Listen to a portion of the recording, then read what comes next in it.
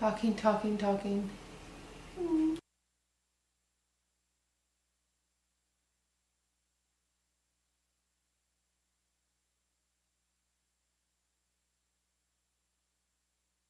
One. And then you guys can at least hear the cam mic. That's fine. If we have to use cam mic, we take cam mic, okay? Cam mic might be all we have today. However, there's construction outside, so it might be a little annoying, but that's pretty good.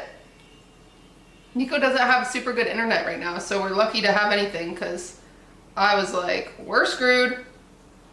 Okay, well great. I posted on TikTok, so let me post on Twitter.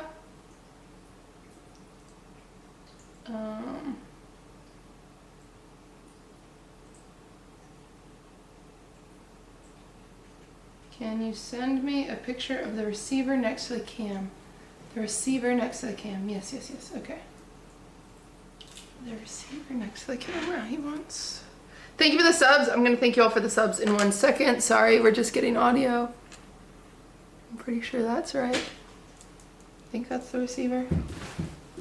Thank you guys. Yeah, if we have to use cam mic, that's fine. You know, we take what we can get. We take what we can get. Those nuns still smoking weed. It's true. It's true. There's a literal war going on, and we are here.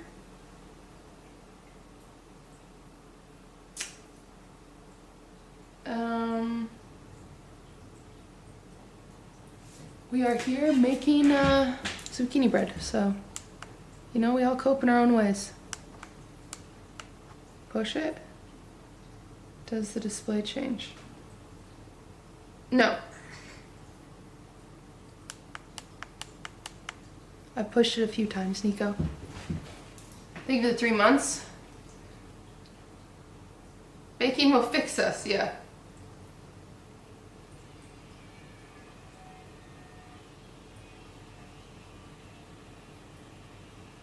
Can you take all the mics out from the chargers and see if it changes then? Yes.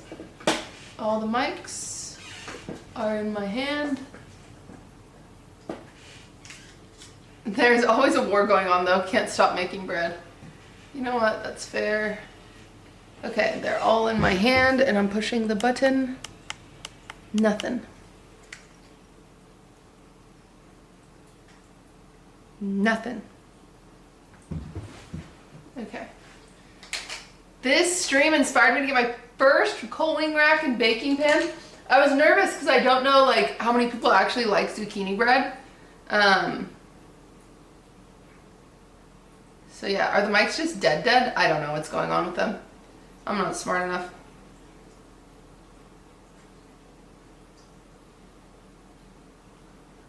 Zucchini bread. I'm so sorry to everyone that I'm late. Twitch.tv/QTCinderella. I had a hell of a night last night. But you know, we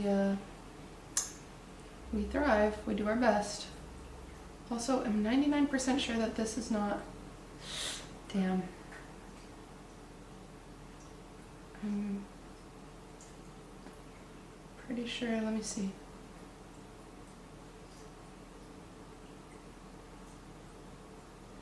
Wow, I'm surprised I didn't switch the vegetable oil for butter. But that's fine. Okay. Nico said, hold that gray button on the right side. I believe it just might be off. Oh, he thinks the receiver might be off. Gray button right side. Okay, it says, oh, hello? Oh, it was off. Blah. Sorry, I'll put these back.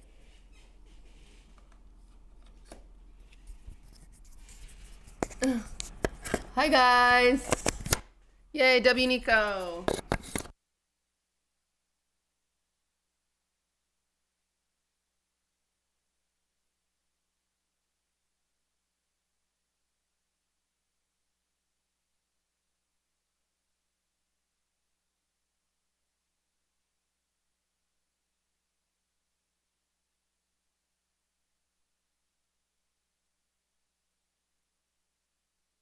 What? Okay, this one works? This one works, but this, okay, that's not my problem. We'll just use this one. I don't care. Okay. Do you guys want to, thank you so much for the subs. We'll do roll call in just 1 second. Do you guys want to hear how I am a horrible boss? I have to take accountability for my sins, and then chat, you can tell me how to repent or not. Okay, so when I make my schedule every week, I will delegate things to Trisha, and then I'll delegate things to Nico. And Nico has a subscription to this newspaper for vintage recipes that we haven't used yet. And so he has a subscription, and so I was like, Nico, find vintage recipes, get the ingredients to Trisha, right? And I gave that to him. And then today, I wake up, I come downstairs, and Trisha's like, oh, Nico didn't get the vintage recipes. So then, of course, I'm like, Nico, what the heck happened? And then he's like, you didn't tell me a day. And then I go and open the text messages. I did not tell him a day. Whoops.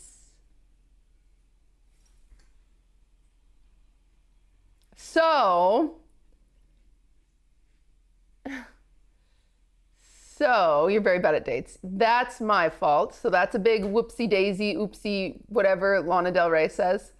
So that is my bad. I feel so stupid.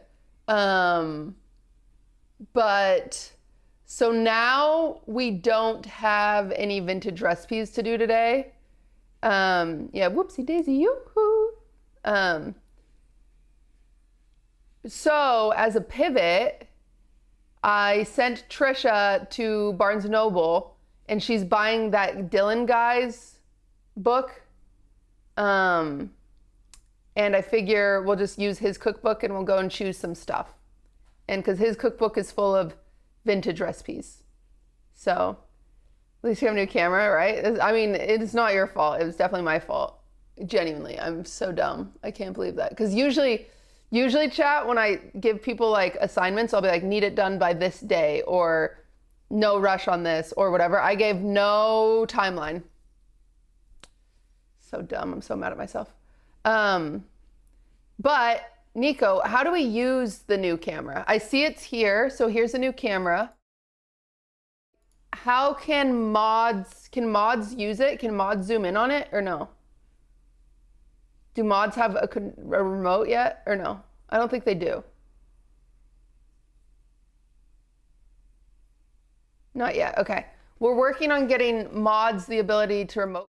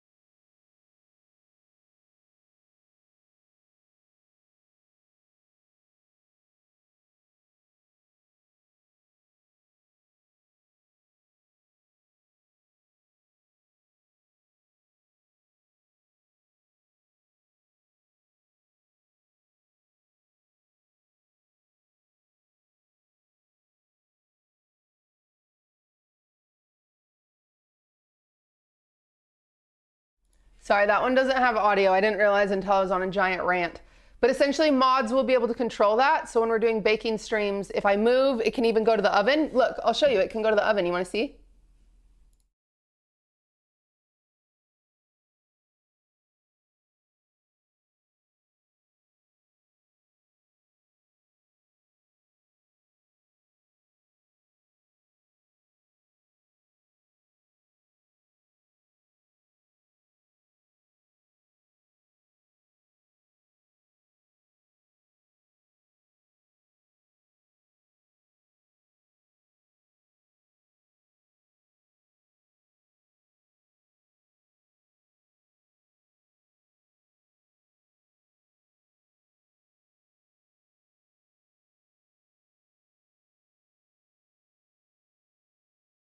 How cool is that?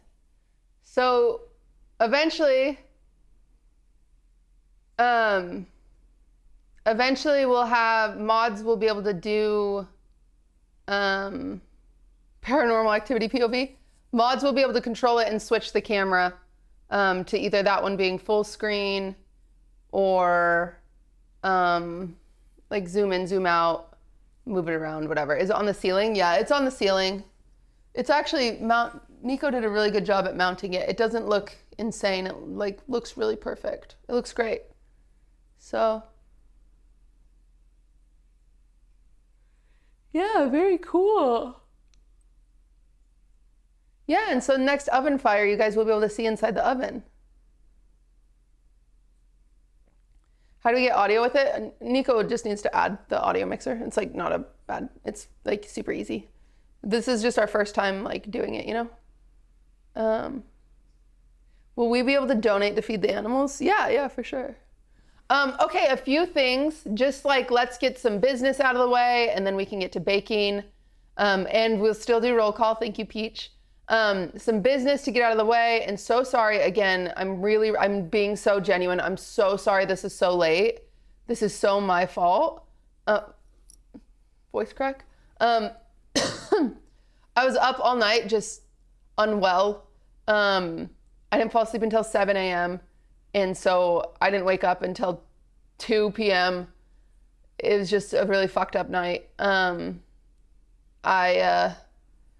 But yeah, so thank you for waiting. I'm so sorry. I feel like, especially if you buy ingredients, when you're waiting, you're sitting there like when you're waiting for your friends to come over and they keep like delaying. So I'm very, very sorry if you're here for the bake along.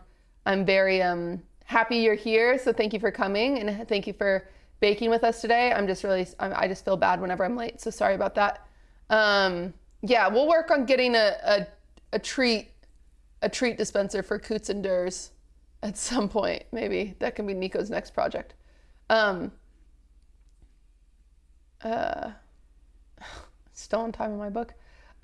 Secondly, I've officially sent out invites for Master Baker. Dude, my voice keeps cracking. This is crazy.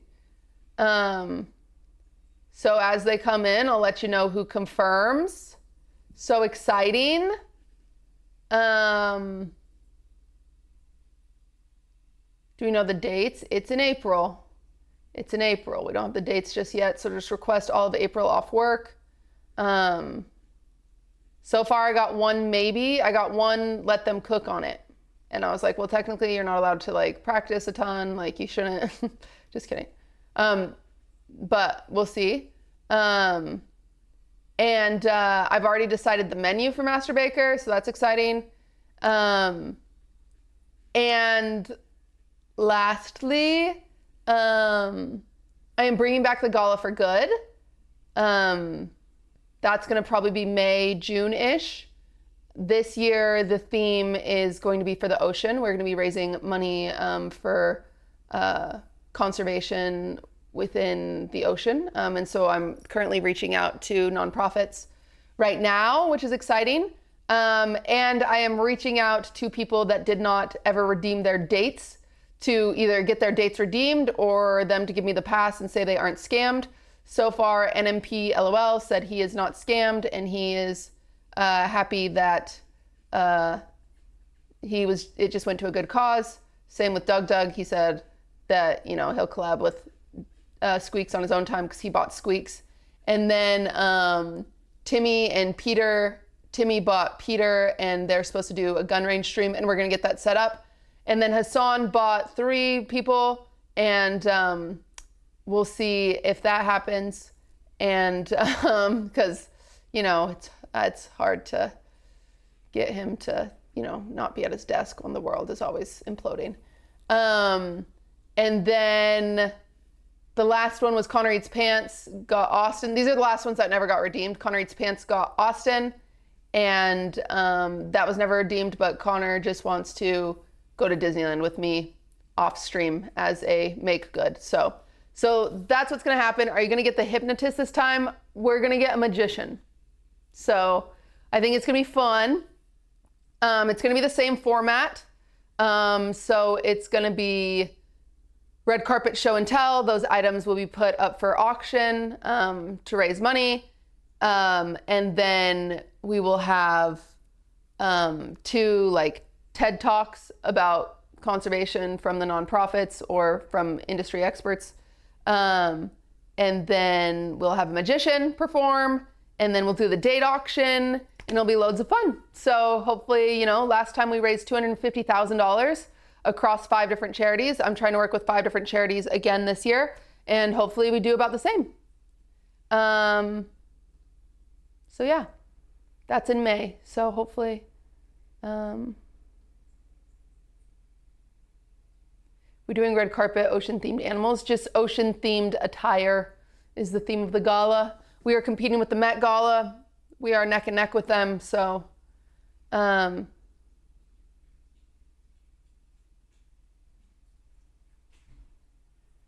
is what we're working on, but that should be fun, huh? Off topic, I'm sorry, but tips for crunchy fried chicken. Make sure your oil's hot enough. A lot of people, their oil isn't hot enough, and also I would double fry it, which means double dredging it. What might your item be, perhaps? I don't know, I might do a painting for it. I think that could be fun. Are you inviting a lot of streamers to dress up? We'll have 100 seats. So I'll invite 100 streamers.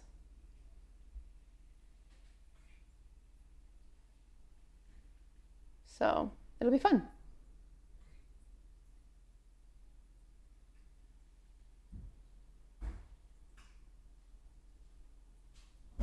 Hello? So quiet. Are you okay? What the heck is going on? Yeah, so those are my plans in my brain. Works in progress. Grimer, thank you for the 11. Thank you, thank you, thank you. Okay.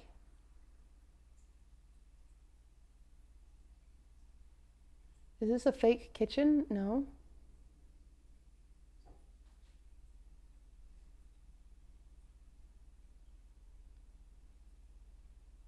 A 4 Ocean collab. Who's 4 Ocean?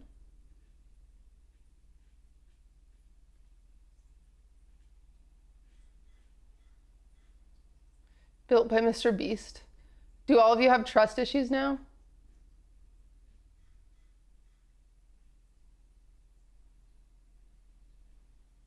Sarcastic Monty, thank you for the 9.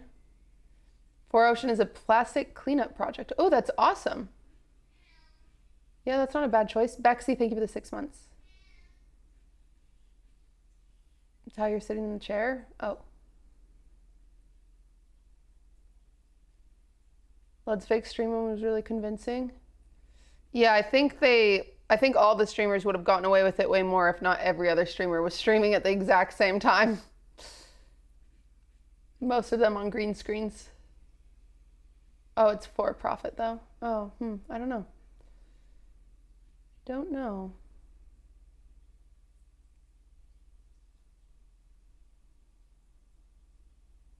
I don't know how that works. Yeah, I think we only will work with nonprofits, unfortunately. Though I'm sure they do great stuff.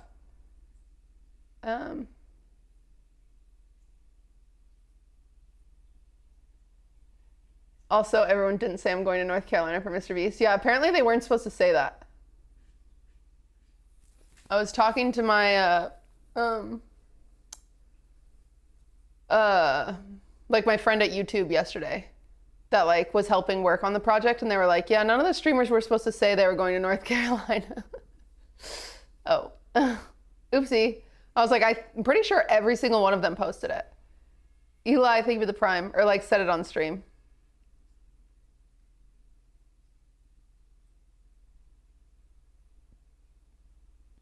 Do you like collect soccer cards or any cards of any kind? No.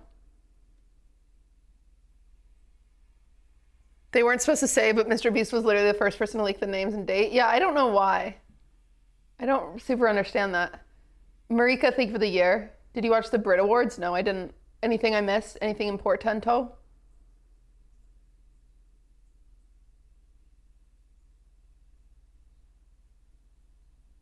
I know, I can't stop saying whoopsie daisy yoo-hoo.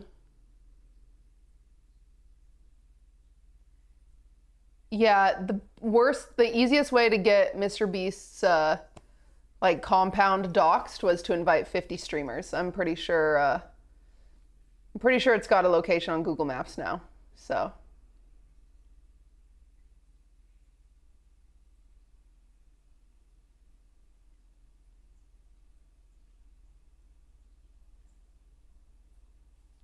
okay. Who is ready to bake today? Who's baking today?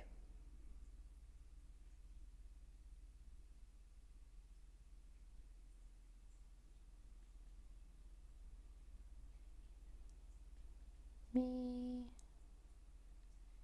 Me.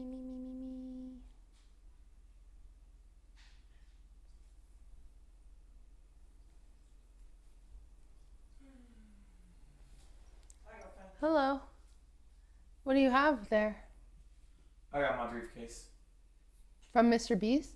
Yeah. What's in it? That's a secret. Oh. That's a secret, Ben. Oh. Where'd you come from? Why are you feel so, are you tired? Yeah, I'm I know, tuckered but out. you just feel so like angry. Oh, what? Yeah, you feel angry. Really? Yeah, when you're not you, when you haven't had a Snickers bar. I'm just so tired. I know, but when you're tired, you're not you. Yeah. And so I assumed you're angry in your soul. No, I have very little anger in my soul. I know. What are you looking for? Something to eat? Do you want me to make you something? Yeah, zucchini bread.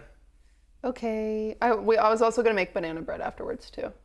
Whoa. But that is not part of the... Nico said, how did you make it home so fast? Private jet. Private jet. No. Did you tell people that you posted about? No. Okay. Don't be mad. No. How am I supposed to know? Can't leak. Okay, then I can't tell. Okay. Whoa. I can't leak. You didn't tell me that. Whoa. No leaks. Okay. Does he know you're live? Yeah, he knows he thinks I'm talking to myself. Ray said you lost. Ray already leaked. Huh? Ray didn't get an invite. Ray Asian boy. Ray didn't get an invite. Oh. Ray Asian boy just went and leaked everything. Poor Mr. Beast. GG. Are you gonna take a nap? Or No. what are you gonna do? I'm gonna lie down and then I don't know. You're gonna take a nap. There's no way. I'm just gonna lie down. What are you doing? We're making zucchini bread and then we're supposed to make vintage recipes. Should I But make what now? vintage recipes. Oh, that's fun. I forgot to give Nico the date that I wanted to make vintage recipes. So I didn't have any. And so Trisha is running to the store to buy a vintage recipe book, and so we'll We don't just have any vintage recipes. no. So we're pivoting a little bit, but Little bit of a pivot. my bad. Bit of a dummy, bit of a dum. Stupid. Okay. Well, chat. I suppose we can get started. Sorry, I'm so tired. Are you not surprised he leaked? No, but like this is the thing. This is like when everyone's like, "Oh, a different streamer should do fucking the Stream Awards." Could you imagine? My lips are tight. If any other streamer did the Streamer Awards, it would be fucking crazy. Everyone would know everybody who's winning. Wait, what did I say? That's AO. Which lips? My mouth lips. Like I'm not spilling secrets. Are you guys talking about my vagina? Was that the AO? My lips are tight. Is that not a saying? Guys, that's a saying. My lips are tight. My lips are sealed. That's the same thing. You guys are perverts. Oh my God. No, that's a you problem, you freaks. Tight lips, yeah, that's a tight lips sink ships, or loose lips sink ships. So the opposite, tight lips don't sink ships. Ew, you guys are freaks. Tight-lipped? That's the same. Oh, whatever. You know what? Shut up. I don't care. All right, let's do this. Let me drink some coffee. Let's do roll call and let's get to baking. Let's go. Let's go. Let me see if I can actually add. Oh, it's right there. Oh, Nico already added it. Where's the best place to put this? Right here, maybe? When I stand, actually, I think it's better to put it over here. Because when I stand, I tend to lean that way, question mark? Cover the nuns, really? What do you guys think? There? But when I walk right here, because if I use the mixer, I walk right there.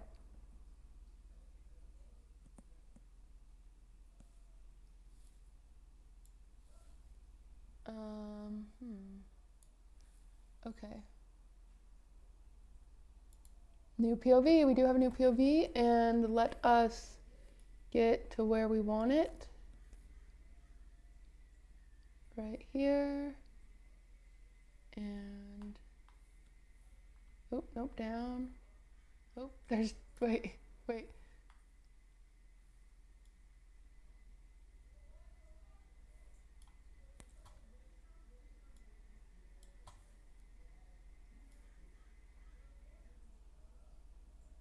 Yes. Yes. He's watching birds and he's yelling at them.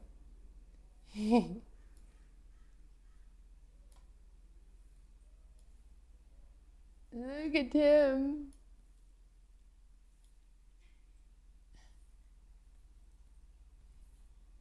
He's looking at the birds. That's so cute. Jersey. Hi, are you watching the birds? Are you watching the birds?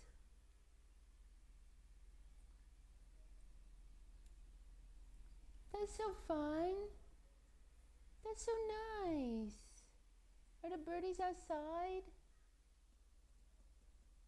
That's so cute, huh? He does know his name. Jersey? Jersey? Hey. Are you okay? Are you happy? Okay, I think you're happy. Okay, love you. I love you, Durs. I love you, mean it. Okay. Back to where we're supposed to go. Bye, Durs.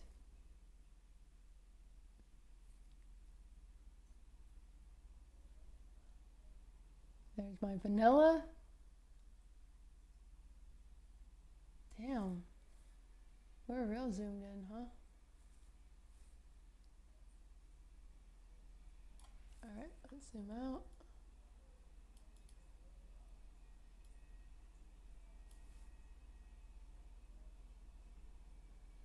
Alright, sorry everybody, just messing around with my new freaking hand cam so you guys can see that I'm not cheating at baking.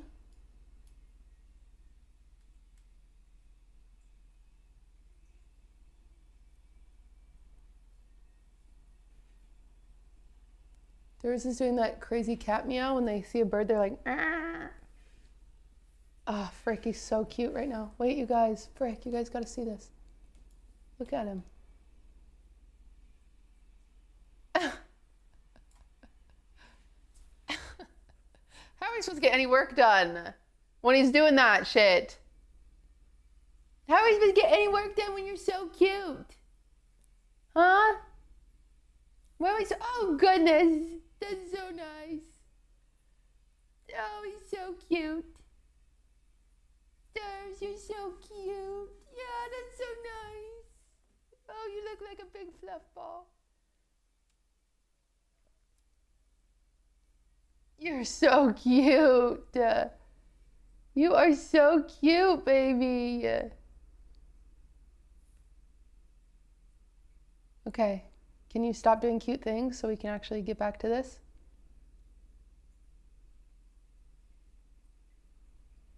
Oh no, you gotta roll over again. Okay, all right, focus. Back to this. Uh-oh. Okay. And zoom a little more. Treasure train. Okay. Well, we can't. Oh no, we can do music. All right. Here's the hand cam for the day.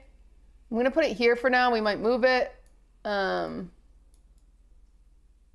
we go. And we got the hand cam up. We got to do the treasure train song while we do roll call, and then we're gonna get to baking.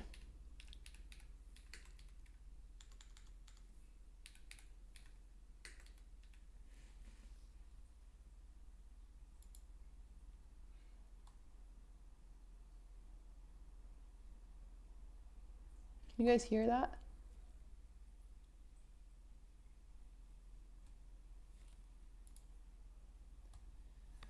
Okay, great. Roll call. Forget about your girlfriend. Meet me at the hotel room. Okay, who do we have here? Who do we have here? Oh my gosh, big roll call today.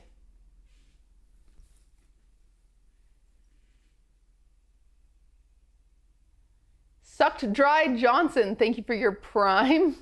Angry Octopus, thank you for your 34. CG, thank you for your 4 months. Fluffy Bacon Cat, thank you for your 38 months. Truck Driver, thank you for your 20 months. Splashiest Dino, thank you for your 14. Leo Birdie, thank you for your 4. Tatatori, thank you for the 24 months.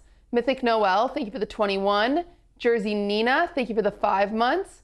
One Dr. Cass Girl, thank you for the 3. Natalie, thank you for the 4. Oh, wow, for the 20. I lied, for the 20 months. Caddy Kristen, thank you for the 40. True King of Gondor, thank you for the 7. Olean, thank you for the prime. Monty, thank you for the 6 months. Yep Block, thank you for the 22. Talty9, thank you for the 6 months. Blinky, thank you for the 3 months. Darkrow for the 23 months. You Need Me for the 2 months. Psychosa with the 49 months. Rhinefrey with the 10 months. Toasty Tara with the 17 months.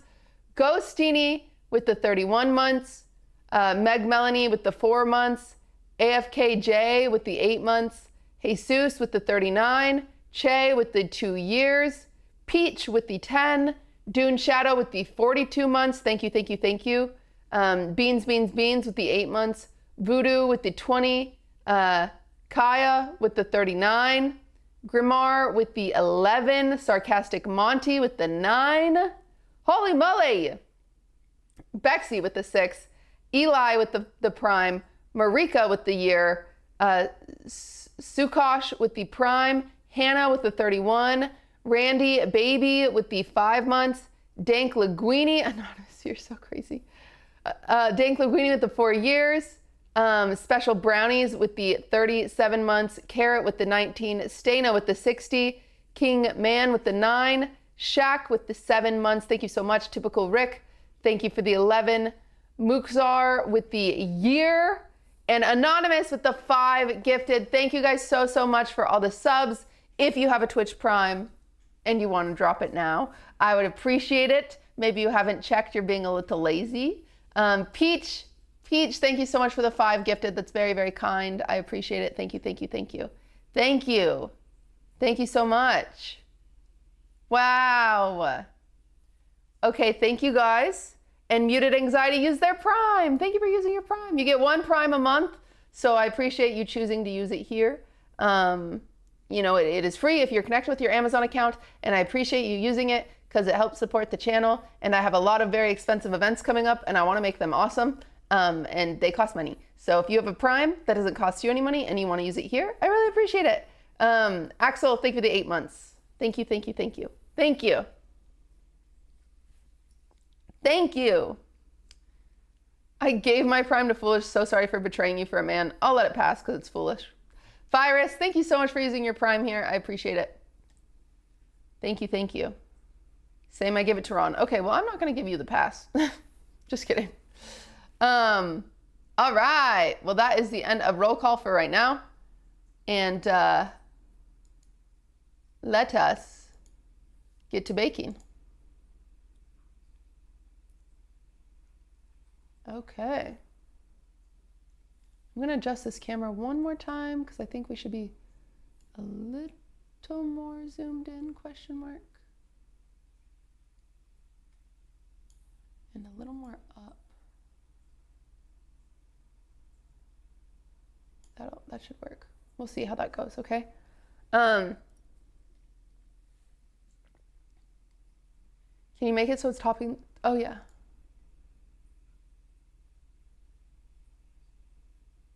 Maybe for some reason it doesn't want to. It keeps snapping down. Weird. I'll just do that. That's fine. Okay, great. Swaggy Swag, thank you for using your prime here. I appreciate that. Okay. Oh, my jaw, you guys, it hurts so bad.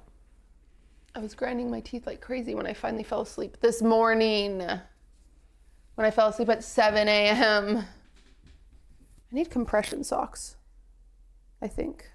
My legs feel a little bloated. This is my salad.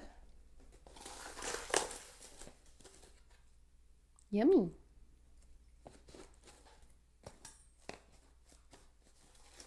But I can't eat it right now.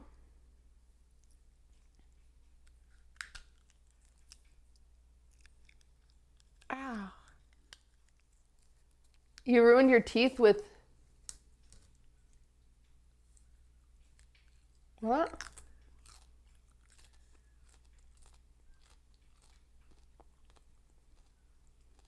Grinding? Oh. Yeah, I got big salad.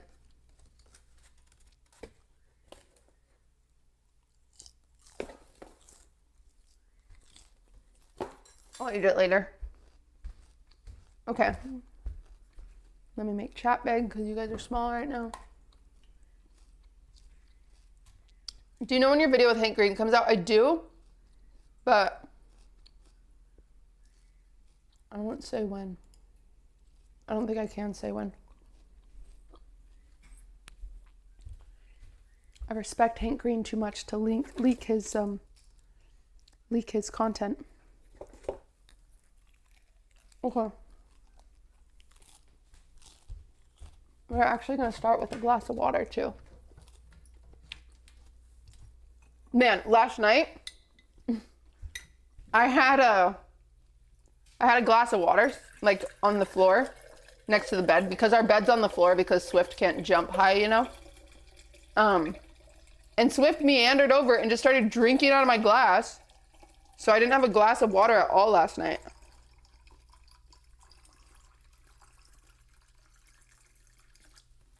And I was so thirsty. But I didn't want to get up because I was trying so hard to fall asleep.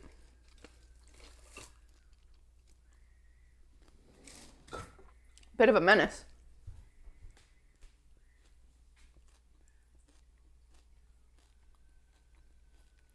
Just drink the same water?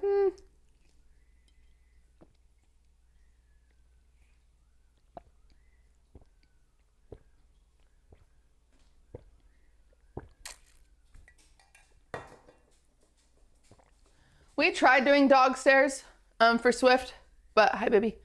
But he would never use them, so we just had to put our bed on the floor. Okay. Let me just pull up one thing, and then we're gonna get started.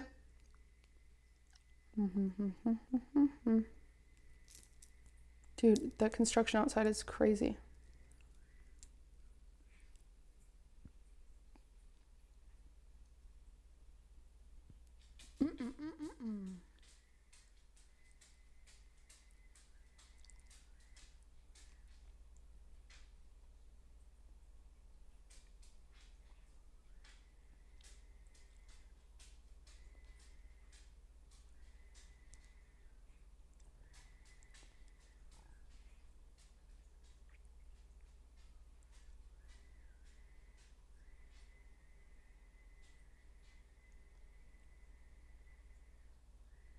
Yeah, okay.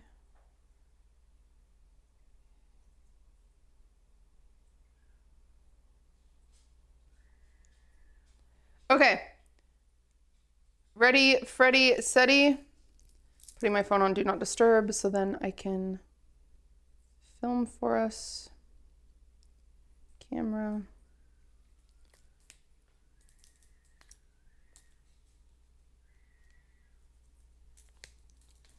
And it's gonna go, have to figure out my angle. Take these chocolate chips away from me, I'm gonna eat them all. Okay. Dang it, it is right in the overhead cam view. That is gonna be hard to get used to, huh? That's kind of a good angle. I need a candle. We gotta light a candle. It'll just make everything look a little prettier in here. Let's get a candle lit, even though my house is about to smell really good from zucchini bread. Just love. Actually, you know what? I don't even want this candle. I want a different candle, but I already committed to this one, so. Just trying to put it in the background of my baking. Does that look cute? That kind of looks random. I always trying to make these TikToks look aesthetically pleasing, and it's like so much harder than you think it is. Very funny. Okay. All right. So the thing I love most about zucchini bread is that you don't even need to use a mixer. You can do it all by hand. I super love that. I love lazy throw together recipes. You can also turn this into zucchini muffins if you wanted. It's really, really, really easy. So first thing we're gonna do is preheat our oven. So we're going 350 Fahrenheit, 77 Celsius if we want to be exact. And then we're just gonna grab ourselves a bowl. Love it. Love it, love it. Okay.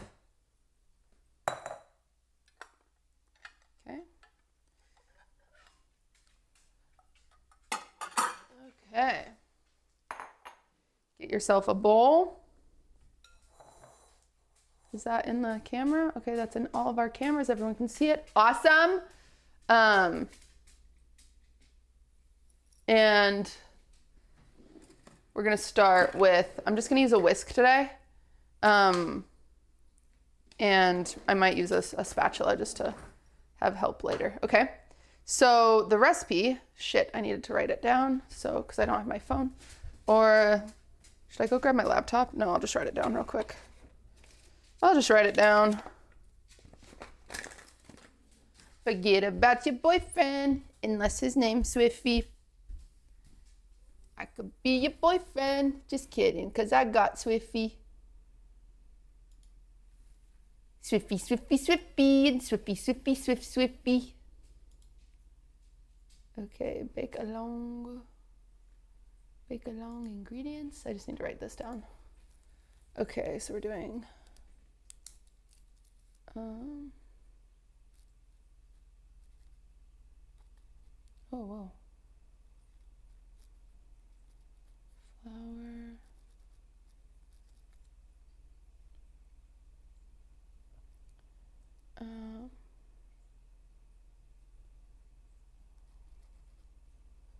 Force flour, 1 tea-pow, half tea soda, salt, half tea, and then honestly we're gonna just do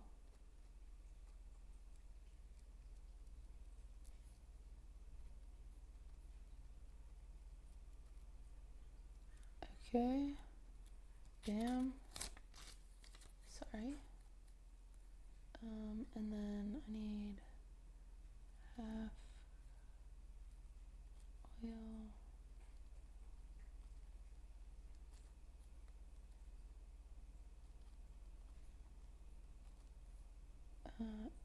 To egg.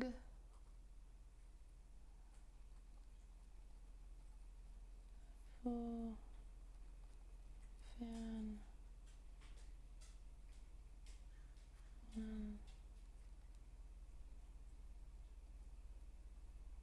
Cups.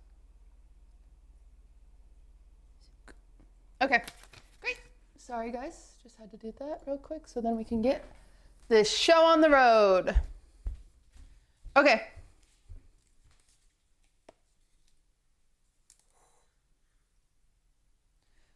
First things first, we're going to do our zucchinis, okay? I mean, first things first, we preheat our oven, 350 degrees Fahrenheit, or 177 degrees Celsius.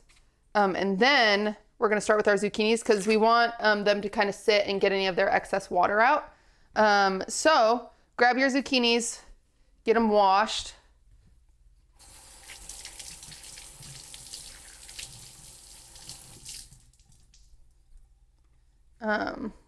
And then I'm just gonna get a cutting board to put under my grater. You can also just use a plate. You've never heard of zucchini bread before? It is just, it's honestly just like a cinnamon bread. You can't even taste the zucchini in it, you know? But we're just gonna grate our zucchini. You'll start getting like an angle like this. In order to make your life easier, just switch it every once in a while. Otherwise at the end, you're gonna end up with a crazy angle. So you just switch it, rotate your zucchini. Every once in a while, we're trying to get a cup and a half of zucchini. So usually that takes about one really big zucchini or like 1.5 zucchinis, which is kind of annoying, but we'll see how much we get.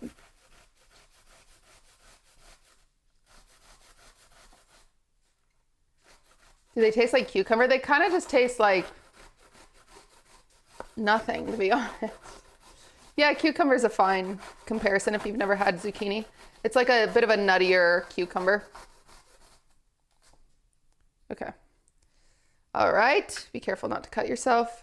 Honestly, this might be a cup and a half. That was a pretty thick zucchini. Let's just measure just to know for sure. I'm pretty sure that's good though. Pretty sure we've got it.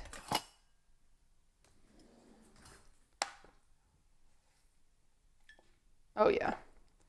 Okay, so I'm slightly over a cup and a half. I'm just gonna use it all because there's just like, it's okay. Even if you cut one zucchini and you have 2 cups, you'll be fine adding it all in.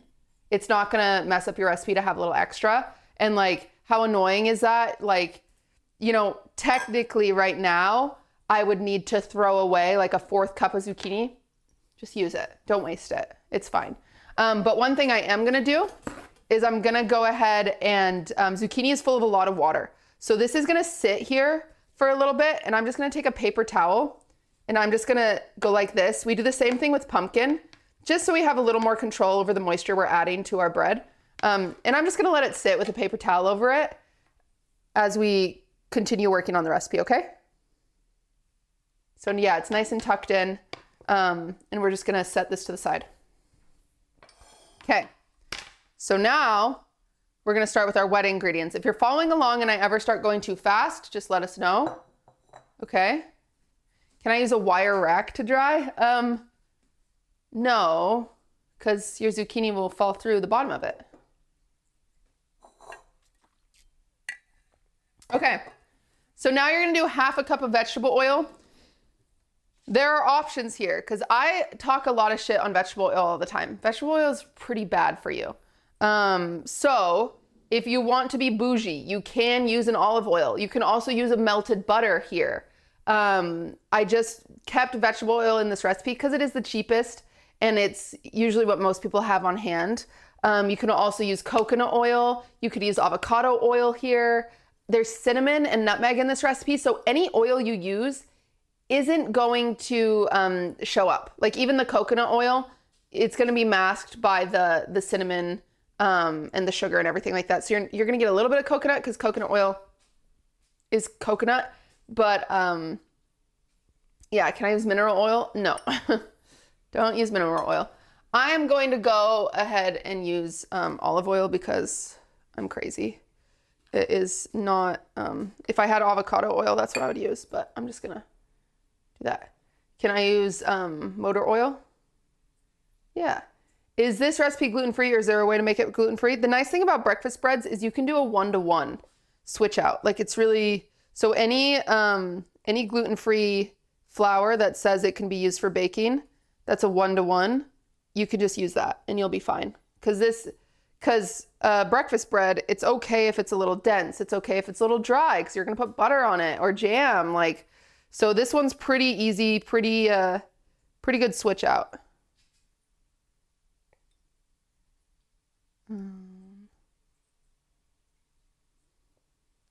I'm going to do one batch. Dude, come on. I'm going to do one batch normal flour. And then I'll do one batch gluten-free because I just want to see personally.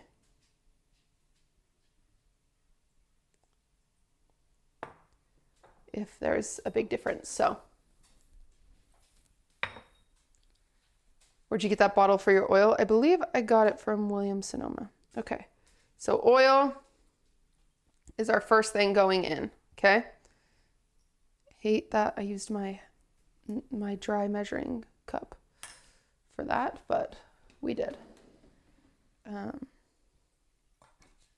then we're going to do a 1/2 cup of brown sugar. So grab your brown sugar. Remember, brown sugar is always packed, so we're going to make a, oh, my brown sugar is a little dry, I won't lie to you. We're going to make a sandcastle out of it. Ooh, my brown sugar is not doing hot. You gonna put this VOD on YouTube? My VODs always end up on YouTube. It won't be an edit on YouTube, but it'll be a VOD. So this is how you know you've done well with packing your brown sugar. You should have a sandcastle. Okay. Now we're gonna do 1/2 cup of white sugar. Crazy Cat Lady, thank you so much for the 40 months. Cutie, is this actually bread or cake? This is cake. This is cake in a loaf pan. Most breakfast breads are. It is not technically a bread unless there is yeast.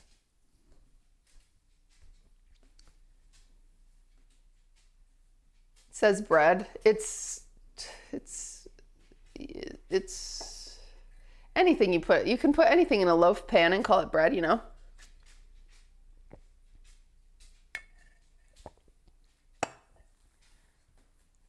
Okay, 1/2 cup of sugar.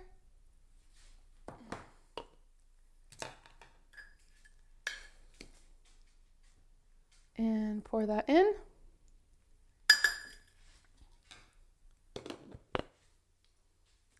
Okay, now we mix this together.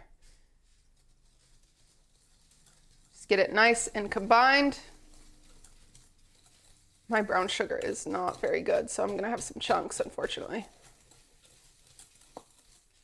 Normally you could do this by hand, but my brown sugar is dry, so I might have to bring in my mixer, but we'll see. I'm just gonna do it by hand for now, and we will see. You just get it nice and combined. Since you're doing oil, you're not gonna get that light and fluffy, like creamed situation when you cream your eggs in butter. And now we're gonna add 2 eggs. Katana, thank you for the 16 months. Is pound cake in a loaf pan? It is, yeah. But pound cake has so much butter in it that I think they won't call it pound bread. 2 eggs, easy peasy, and mix.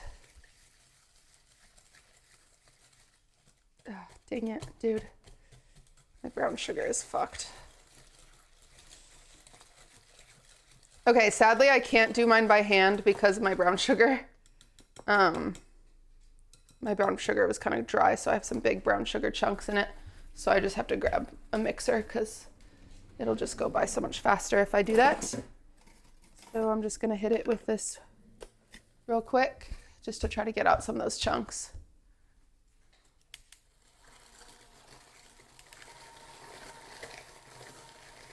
Damn it. Thank you so much for using your Prime, MJ.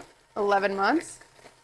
You've probably answered this multiple times, sorry, but what is your favorite pastry to make? Pastry. Pastry or baked good?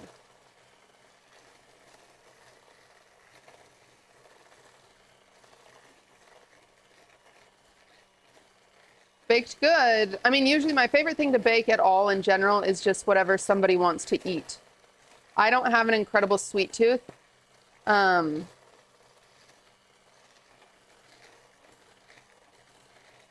I worked in the bakery for so long, I kind of just like ate my way through it. I destroyed my sweet tooth by eating everything in the world. And so I just like to bake for other people.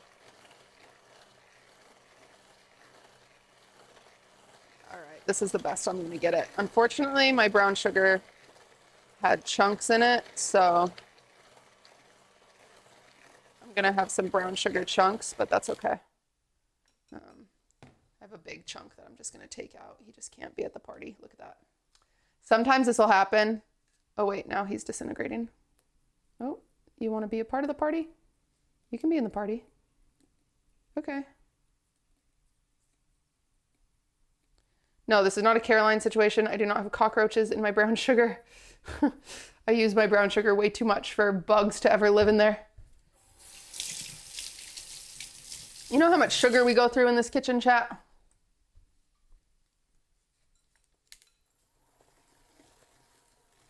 What do you like to use to rehydrate? I have a terracotta stone, but I mean, usually bread is an easy go-to, or apple slices. Man, I have so many chunks, dang it. Bryce, thank you for the 33 months.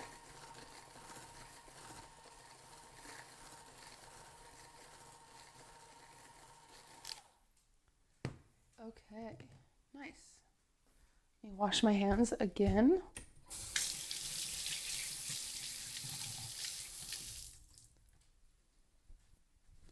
Again. Okay, all my chunks are out. Again, this is just your oil, your sugars, and 2 eggs. That's all that's in here so far. And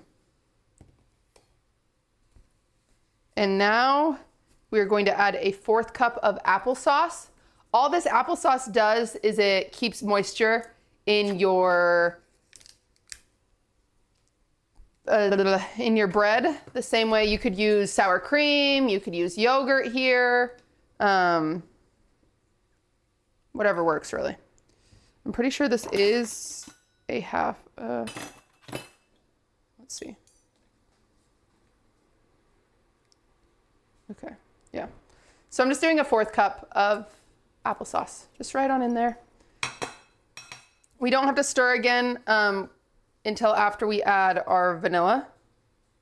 So let's get our vanilla added. 2 teaspoons of vanilla. Oh, let me just get that out actually. Let's just pull that on out. It's 1 teaspoon. What? Where's my half teaspoon? Do you taste the apple? No. It adds very subtle sweetness. Again, if you're like allergic to apple or something, you can use yogurt, you can use sour cream. You won't taste it. It just adds to the flavor. Where's my vanilla? Okay, everyone at home, give your vanilla a big sniff. Doesn't it smell good?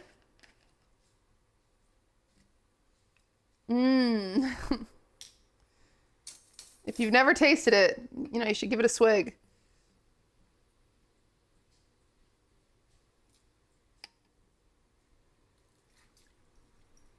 Okay. There goes 2 teaspoons of vanilla. We're gonna go ahead and mix that up. Nice, nice, nice, nice, nice, nice, nice, nice, nice, nice, nice. Okay, that is all combined, and that is our wet ingredients, okay? Are we ready for our second bowl? Second bowl, everybody. We're just gonna do our dry ingredients. Swapsies, new bowl, okay? Dry ingredients, a lot of people don't know why you do dry ingredients separate. Oh, sorry.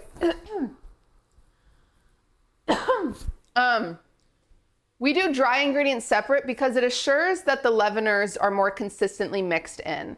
So if you are ever having a baked good that's like this, it's a little wonky, it looks like a freaking ocean ride, that's probably because your leaveners aren't properly incorporated.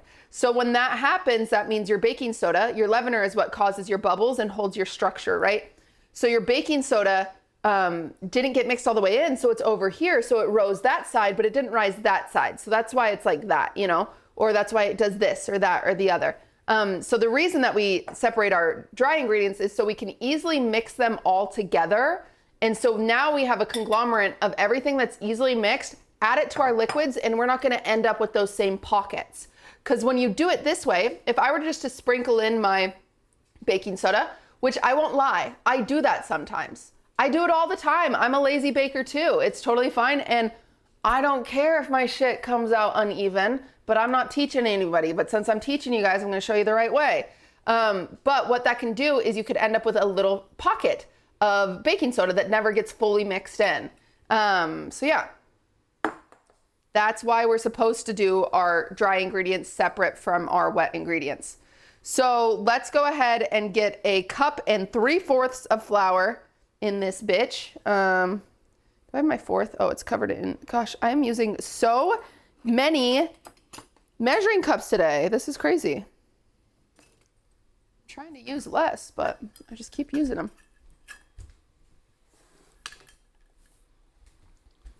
Thank you so much for the 43 months. All right, here is my flour. So 1 3/4 cups. We're just gonna, here's another fun way too. So a hard thing, I get this a lot. People will be like, Cutie, I made something and it's dry. They'll be like, I made these cookies and they're so dry. Killzone bills take you the 11 months. And they'll be like, what did I do wrong, right? I made these cookies, what did I do wrong? They're so dry. Number one, I need to see the recipe. That's usually the first step, is I need to see the recipe. If there's something obvious missing from the recipe, it could be there. But actually, one of the number one things that causes your baked good to be dry is you aren't using your flour correctly. Let me explain that. So a lot of people, you take your measuring cup and you scoop and you push it against your side, you come up, you shake, shake, shake, right? What I just did there is I made so much extra flour settle. So I probably have an extra tablespoon to 2 tablespoons of flour in here, which on a small scale isn't gonna make a big difference. But if I'm making a really large cake or a large batch of cookies and I keep doing that where I scoop, I'm compressing more flour than I should have, then you're slowly gonna make your recipe off base and it's not gonna be what it should. And so it's gonna be more dry. Don't compact your flour, don't shake it, because all you're doing when you're shaking it is you are getting some to move off, but you're also getting that flour to settle in there, okay? I think a really great example of this, and this is like a fun way to show you guys, is let's see, we're gonna get this, okay? Let's just do this, just as a fun thought experiment, okay? From one thought to another. So here is my scale, okay? I have this scale. Okay. Oops. 0? Okay, great. Okay, so let's say you're doing your flour like that. You're scooping, okay? So you're going in your bag or your bowl, you're scooping it, you're shaking it, you just go like this, okay? Yep. All right. There's my cup of flour, right? Here's my cup of flour. I'm gonna add that to my cookie. Okay? So this is 140 grams of flour right now, okay? 140 grams is what I just measured. Now, if I measure this correctly, so usually what you want to do to measure it correctly, you know, I kind of fluff it up is what I like to do. I fluff, do a scoop, take something, level it off. You never push, you just level it off, level, level, level. Okay, here's my cup. 100 grams of flour. Do you see how easy that was to have an incorrect amount of flour? So easy, just by being lazy with how you're measuring. And especially when you're making a really large batch of something, it's going to add up. So if you're making a layered cake, it's gonna make your cake more dry. So my very first thing when I get tagged in this stuff and they say, Cutie, why are my cookies dry? Why is my cake dry? I wonder if you're measuring your flour correctly. What is spooned and leveled? So spooned and leveled, Adrian, that's how I know you know ball. Spooned and leveled is technically the most correct way to do it. So what Adrian means by that is what you should do. And this, again, this is only for recipes that don't call for sifted flour. You go like this.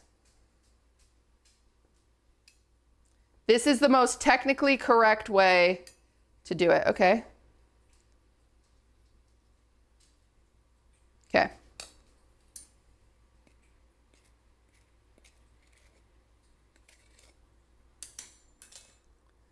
Oh, tar.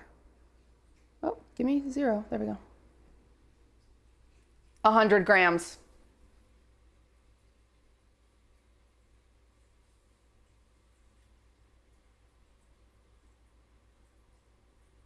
So, you know, we still did it. We skipped a few steps by doing what I said. You just have to fluff it up and then level, and you're gonna get there. Someone said, does she sound condescending? Unfortunately, that's just my voice. I really don't mean to sound that way. I'm really sorry. I'm really trying to be like educational and excited about this, but it's just my voice. Why not sifted? Well, if a recipe calls for sifted, then you sift it, but that's different. I'm just talking about general recipes, which most recipes do not call for sifted flours, okay? That's on him, you didn't sound that way. Well, Jesus, you've watched me for a long time, and a lot of people have watched me for a long time, and you guys don't think I sound condescending. However, throughout my entire life, I've been told I sound condescending. So, you know, we gotta take what we gotta take the feedback we're given. Anyway, fun experiment. I know that had nothing to do with our bake along today, but I thought it was interesting. And yeah. Wait, when is it not okay to sift flour? You should never sift flour unless it's called for.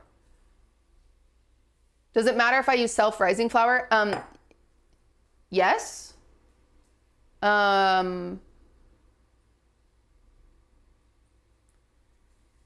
Because your leaveners, like it's different amount of leaveners, but it's fine. Like if that's all you have, use it. You're just going to have a bit of a different texture of your zucchini bread. That's okay. I don't think you sounded condescending, but a bit aggressive. Yeah, I see. I've also been told that. Unfortunately, that's just how I sound. I really wish I didn't sound that way, but that's just how I sound.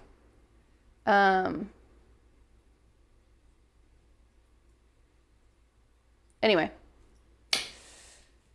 Okay. I would like to fix it, but you know, I've tried for years. I even went to speech therapy for a while. Because I worked in sales and I have like I don't have a good like customer service voice. This is just how I sound, which does sound very aggressive and sometimes mean, but it's just how I sound. I've really tried. I really, really have tried. Unless I like really slow down how I talk, I can like sound a little sweeter. But unfortunately it just doesn't come naturally to me. And you know, it's gotten me in trouble in the past, but it's one of those things where like I constantly like want to change it, but I really don't know how. Anyway, so just, it's just a bummer, but what can you do? Okay. Wow. Fun segue. Okay. So let's do our cup and 3/4 of flour.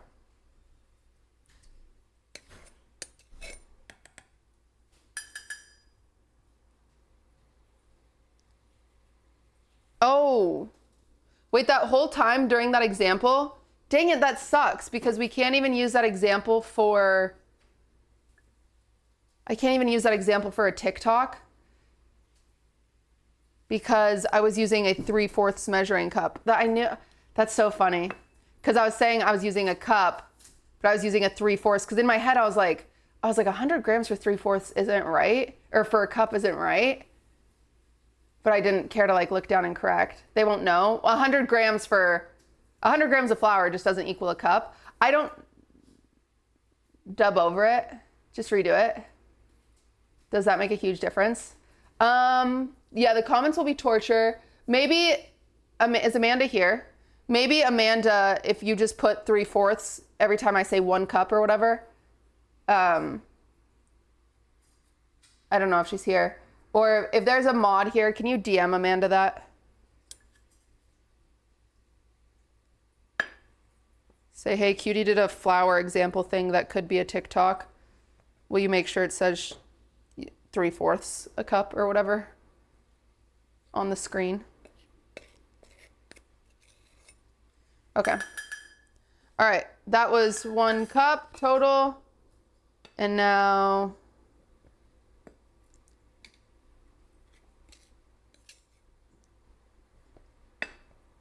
and you guys will see me, like I'm not a perfect baker. You'll see me bake sometimes and I'll do that lazy thing where I scoop and I go like this, you know? I'm human.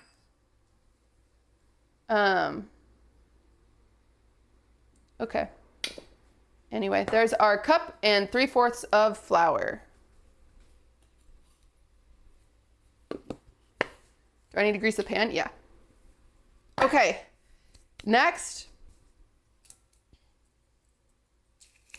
we're going to do a teaspoon of baking powder. That's my teaspoon.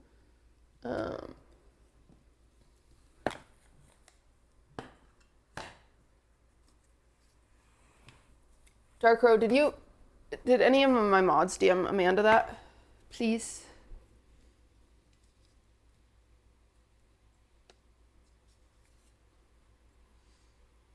Baking powder.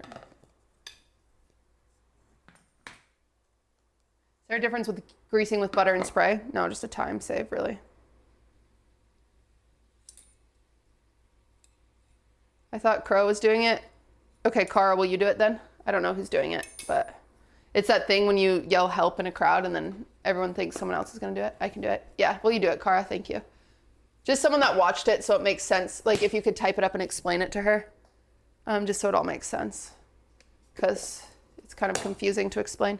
Thank you. I appreciate it, Cara. Okay, so that was 1 teaspoon of baking powder, 1/2 teaspoon of baking soda. Okay, nice.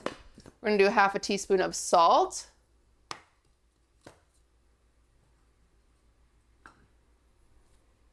When to grease and flour versus just grease. It depends how important your shape is. You're always going to get a better coverage with the grease and flour because you can literally see where it missed. And so when I am making a cake and I need to make sure it all comes out and it doesn't rip or whatever, I use butter and flour.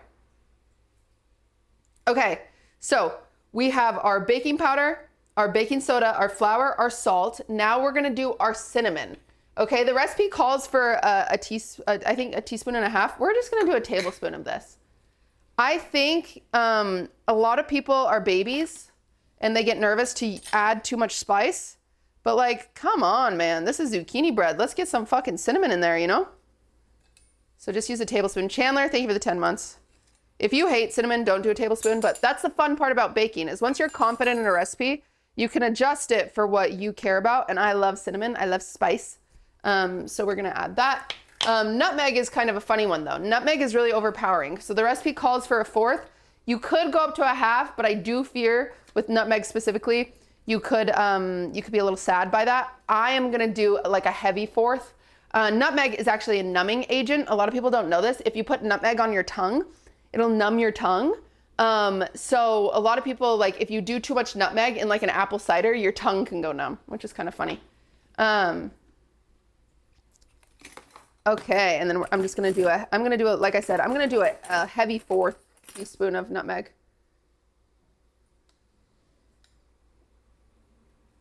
Okay, nice. All right, now we're gonna mix this all together.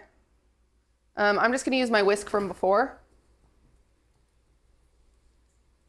It's nice when you add like a cinnamon or a nutmeg, because then you can really see like where's maybe it's not mixed, like if there's any pockets.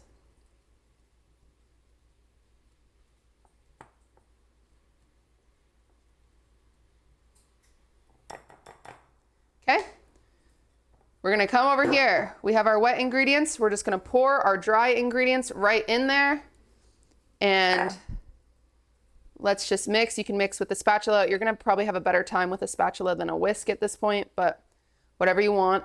We're gonna go like this. Get that nice and mixed. Nice, nice, nice. Get that nice and mixed.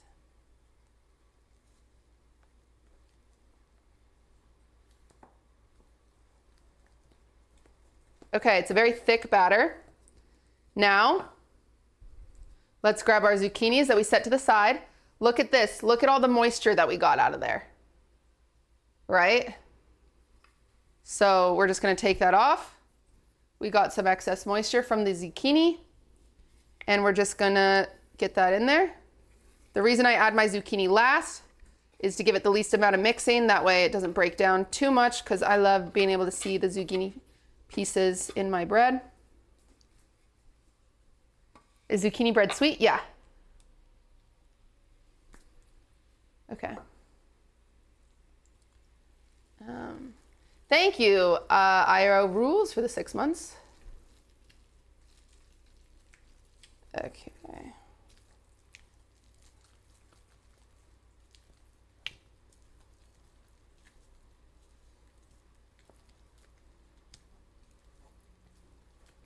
Okay, beautiful. We have our zucchini bread batter.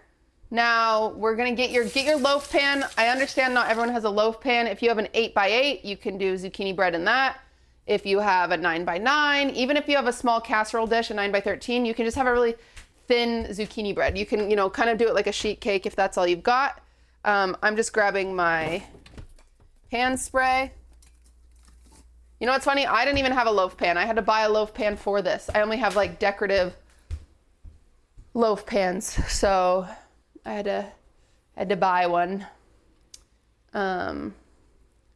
So here's our loaf pan. Just gonna spray it. Again, you could use butter.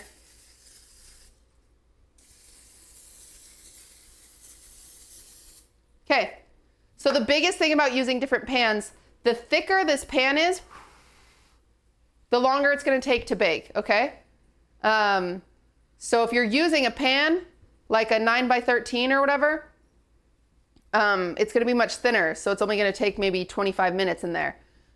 This being so thick, it's gonna take maybe 45 minutes to an hour.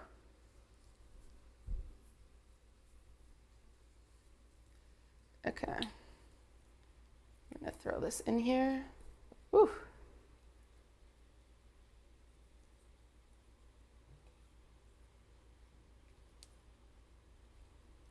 It should be, whatever pan you have, it should be like 3/4 of the way full. Yummy zucchini bread. Okay. Now you have some options here. So you could add a streusel on top if you wanted. A streusel is cold butter, oats, brown sugar all mixed together, and it gives that nice like coffee cake texture on top. You could also just leave it. You could also put nuts in here. Oh, if you wanted to do chocolate chips, do it at the end. Yeah, add your chocolate chips at the end. If you wanted to add nuts, add your nuts at the end. All that stuff you just do at the end, throw it in there, okay? And then it's all good. I don't like chocolate chips in my zucchini bread, but I know a lot of people do. Now,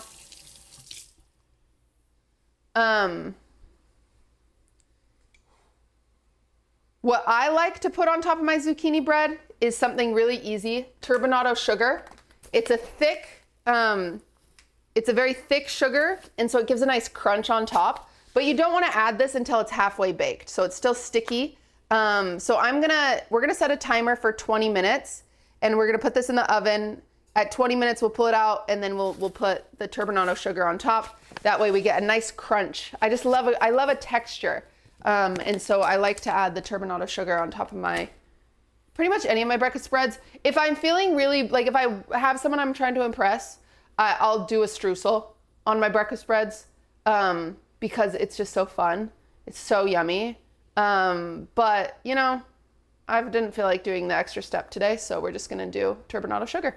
Okay, she's gonna go in the oven. Mods, if you will set a timer, let's do a timer for 25 minutes. Let's check at 25 minutes and then decide what to do from there.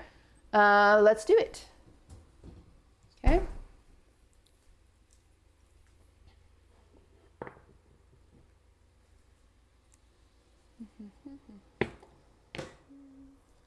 Going into oven.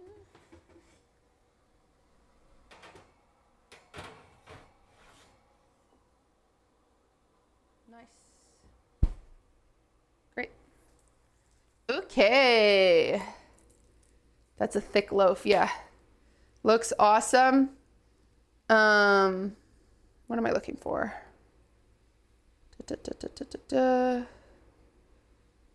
Now,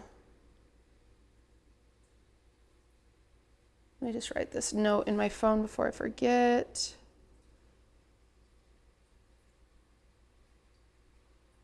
What?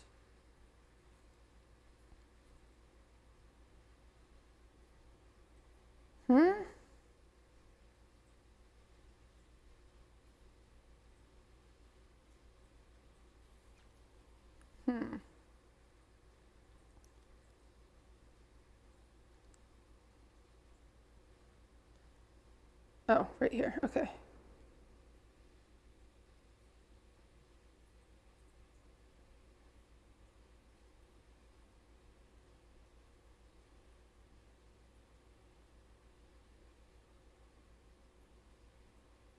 Okay. All right, so do you garden at all? Zucchini is one of my favorites to cook and grow. I gardened a lot last year and I kind of flopped. So I didn't pick up, I could still do it, but.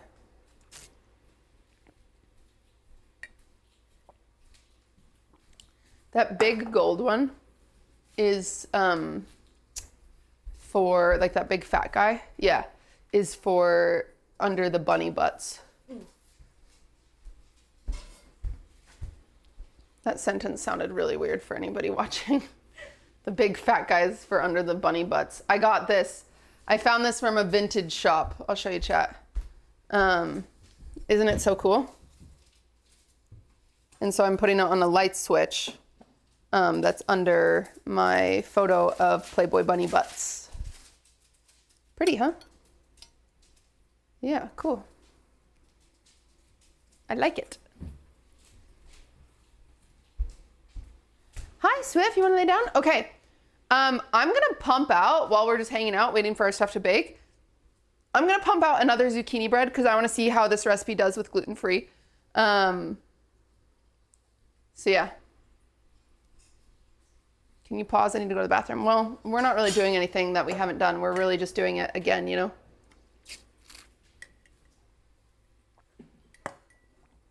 So let's do it again. Yay. Is there any way you can make the zucchini taste more pronounced? I mean, you could do like little to no cinnamon if you really love zucchini.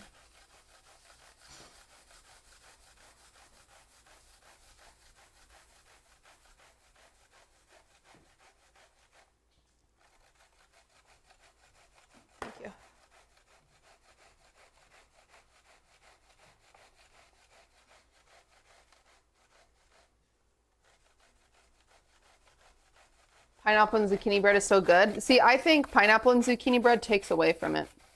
So I'm a bit of a hater.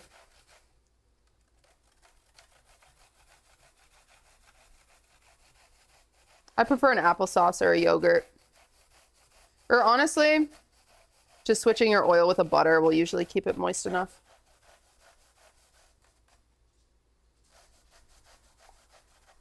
Yeah, I like zucchini bread. It's yummy.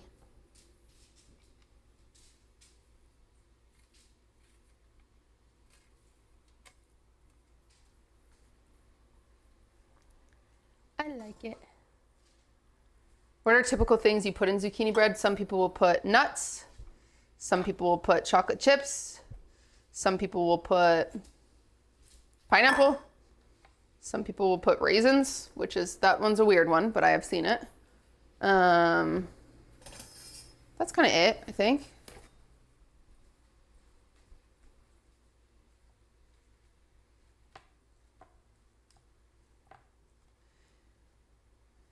Do you recommend a glass or a metal pan?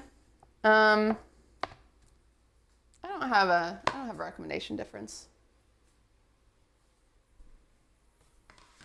Okay, let's do this again. So I think I might have to get more olive oil out of my cabinet, which is good. Not to sound like a hater, but is this like an American thing? Maybe. But it's, if you've never tried it, I really, it's genuinely one of my favorite like breakfast breads, you know? Thank you. I have so much olive oil in my cabinet. I want to go through it because then I want to get nice olive oil, but I don't want to buy nice olive oil until I go through all the olive oil in my cabinet. What is one thing you consistently see new bakers mess up? I mostly see people get really nervous about if they're over mixing or under mixing. They don't know when to stop mixing. As long as your flour, because over mixing mostly comes from after you add your flour, because your gluten starts developing, and gluten, when it starts developing, it starts making these little chains essentially. So the more you mix it, the tighter those chains get. So it's kind of hard to over mix. If you know that all you have to do is just make sure your flour is incorporated. Once I don't see any dusty flour, then I've done it. But a lot of people freak out. They're like, I don't know when to stop. Just stop as soon as your flour's gone. Forehead.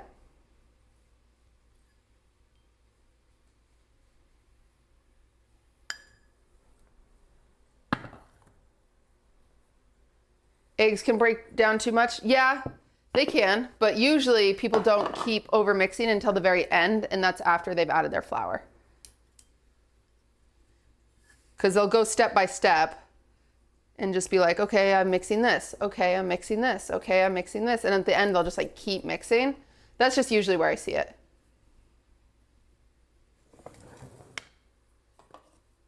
But you are right. Eggs can be a problem too.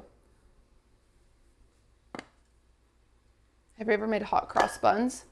You know what? I have, but only one time ever.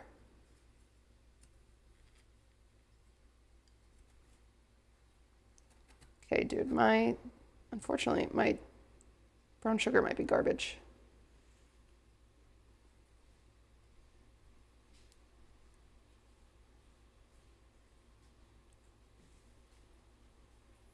I'm gonna make it work just so it doesn't as much go to waste, but this is probably one of the last times I can make it work, sadly. Any update on the baking book? No updates. MRSA, I just got here, dang, but I love me some chocolate zucchini bread / cake. Well, that's okay. You can always watch the VOD.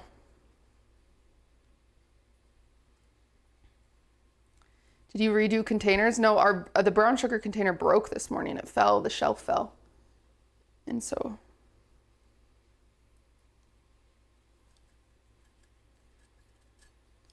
I'm gonna do that, nice. Oops. Okay.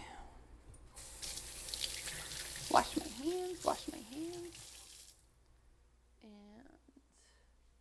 get 2 more eggs.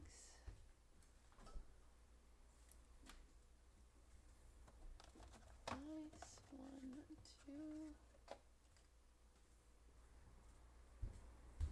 2. Okay.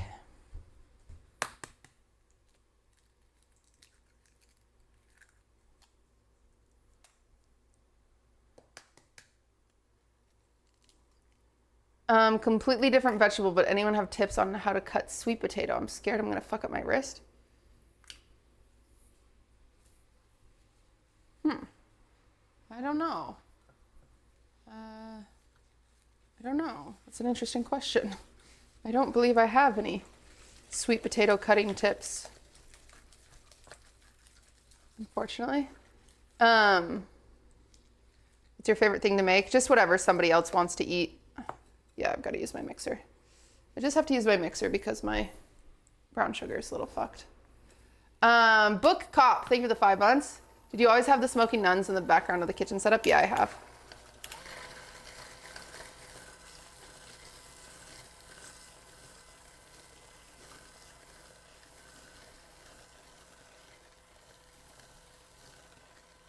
Yeah, I don't think sweet potatoes are that hard. I mean, I guess if you're really scared of messing, like if you have a very like sensitive wrist and you're really scared of messing it up, you could always just bake your sweet potatoes first and then cut them. You can bake them in their skin.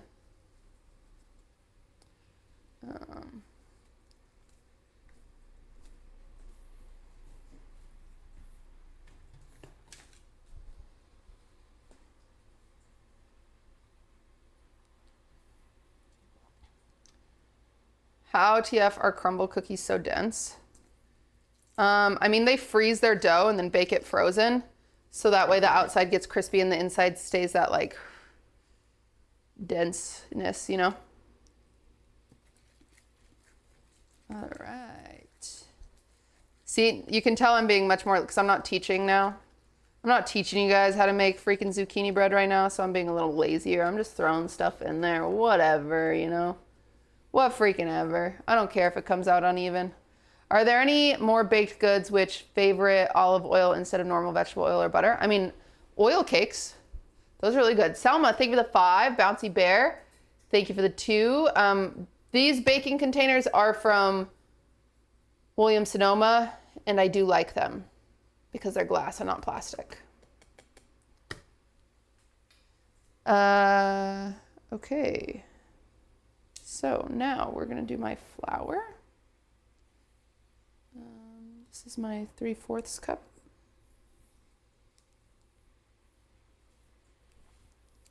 My flour.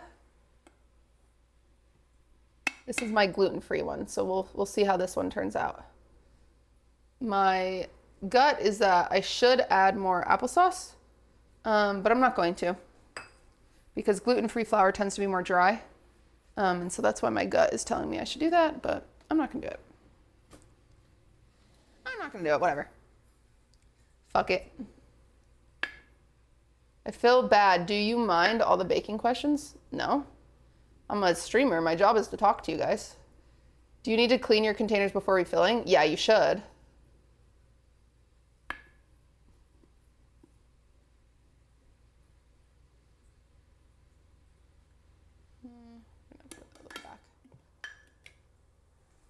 What's the best and easy dessert to make? I want to get into baking. I say, this is always my advice for someone that's just like really wants to like, say you don't know how to bake at all and you're like having a date come over or something like that and you don't know what to do and you're like freaking out. Just make some homemade whipped cream. I'm not kidding you. With some berries, you'll knock people's socks off. People like don't give homemade whipped cream enough credit. It is the biggest upgrade you can make in all of the baking category. Like homemade whipped cream versus that shit you spray in your mouth versus Cool Whip, whatever. It's 3 ingredients. It's so good. It's just like remarkably better. Like it is quite literally just like the biggest difference maker out of a processed versus a like, you know, homemade thing. Cause like, you know, some store-bought cookies, they're pretty good. Obviously homemade is always better, but like the difference is maybe like a store-bought cookie could be like you know, a 7 out of 10, and then a homemade will be a 9 out of 10. Store-bought whipped cream is like a 2 out of 10. Homemade whipped cream is like a 10 out of 10. Like that is like the easiest, like it's like drastic, the difference. What are the 3 ingredients for whipped cream? Just whipping cream, powdered sugar, and vanilla. And then you can add it to, you know, I usually say just get like fruit. Like if you're new to baking, just get some fresh fruit, strawberries, berries. Harambe, thank you for the prime. Okay, salt, focus up. Do my salt, 1, 2. Okay, we're gonna do powder with this teaspoon. How do you feel about Thin Mints? Didn't Pokey say store-bought was better? I don't. Okay, hear me out. Respectfully, I love Pokey. Her food takes, we could not be more different. We could not. I made some of the best bolognese sauce you can have.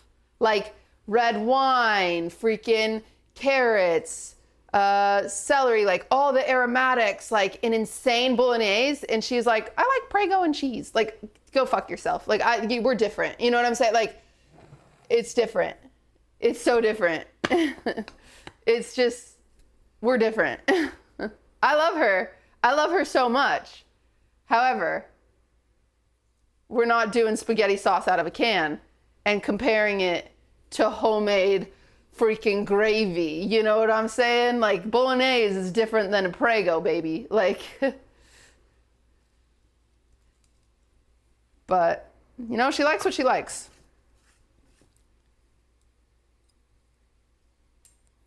She likes what she likes. And you know what? Stand on that. And she does.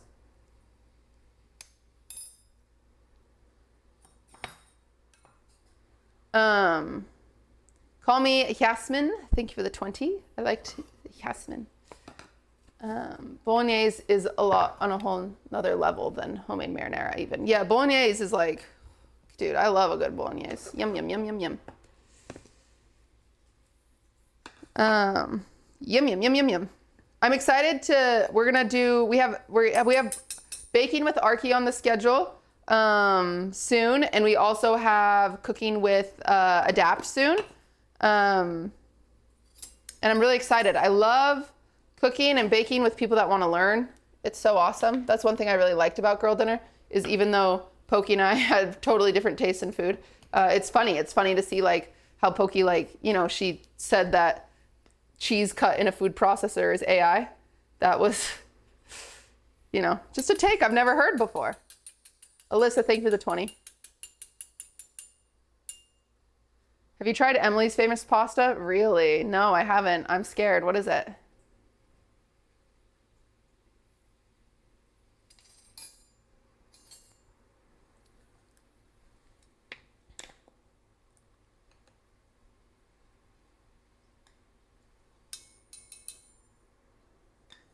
Just spaghetti.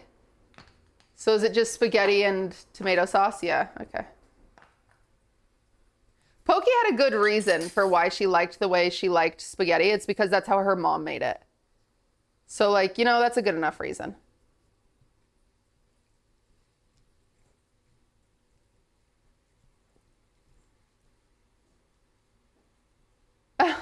Performative beef bourguignon son or raisin obsessed pastry daughter. Wow, what a question that is. That is so funny. I'm gonna go with the performative son. I don't want raisin daughter. He's gonna be pretentious. If you guys don't know, beef bourguignon is so annoying to make. If you've never dealt with pearl onions, don't talk to me about beef bourguignon. But if he's pretentious and he likes it and he's performative, that means he's cooking that shit compared to like daughter throwing raisins and everything. I don't want that. So he'll be annoying about it, but at least I'll have good eats. But a raisin daughter would not be annoying. She would just love raisins. Do you post a lot of videos about baking on shorts, or did I just happen to see one? You just happened to see one, but I'm trying to get better at it. I have 2 that are recorded and like ready. I have to do the voiceover.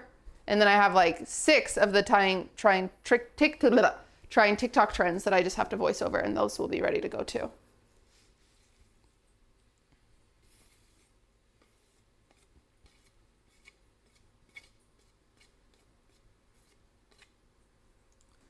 Are there any baking recipes you know measurements and ingredients by memory? My brownies, my chocolate chip cookies, maybe my chocolate cake.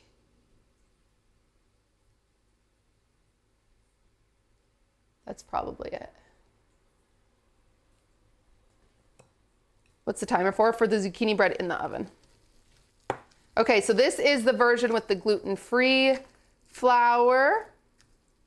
It looks nice. It looks nice. So the gluten-full one, we'll send it with Ludwig to the yard tomorrow or on Monday. Well, he'll also probably eat it, but.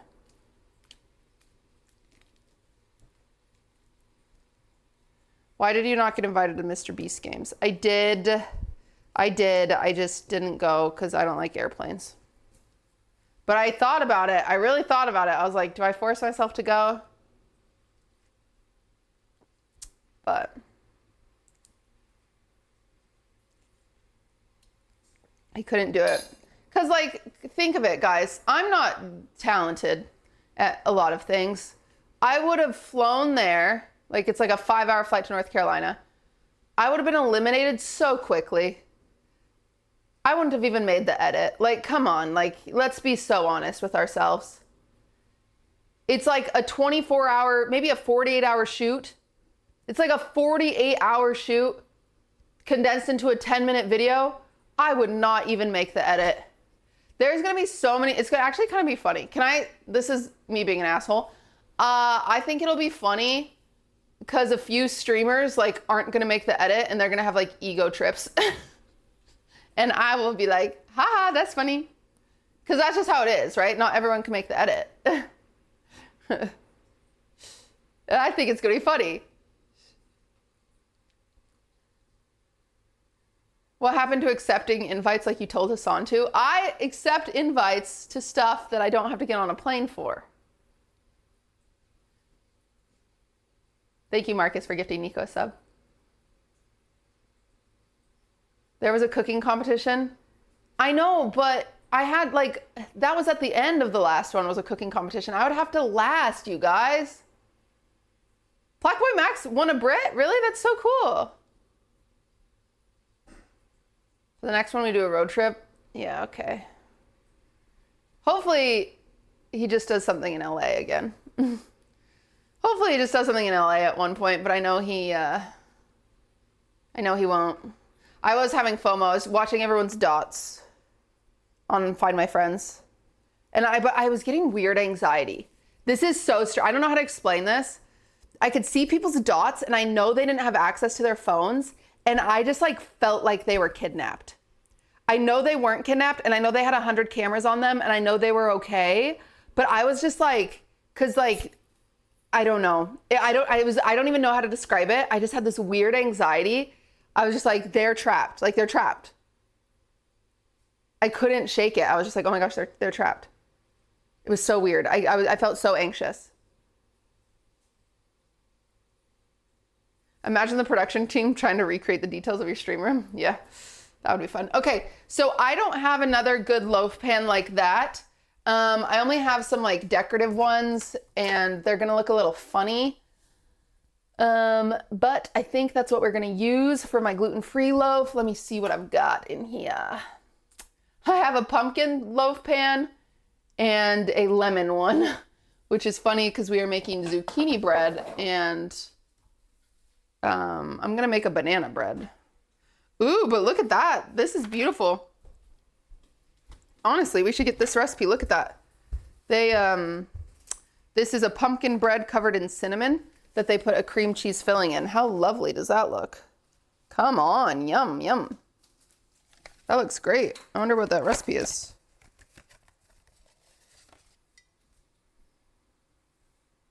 I don't know. Looks great though. Have you met him? Is he normal?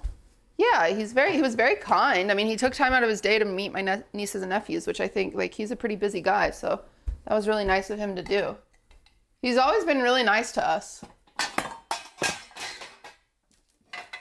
I heard some people, like, being mad at people for doing, I don't know, you know how, like, people get mad about stuff. Some people, you know, some people think, you know what, never mind, I'm not going to say anything. You know what? We're in our don't get clipped era. I'm just not going to say anything.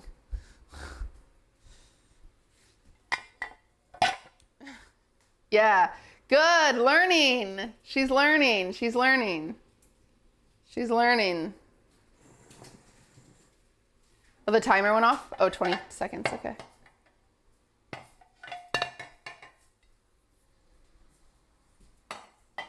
Okay. All right, how's it coming along? Okay, it's coming along good. It probably needs about 20 more minutes, but it's at the point where we're gonna pull it out and we're gonna put on that turbinado sugar, okay?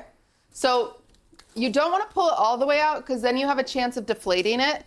So I'm just gonna get in the oven right here and I'm just gonna add the turbinado sugar like in the oven. So I'm just gonna pull it a little out of the oven so I can add the turbinado sugar, which I'm letting all of my heat out of the oven right now like a dummy because I needed to set up my camera for updating the TikTok. But that's okay. Okay, so I'm just gonna open this and then I'm just pulling my like rack out like I'm, you know, it's looking really good and I'm just gonna sprinkle this turbinado sugar on top. Just because I love a crunchy texture on my bread. It might be too set that this might not stick. I think it will, but we'll see. You just don't want to do it from the start because then it'll just melt and you'll just have like, it'll be nice because it's nice and caramelized, but you don't get like that crunchy, I don't know, I like the granule texture. But I just covered the top with, you know, the turbinado sugar. We're just putting it back in.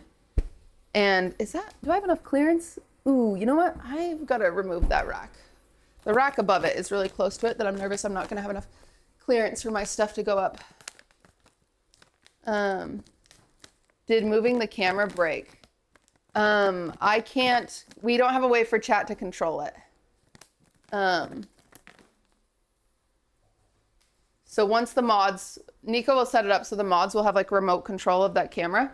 And then we'll be able to, the camera will be able to switch the oven and stuff like that when I go to it. What was I gonna do? Oh, I'm removing that rack.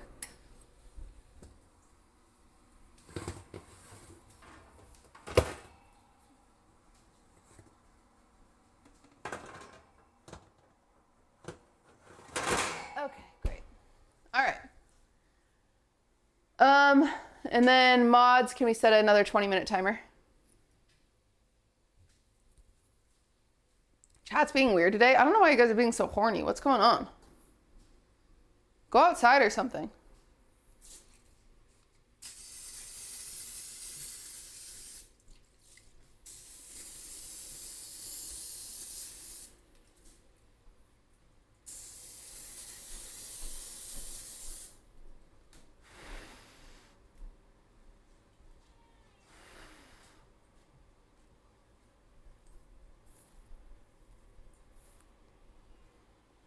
Hi, Durs. You already had food though. Remember? I know, but remember like an hour ago when we literally gave you like a can of food? Remember that? Do you remember? Seems like he doesn't remember.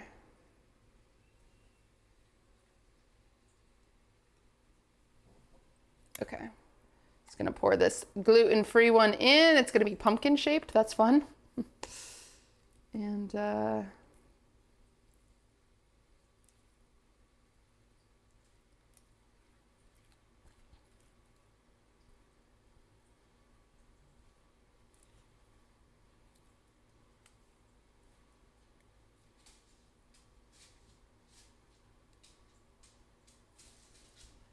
okay. I'm gonna go ahead and put this in. Nice.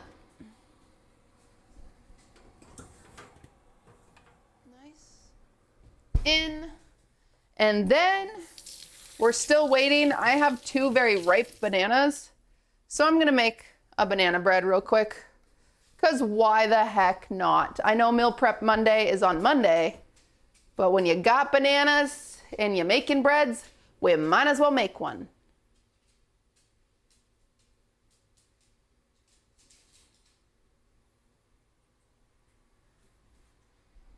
Though I'm not gonna film a TikTok of this one, because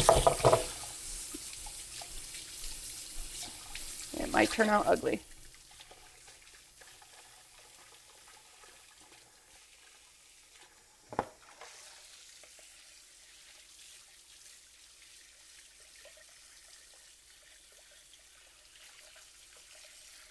Okay, for my banana bread, I'm just rinsing out this bowl that I was using before just to get any zucchini chunks out of it. But I don't even care to rinse it out all the way because, like, honestly, a lot of the ingredients are the same. Like, you're not going to have cross-contamination or anything. So I'm just, like, giving it a quick rinse, really, to get the zucchini chunks out. Why did you make a gluten-free? I try to be gluten-free. Girl was running mad outside. Had me tripping. What? What? Yeah, if you don't like bananas, I don't know if you'd like banana bread. Well, it's better than plain bananas, in my opinion. Man, I have the hiccups. Oh my gosh.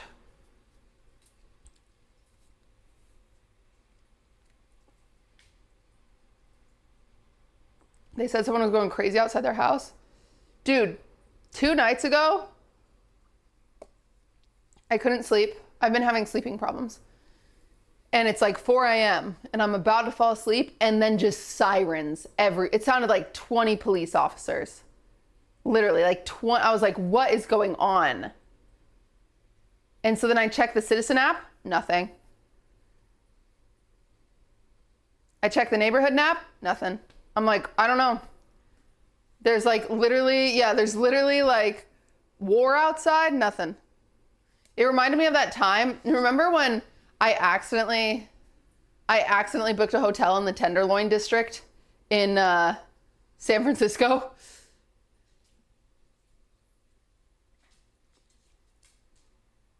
That was the scariest shit that's ever happened to me. It was so scary. If you guys don't know, I don't know San Francisco, okay? I don't know it. I like a boutique hotel. I like a hotel that feels like it like looks unique. Like it's got like cool furniture, cool wallpaper, stuff like that. You know, I think it's fun. And Maya just like, and Maya loves hotels, but Maya always just like books like the cheapest thing, like the cheapest, easiest thing or whatever. So we were spending a night in San Francisco. And so I wanted to surprise Maya by getting a really nice hotel. Her boyfriend was with her. So I found this super nice hotel. It was so cute. It was like so pretty. And it was like a great price. I was like, oh my God, this is awesome. I literally got like a suite because it was such a good price. And so I got one for her and her boyfriend, and then I got one for me. And I was like, this is going to be so awesome. How fun. We're so lucky. This is great. And then we're in our Uber over and they're like, oh, Tenderloin district. And I was like, yeah, haha. Yeah, I don't know. And they're like, well, just like, don't go out at night. And I was like, what?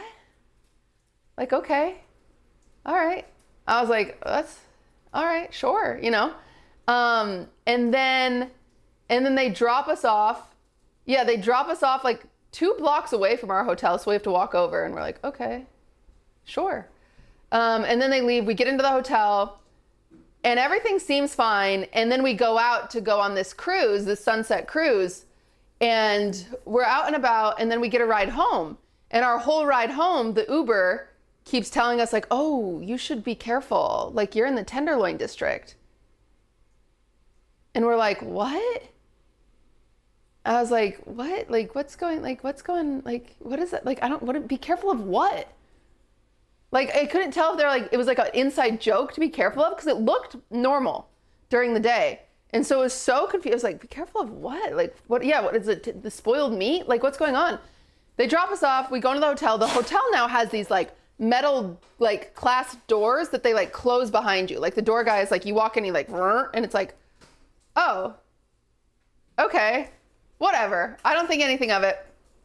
Go to bed that night. Pipe and Dog, thank you for the 16 months. I'm in my room. Maya's in her room, which is, I think, a floor below mine. That night, I wake up to what sounds like a bomb going off outside. Like, I'm not kidding you. The loudest noise I have ever heard, like the room shook. There was like flashing outside. Like, I literally thought there was like civil war happening. It was so crazy. It was like out of this world. And so then I'm like scared. I'm like, whoo. I like sit up and I'm like, what the heck? Like, did someone just bomb the hotel? I like look out the window. You can't really like, there's lots of people. Now there's lots of people. Like, and I'm like, oh my God. And so then I'm calling the front desk to be like, hey, is everything okay? Like, was there a bomb outside? Front desk is not answering. Like, they're not answering at all. And I'm like, okay, I'll be okay. And I just lay down and then there's just like a poof and it just sounds like a shotgun. And I'm like, oh my God. I shoot back up.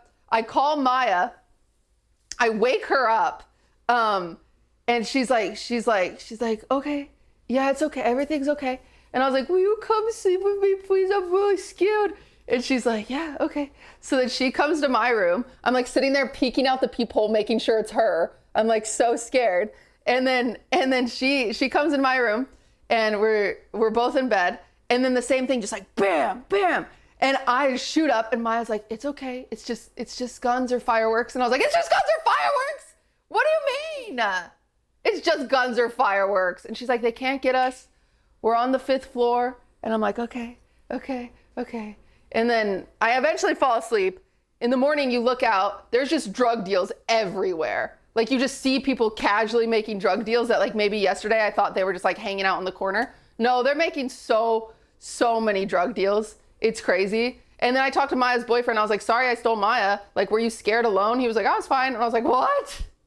It was crazy. It was so scary. I got my hair cut in the Tenderloin. Did you? I literally told you not to go to the Tenderloin. Yeah, it wasn't that bad. Oh, at night, it's bad. Yeah, I do the haircut at night. Anyway, so don't stay in the Tenderloin. How far are we off on zucchini bread? It's got like 10 minutes. Okay. Chatter's mom, thank you for the 37 months. Where are you going? I'm going to come back to zucchini bread. Where are you going right now? Machine room? To do what? I don't know, like work and stuff? You're going to go play Minecraft? No. Mm-hmm. Yeah, we'll see. Yeah, they warned us that they would literally steal our shoes. They were like, don't park your car here. Don't do that. Don't leave anything in your car. Stream event at the Tenderloin sounds like content. Dude, it was so scary. I remember one time I looked out the window and this person, cause I was so scared that night, I looked out the window and this person on the sidewalk, it was like Walking Dead. Like they were just walking, screaming, because people were out there just screaming Bloody murder. And they're walking, they're screaming, and then they just go silent and they just turn and they lock eyes with me. I'm on the 5th floor, mind you. I'm like, oh fuck, I duck. It's I was like Kevin in Home Alone. I was so afraid. It was so scary. It was so scary. Why were they screaming? They were just screaming. It was so scary. I grew up in a not safe neighborhood, but we had a lot of gang violence and not a lot of drug violence. And when people are zooted and just screaming and literally acting like zombies, that I will never be, I can never be chill. It just scares me so much.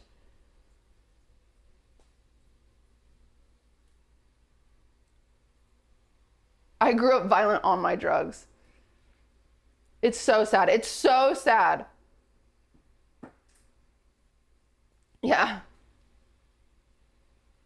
Sakura was 1 block away from there at a Twitch event. Really? I was so scared. It was so scary. It was like, and it's just like, I don't know. I'd never heard of it. Like, you've heard of Skid Row. I've never heard of the Tenderloin District. Like, what the heck? I've heard Hollywood is really bad now. Hollywood's bad, but it's not like that. It was, man, it was rough.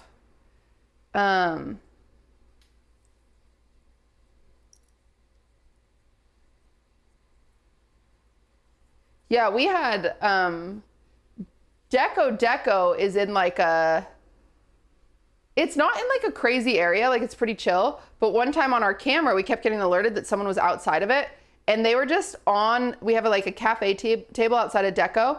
They were just on the cafe table, just like doing crack. Like just dead ass, had a pipe, had needles. They were just sitting, they had like a line out. Like it was crazy. And we were like, okay, well, what do we do? Anonymous, thank you for gifting a sub. Cracking crafts, yeah.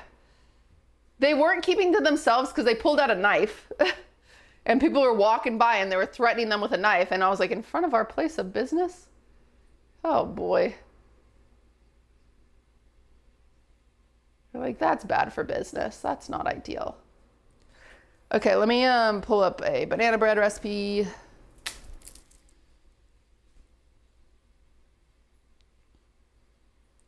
He had taste. He found a good location. Yeah, he loves the color pink. Can you blame him? Oh, my phone. Oh, yeah, I'm going to have to get used to that.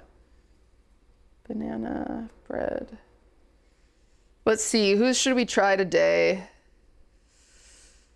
Let's try...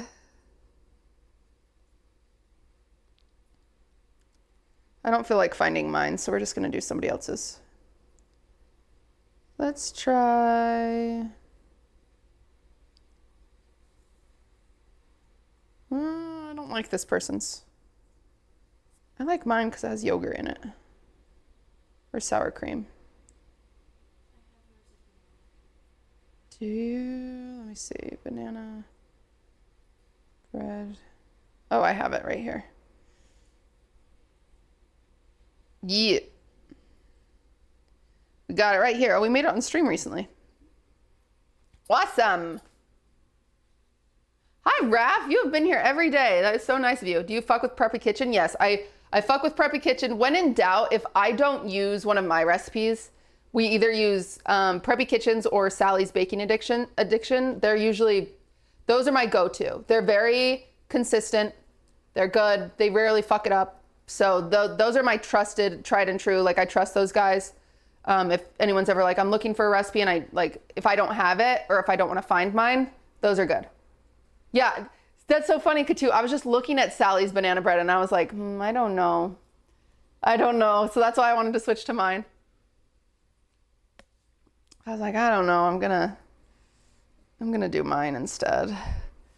Okay, let's do half a cup of butter. I'm gonna grab my stuff. So I need half a cup of butter. I need sour cream, which I might not have, so I might have to do yogurt. And then how many eggs? 2. Okay.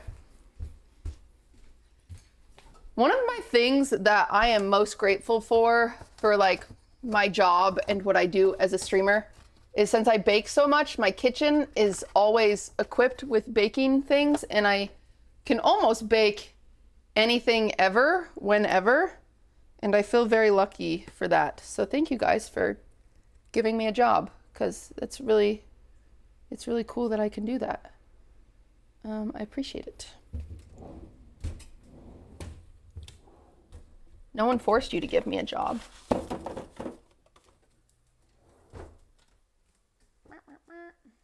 Okay, I'm just gonna melt this butter. Is it melted butter in my banana bread? It might not be. Let me look at it again. I don't think it is.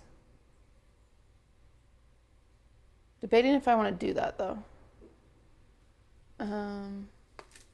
I don't have bananas. Well, this isn't part of the bake along. This is just because I happen to have bananas. I don't think I want to do melted. I'll just soften it, and if it gets a little melty, then it gets a little melty. Fuck it. We ball. Are you doing Led's mom's recipe or one that you created? This might be a hybrid of the two. I don't know. I'll be honest. That's one thing I'm struggling right now with the cookbook. I have so many recipes. I mean, that is also a weird thing about recipes. Did you guys know that you guys in chat, technically, you could quite literally like go to Sally's Baking Addiction and grab all of her recipes that you like and make your own cookbook. You can't trademark recipes. You can only trademark your collection of the recipe, if that makes sense. Like you could only trademark your like, I'll show you.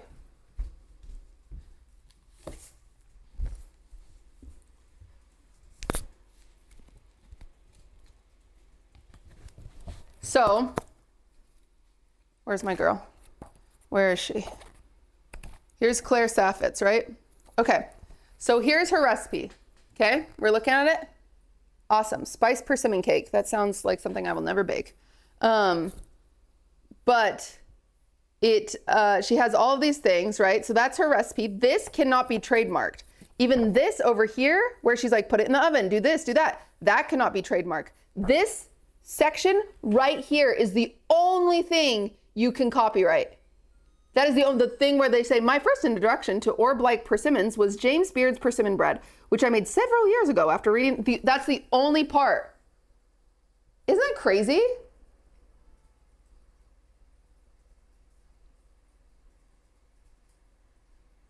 Yeah, so the collection, so like the book, this book can be copywritten because if I went and just copied her entire book, then I'm having the same collection of recipes, then that's against the rules. But if I went and copied this whole book and added 3 recipes from another book, then it's a unique piece of work. And so it's not copywritten. Isn't that so crazy?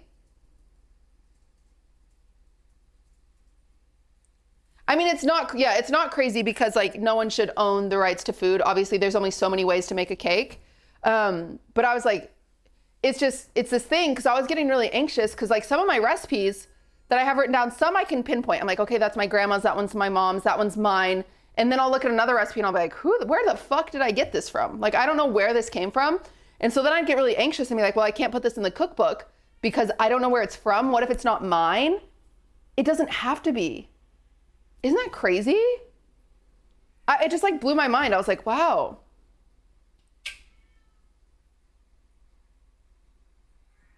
Yeah, I don't know. It was so interesting how that works.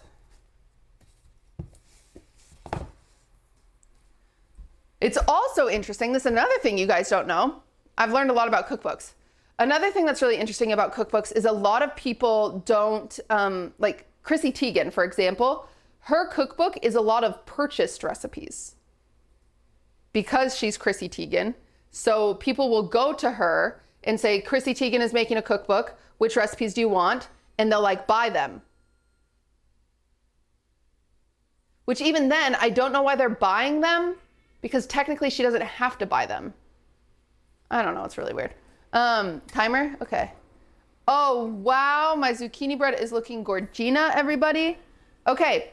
So to check if your zucchini bread is done, this is the hard thing about zucchini breads or thick breads. Durs, baby, he's staring at the wall meowing. You already had food. We're giving you as much attention as you want, but we can't be yelling.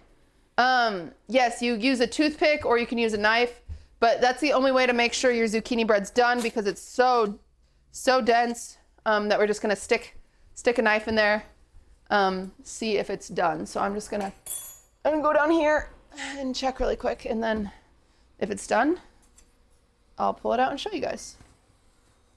Okay, it's definitely not done. I can already tell. It's very liquidy. Okay. All right, mine, I mean, this is at least 15 minutes out. So mods, if you will add a timer, 15, I'm really 20 is a better guess. This is what my knife just came out as. Okay? We know that's not done. You told Ludwig 10? He'll be fine. We're probably on his second monitor. Right, Lud?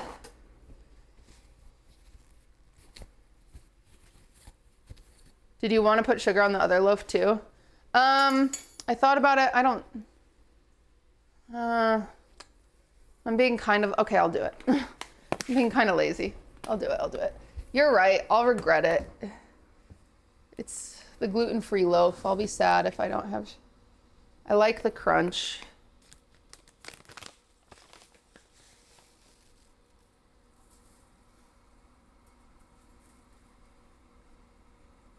Even though the crunch will be on the bottom of this one, because this one has the texture on it.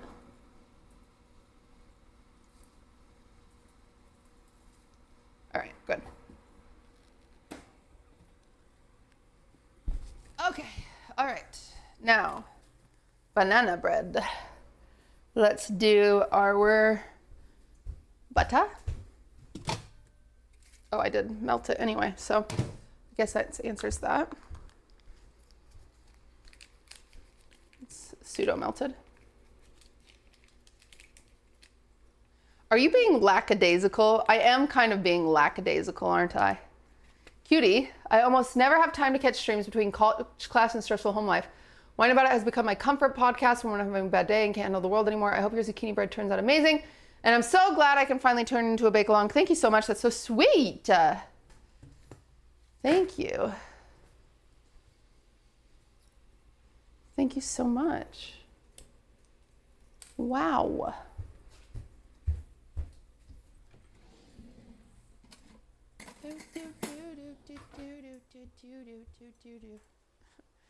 Guys, what song do I have stuck in my head?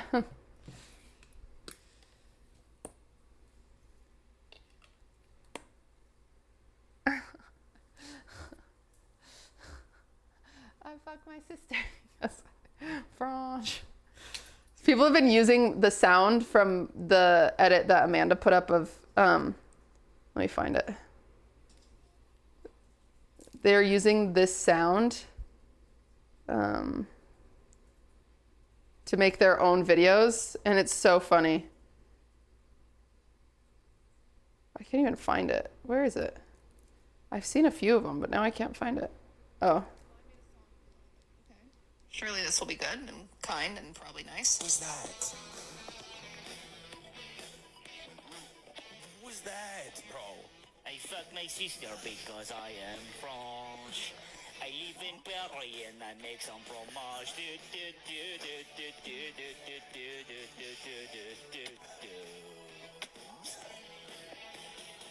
My eyes don't line up properly because of all of the inbreeding. It's really weird.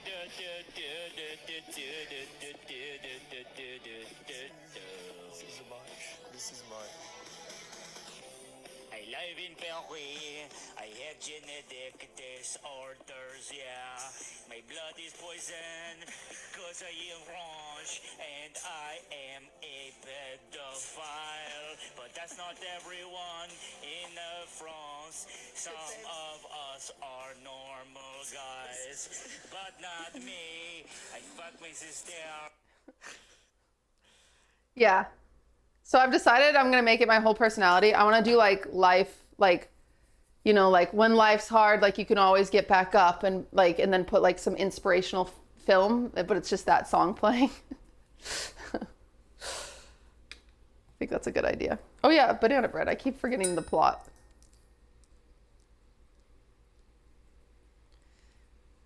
Okay, 1 cup of sugar.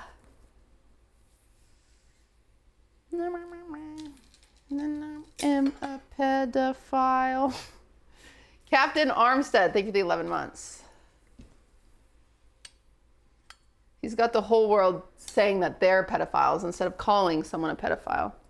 Kendrick could never, you know? Kendrick could absolutely never. Dude, it is so funny. Like, I don't think we gave Kendrick enough credit for how fucking funny it is to just call someone a pedophile on a track. That's so funny. Like, has anyone ever just like like so directly called someone a pedophile. And the whole world sang along to it.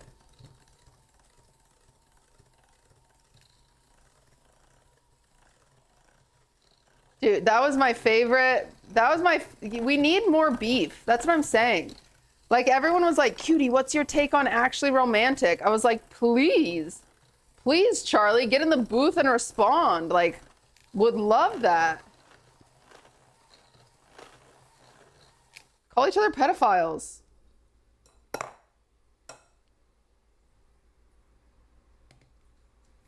So awesome. Eminem, well, not just Eminem. I mean, you got freaking...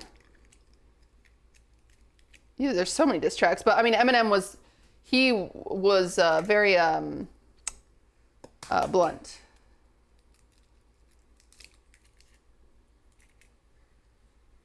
Yeah, 50 Cent had a lot of good diss tracks. I think Pac had some good diss tracks. Mix, thank you for the 7 months.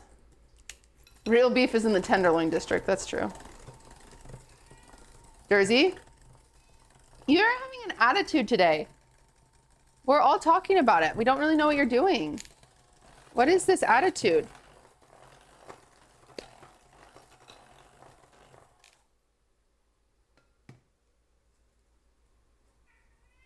What is it? You already had such good food. I don't know what's going on. Do you believe in the theory that Olivia Rodrigo and Taylor Swift have beef? I think something definitely happened that now it's awkward. Because Olivia was like, she was a Taylor Swift fan, you know? And then all of a sudden, I almost think like Olivia had to sign an NDA for their conversation in regards to New Year's Day. And then she was like, well, that fucking sucks, and just never wanted to bring her up ever again. Which, I don't blame her for that. But definitely something went down. Mount Zion, thank you for the 3 months.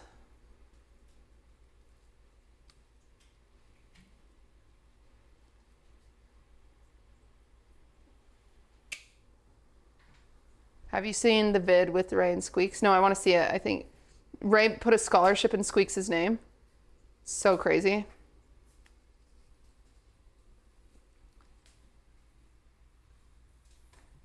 Dill bread, that sounds good.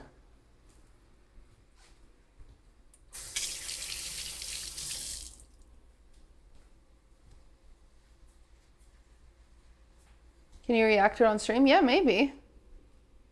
Yeah, freaking maybe. Uh-oh. Uh-oh. You gotta throw up?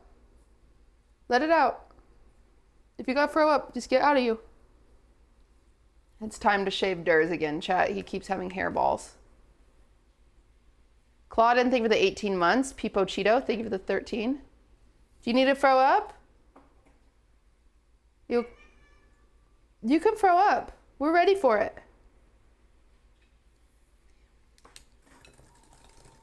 Yeah, Lion Durs needs to come back. That's how I know when Durs needs to get shaved. Either he gets a lot of mats or he just gets a lot of hairballs. And I'm like, okay, time to shave him.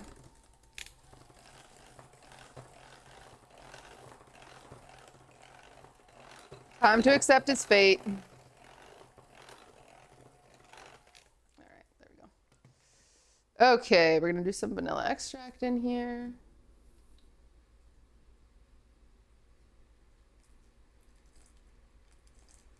Nice. We're gonna do a little bit of, I'm gonna do this yogurt because it's almost gone. So I figured it'd be a good use of it.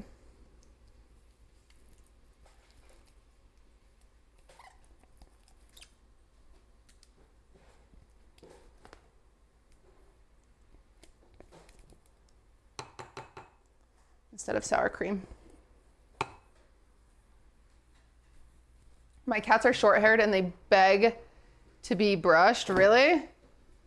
No, Coots doesn't like being brushed. Swift doesn't like being brushed. Durs doesn't like being brushed. No one likes being brushed in this house. I don't know what it is. Oh, Durs. I tried to make a banana date cake earlier. It came out real mushy. But yeah, I'd have to see the recipe. I don't know. The bananas you put in look pretty sus. So that's the cool thing about banana bread. The susser your banana, the better it's gonna taste. So you want like an all black banana. The ripest banana you can get for banana bread, the better. Obviously, it just can't have any mold on it. Okay, we're gonna do gluten-free flour again, cause I want to.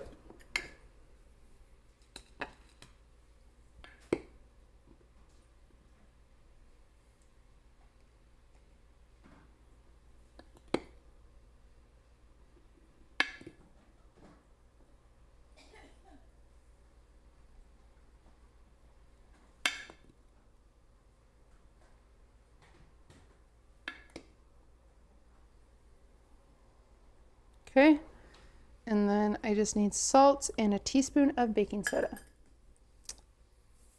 And then we're gonna clean up.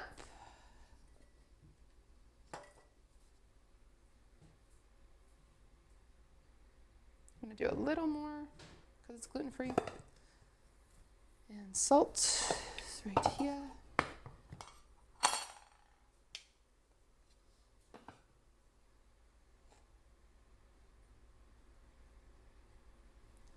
Okay. I didn't use a recipe, I just winged it. Okay, well, that's probably why it was bad, respectfully.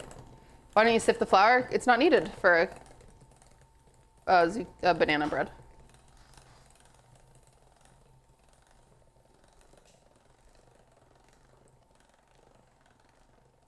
People come to me, Cutie, why is my cake bad? I'd have to see the recipe. I didn't use one. Well, feels like you could have figured that one out on your own.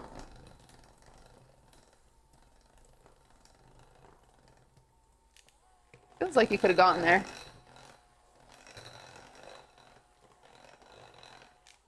Yum.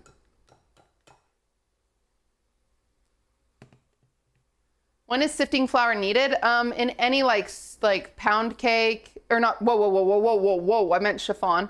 It is not needed in a pound cake. Sorry. Any chiffon cake, any light cake, like that.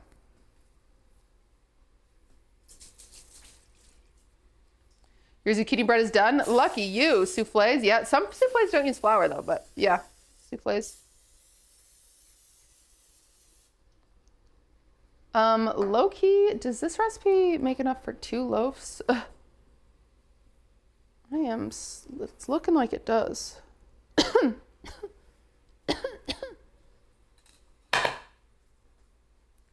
Who eats all the desserts you make? Well, a lot of different people.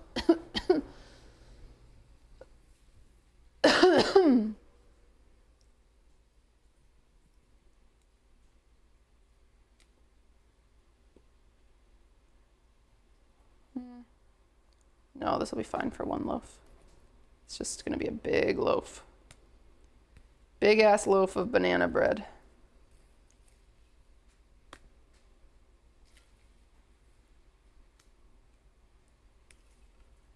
Banana bread in a pumpkin pan. Gotta love it.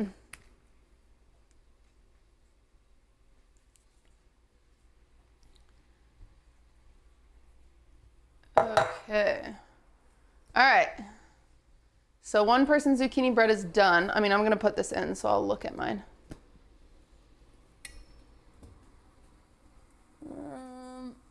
Mine's still, yeah, I'm gonna give it that last 5 minutes that we have for it. You think it's ready to eat low key? No, lad, not yet. Sorry.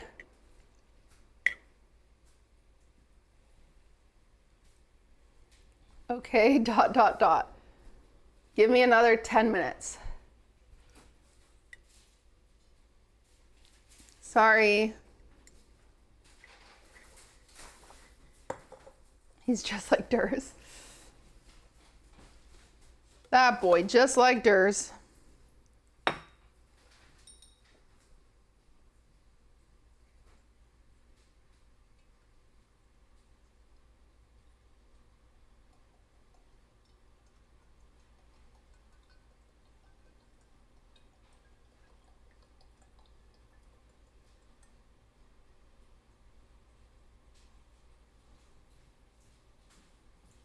Nice.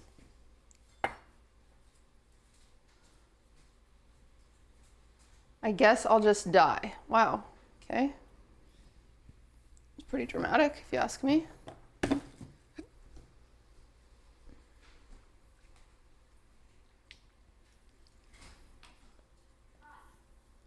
Okay, let's make a pile of all my mess and clean up.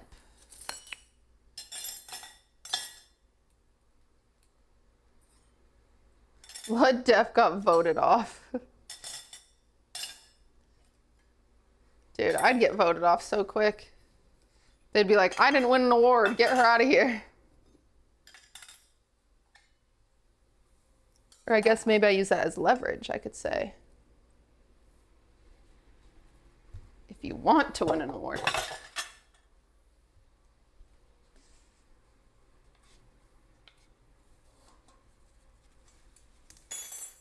Now you're thinking. How long should the bread cool before cutting it? The rule of thumb is to always let everything come down to room temperature.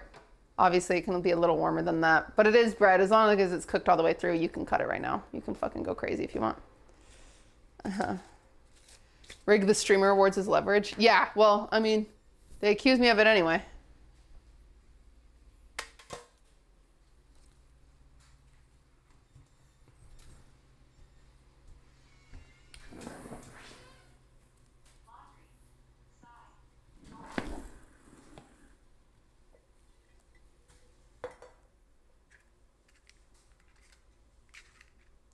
Seems like a lot of people are gone already. Yeah, I feel like the shoot just ended like earlier than expected too. Can you make a sandwich using this, or would it be too sweet? One time I had someone made a grilled cheese with banana bread, and it was pretty good with like a brie. So, I mean, you could be nice. A brie and prosciutto and banana bread. That's kind of a great combo. Maybe some caramelized onions. Like, that's awesome. Pokey would hate it, but what did I make Pokey? A brie and fig grilled cheese, and she was like, this is so gross. I was like, oh my God, I'm gonna kill you. Oh yeah, banana bread French toast is another fun thing to make.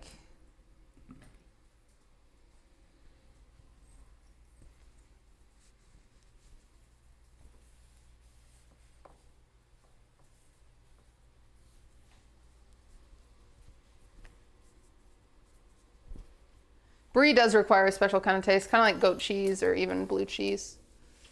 I'm a big cheese head. Though cheese is really bad for you, but cheese or cigarettes, I'm going with cheese, you know?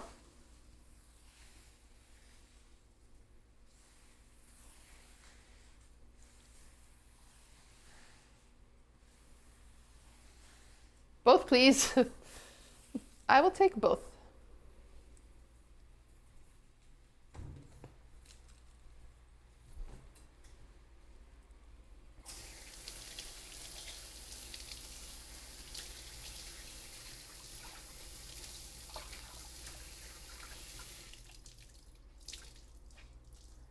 Okay.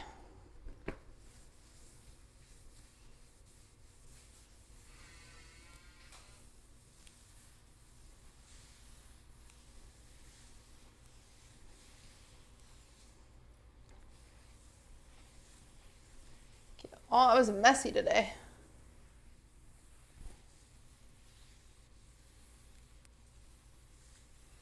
Okay, the timer's about to go off.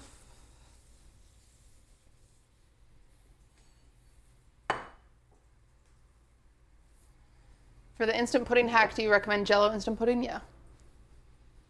Okay. Let's get our knife. Check our stuff.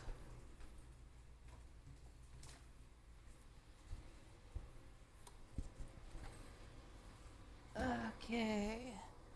Zucchini bread, are you done? Are you ready to party?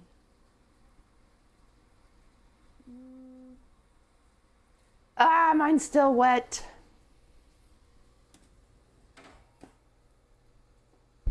Okay. 10 more minutes, mods, 10 more minutes. Can you guys see that? It's like, what the hell is she doing?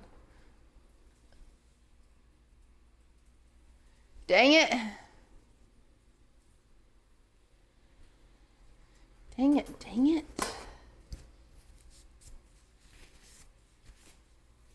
Nobody tell Ludwig. Nobody tell him. Okay, I'm gonna eat my salad now. Are you guys ready for some leaf ASMR?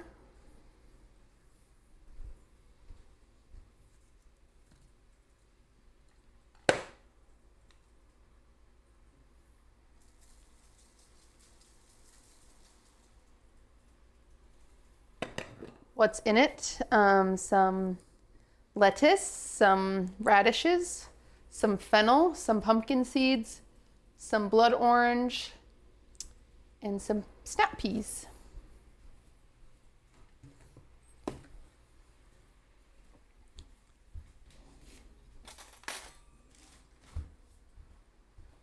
Was that salt? Yeah, because I don't eat dressing.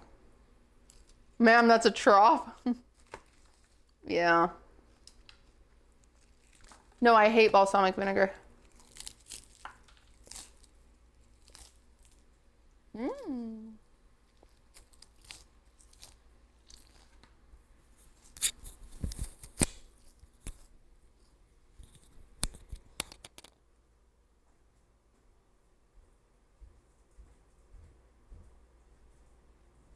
Blood is scared of Caesar dressing? Yeah, I am. Don't fuck with it, okay? Okay. An interesting message. You dropped an onion? I know, I can see it. It's not an onion, it's a fennel. Piece of fennel. Have you ever made pizza? Yeah. Yeah, I raw dog my salads. No one can stop me.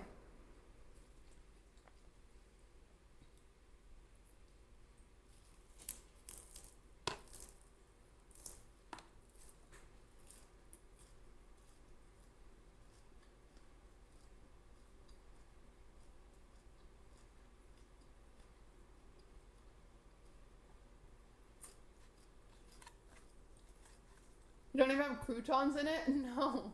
Not even a squeeze of lemon? No.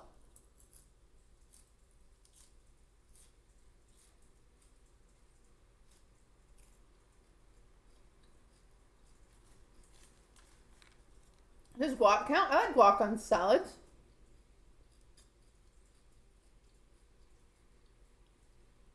I just really like salads.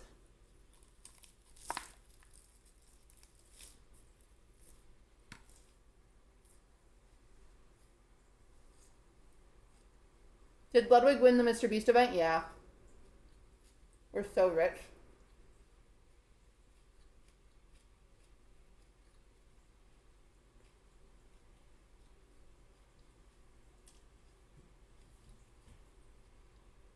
And he said he wasn't going to give it to his viewers.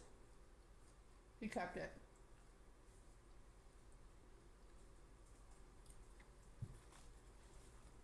That guy's going on Kalshi right now, I'm betting.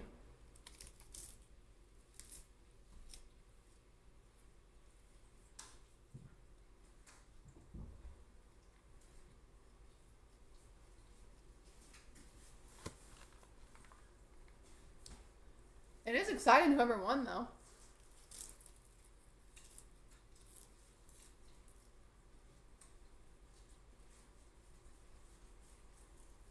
Ow, ow. There's. Okay.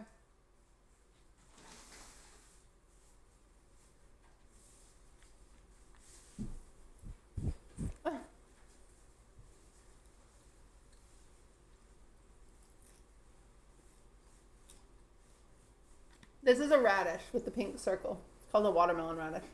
It just tastes like a radish, though. Cat hair salad. Mwah. Mwah. Yeah.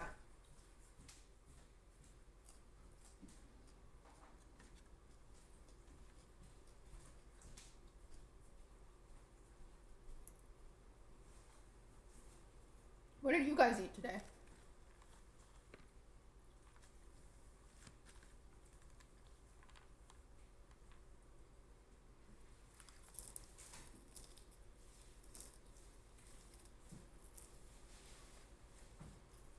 Pho?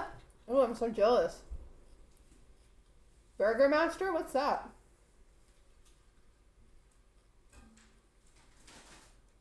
I haven't had pizza in so long. Birthday cake, goodbye. Thank you.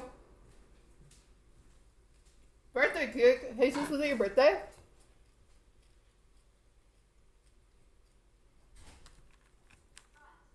Yes? Oh my gosh, happy birthday. Everyone say happy birthday to Jesus. Stir-fried ground turkey and tilapia. Ooh, yum.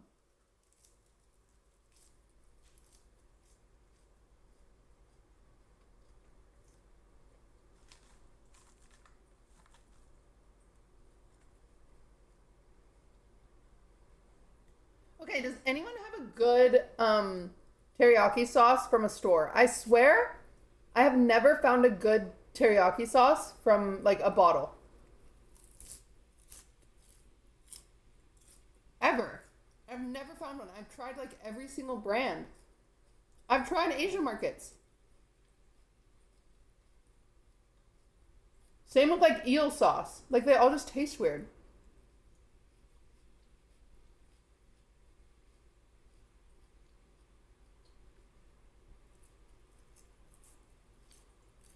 Pachan's Japanese barbecue sauce from Costco. It's essentially teriyaki. Really? Are you coming down? Ow. Ow. Ow. Ow.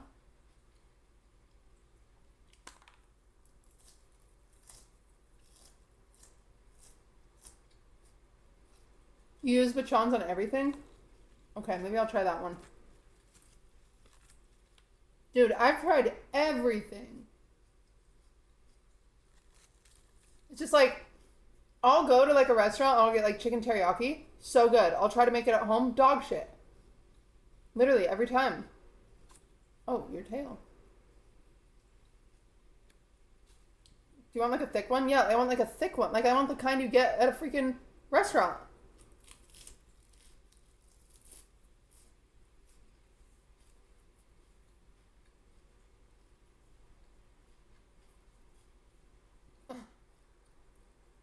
That's awkward, Caddy.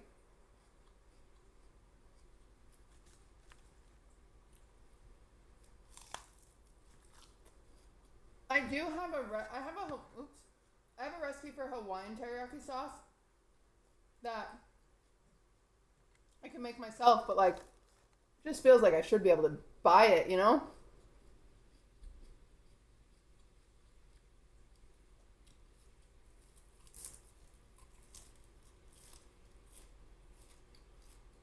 Wait, Panda Express, even Panda Express's teriyaki sauce isn't that good though.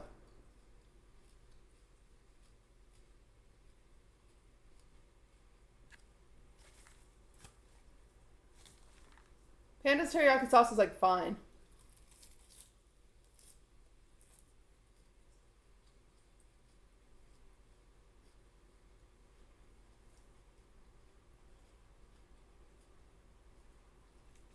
I love this salad. It's so big.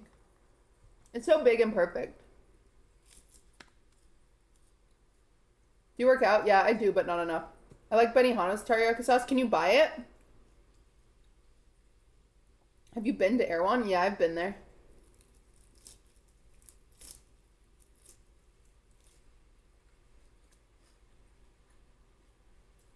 Like,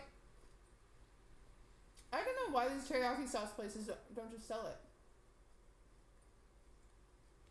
Do you guys remember Rumby? I think they went out of business, but I used to love getting Rumby's chicken teriyaki bowls. They were so freaking good.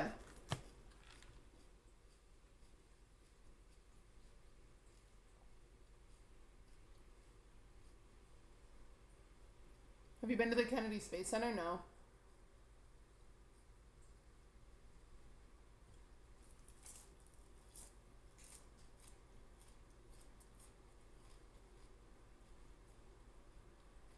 Oh, you can order from Benihana's. You can order the pint for pickup.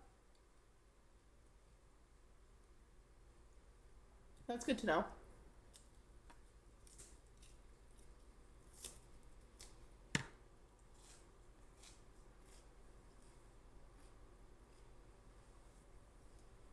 Timer?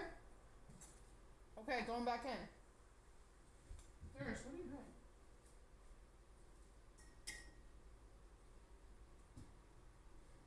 Oh no, the banana bread is leaking. And burning on the bottom of the stove. Damn it. Oh wow, I dropped a lot of fennel.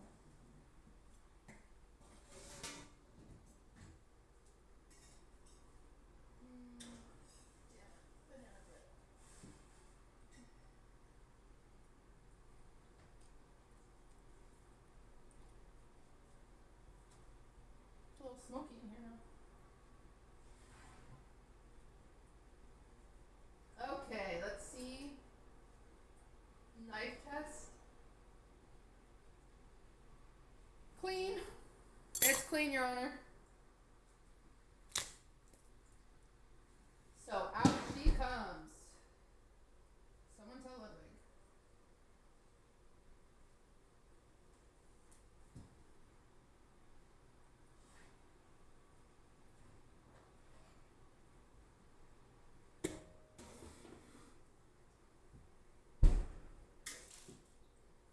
Okay, this is what your zucchini bread should look like.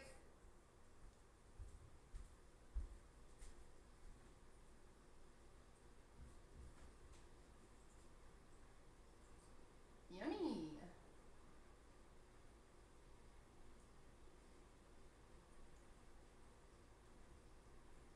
So pretty.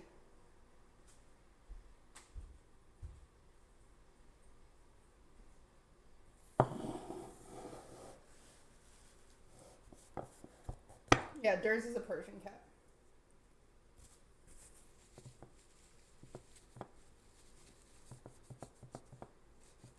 Make it look more pretty.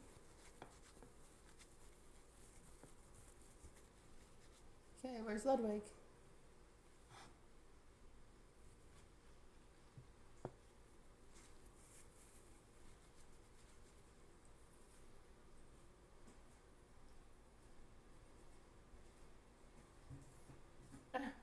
He died of starvation. There's so much fennel on the ground that I dropped.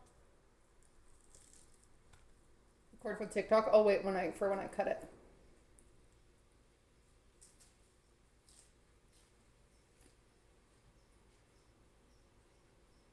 My banana bread is doing a bad job though.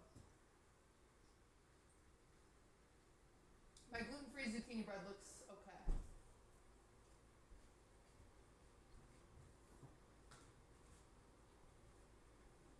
What breed is Cooch?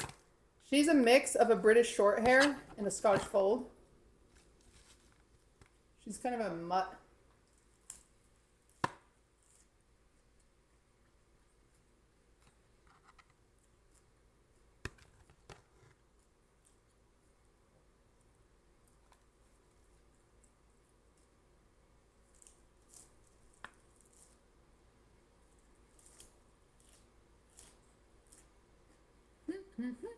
Okay, if your zucchini bread is done, Mike is being wonky. It's because I didn't want you guys to hear me chewing.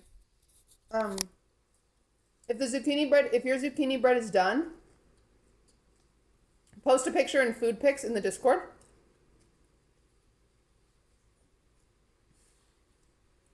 This cat. I want to look at them.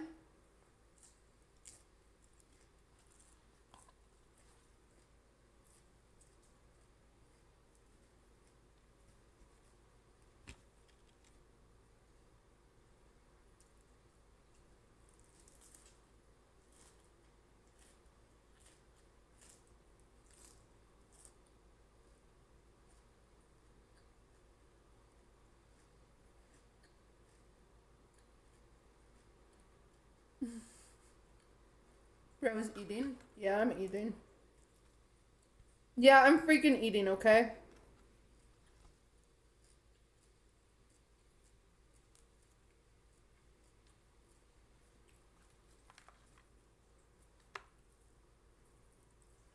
Do you think it's true that your pets judge you, Durs? Are you judgmental? No, I don't think so. Never seen a fork in my freaking life. Sometimes I just like eating like this.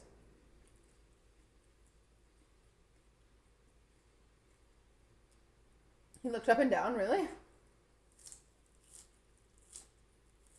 Eat Maxine while Dur's frame mugs. It is true.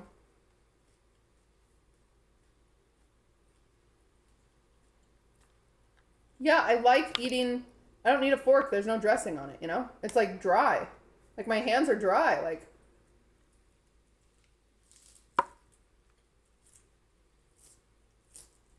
Yum. You know?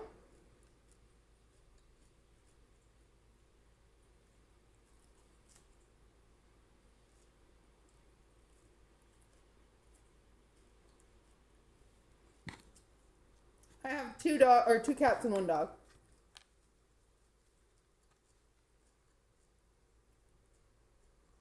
Not even oil or salt on it. There's salt, but it's still dry. Okay. Let me tell Love the bread's done. Bread is done.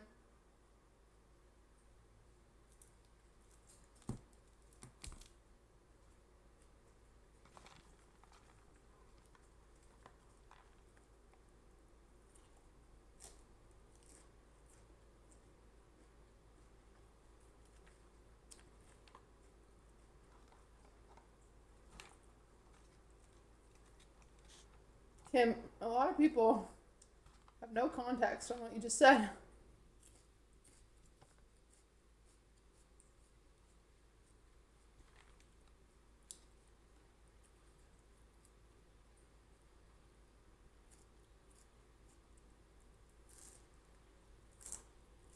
Funniest streamer I've ever collabed with other than Ludwig? Definitely Katie. Without a doubt, Katie.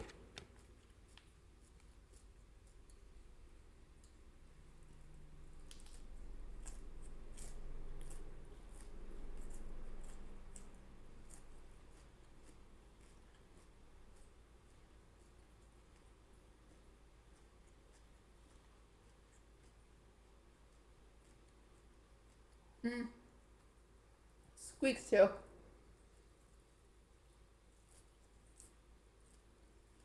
Yeah, or Fan.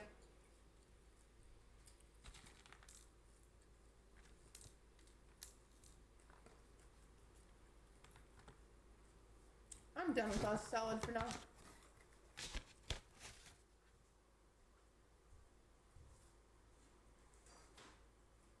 Okay. Oh, frick.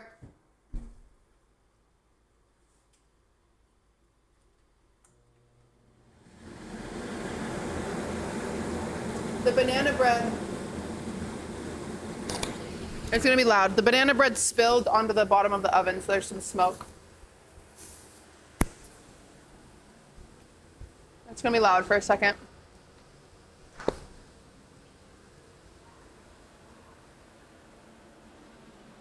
Get on the floor. Get the flour. Not flour, chap. Baking soda.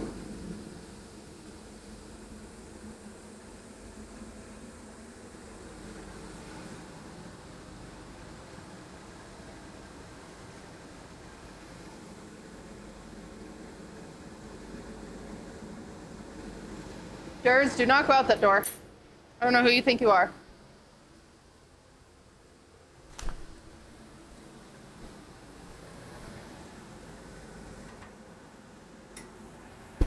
Okay, I think this one's already done.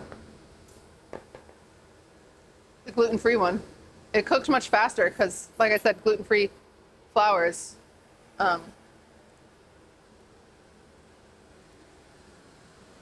More dry. Okay, I'm gonna pop this out of its thing.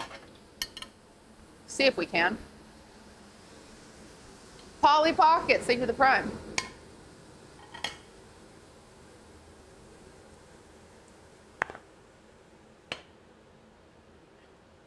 Cute. If this was a pumpkin bread, it'd be adorable. Look how beautiful. Uh-oh. Stay here.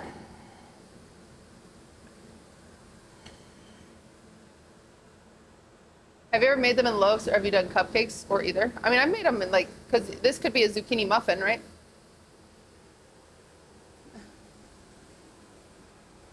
Okay, I'm gonna try my zucchini bread. My gluten-free zucchini bread. Oh yeah, that's a lot of steam.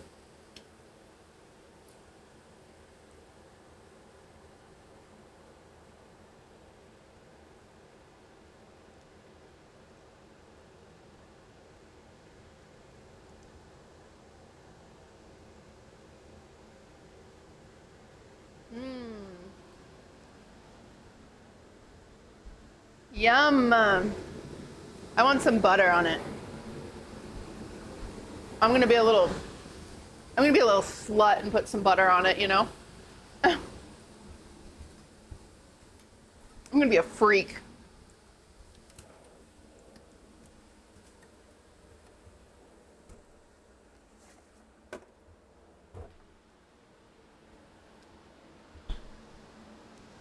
It's so dry, really? So it's dried? No, it's super moist. I just like the flavor of extra butter with like some salt. That's all. It's not dry at all. It's actually like, I'm actually really impressed. It's crumbly because of the gluten-free flour, but it's really moist. I just love like it's like warm, you know? Like if it wasn't warm, I wouldn't be like craving butter. But since it's like nice and warm, I'm like, I just want like a piece of butter on there. I don't do this very often because I usually don't. I like to watch my fats, you know? But this it's just calling for it. Just some butter. Who won Streamer Games? You know, Mr. Beast it wasn't Streamer Games, right? Ludwig does Streamer Games. Mr. Beast does trapping streamers in a box.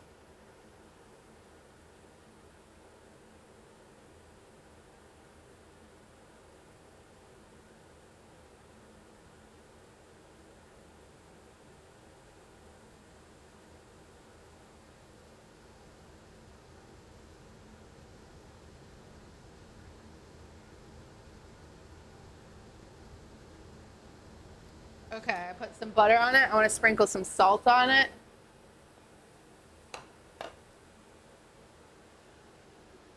The winner were the friends they made along the way, yeah. I mean, just go ask Ray Asian Boy who won. He'll tell you.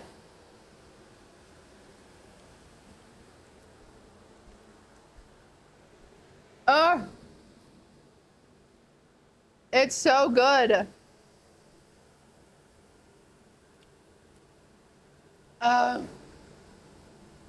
I love it. Yeah, the butter's unsalted.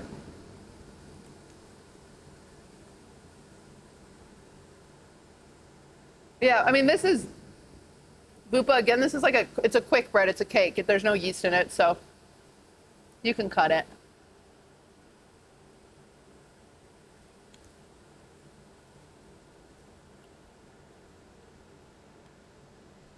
So good.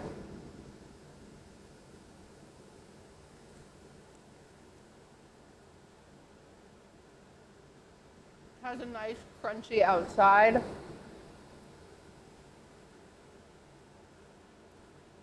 I've never had zucchini bread. Is it sweet? Yeah, it's sweet. Oh. And it's gluten-free. We really cooked tonight. You don't like zucchini, but you want to try zucchini bread? If you don't like zucchini, you'll love zucchini bread. It doesn't taste like zucchini at all.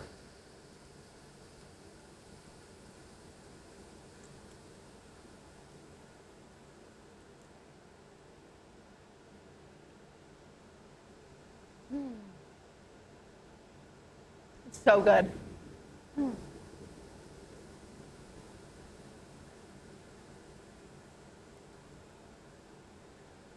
Why is there zucchini in it? Honestly, I think Big Zucchini was just trying to market zucchini. Big Zucchini was like, somebody buy our freaking zucchinis.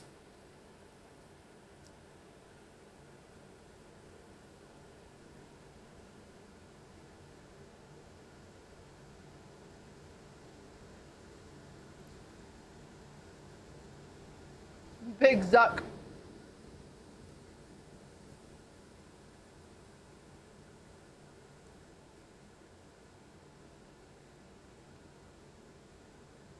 It's so good. I'm so happy with it, how it turned out.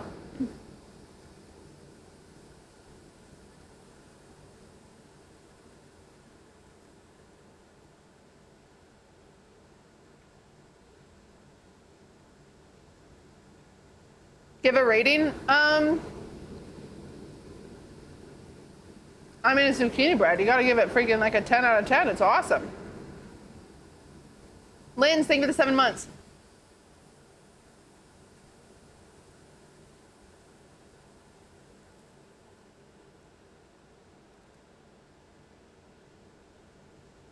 Yeah, if you're skeptical of zucchini bread, you gotta try it. Most people really like it. Some people are afraid of it because it's called zucchini bread, but give it a freaking whirl. My banana bread, though, this one's struggling.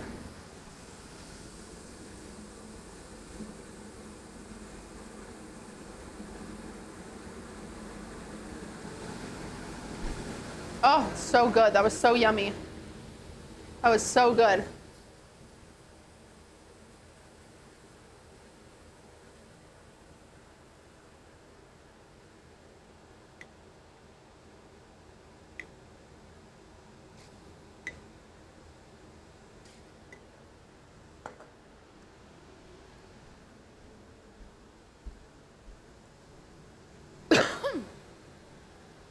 Is the Adapt cooking stream locked in? Yeah, it's locked in. All right.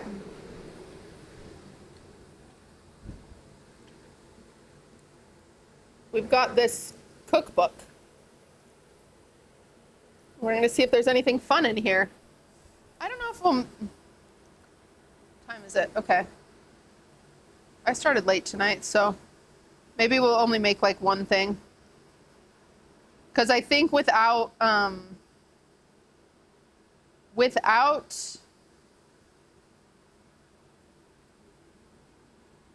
essentially like doing it this way is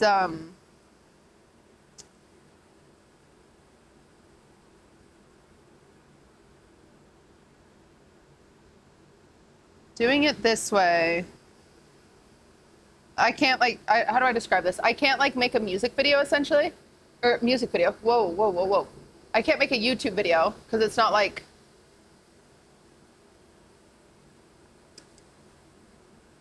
a lot of these recipes are like good. I'm trying to do like untested vintage. Well, actually this one looks kind of bad.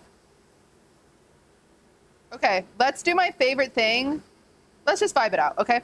Let's do my favorite thing that I do with cookbooks is I'm gonna get little stickies and we're gonna go through, we're gonna look through the whole thing and we're gonna choose which ones we think are interesting / would be interesting for like a YouTube video to try, you know? So let's do that. So I'm gonna,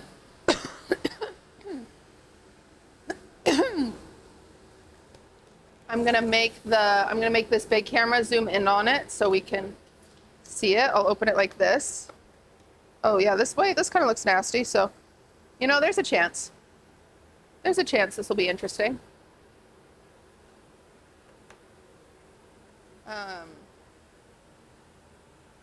Where is Ludwig? Is he ever gonna come get some? Oh, get out of here, chat. Oh, he has not replied.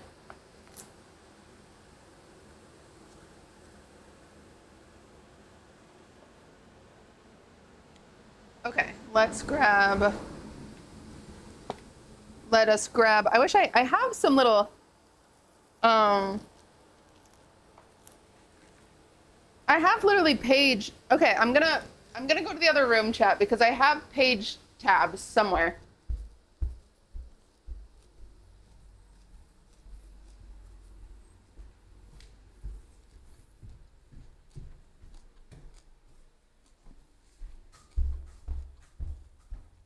think they're in here. If you guys can still hear me.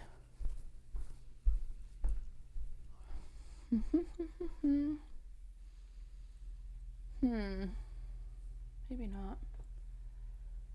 I had some, dang it. What did I do with them?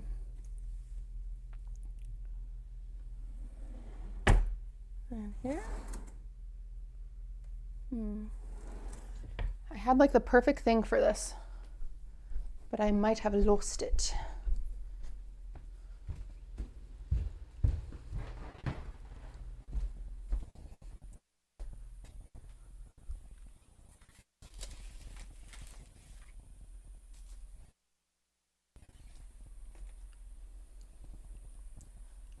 Dang it.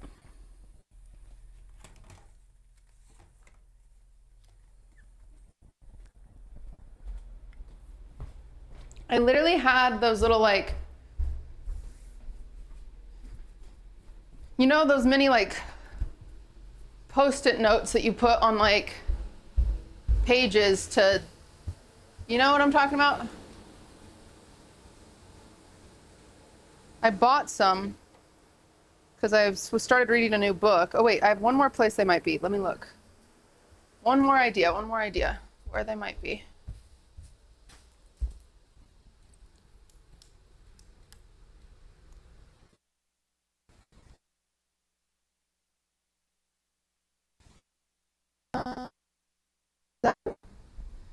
Maybe? No. Damn it. Dang it. I hate when I buy something useful and then I simply lose it.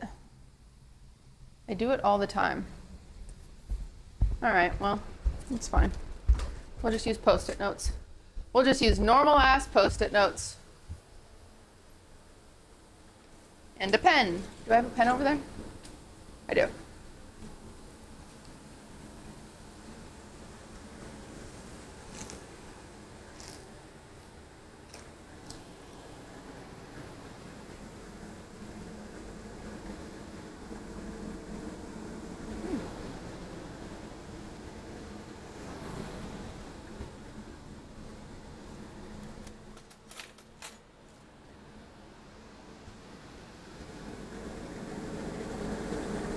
Oh boy, that banana bread is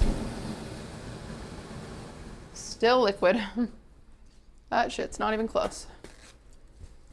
That's got a good, like, mods, will you set a timer for, say 30 minutes for the banana bread. Okay, so I'm gonna set this up so we can get a zoom in on this book.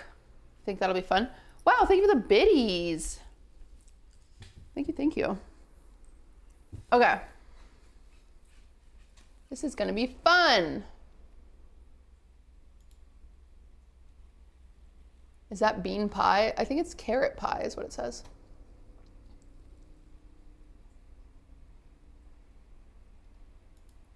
Oh. Oh.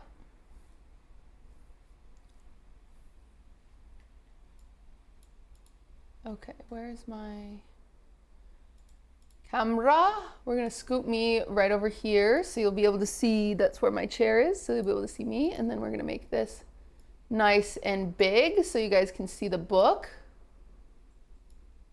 You can even make it bigger. And then we can crop that. Oh, that's kind of nice. Make that a little smaller. That looks cool. And then let's go up a little bit. Oh, maybe, just kidding, tack down. A little, there, oh, too far. A little over.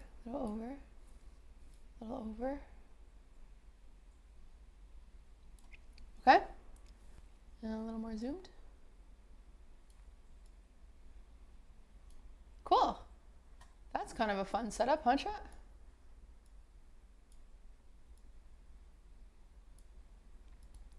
And then I'll be in that chair. Awesome, how fun.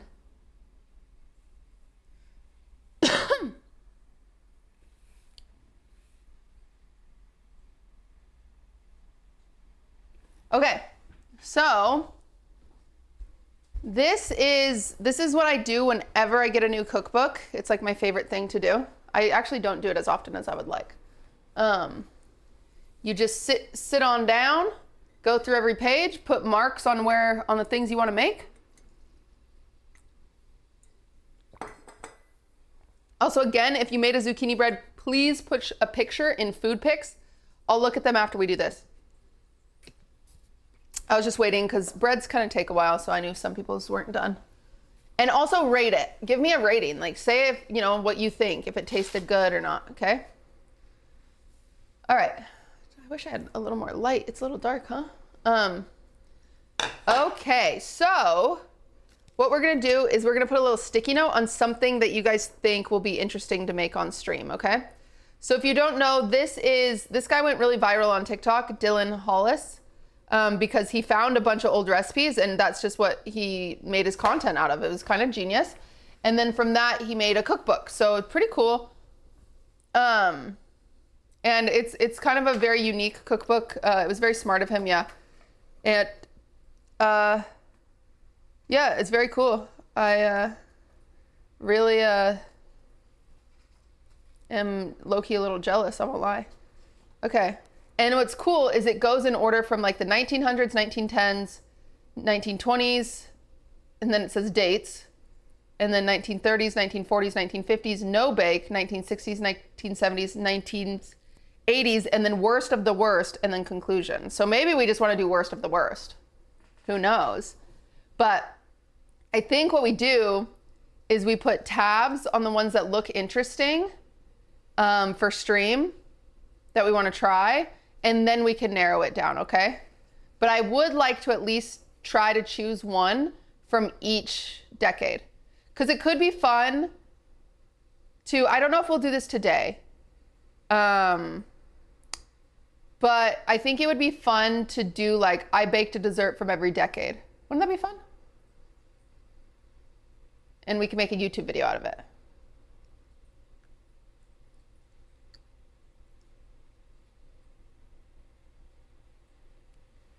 Okay. All right. So the 1900s, let's look at this. We've got his introduction, his story. He's got a whole ass story. He's got great pictures. How to use this book. Talks about double boiler, talks about beating, talks about utensils to have in your kitchen. He just is a happy guy. He's a happy camper. My favorites. Oh, so he already did this. So his favorites from the 1900s was Food for the Gods, 1910s was Chocolate Potato Cake, 1920s was Riccarelli, 1930s is Whipped Cream Cake, which I've made whipped cream cake actually recently. My mom used to make whipped cream cake all the time, so those little hearts that I made on TikTok, those were whipped cream cake, which is really hard to say fast. Applesauce graham cracker tort, interesting. 1950s, he liked Kissity Fantasy. 1960s, he liked Haystacks. I know what those are. 1970s, he liked Christmas crack. That's funny. We've made crack before. And then 1980s, he liked Buster. How cool. What a fun and unique cookbook. Okay. Oh, and then he just has, it starts off with a pie crust recipe as well as a vanilla buttercream recipe. He's just like, just in case you need these, here they are. Okay. Okay. 1900s.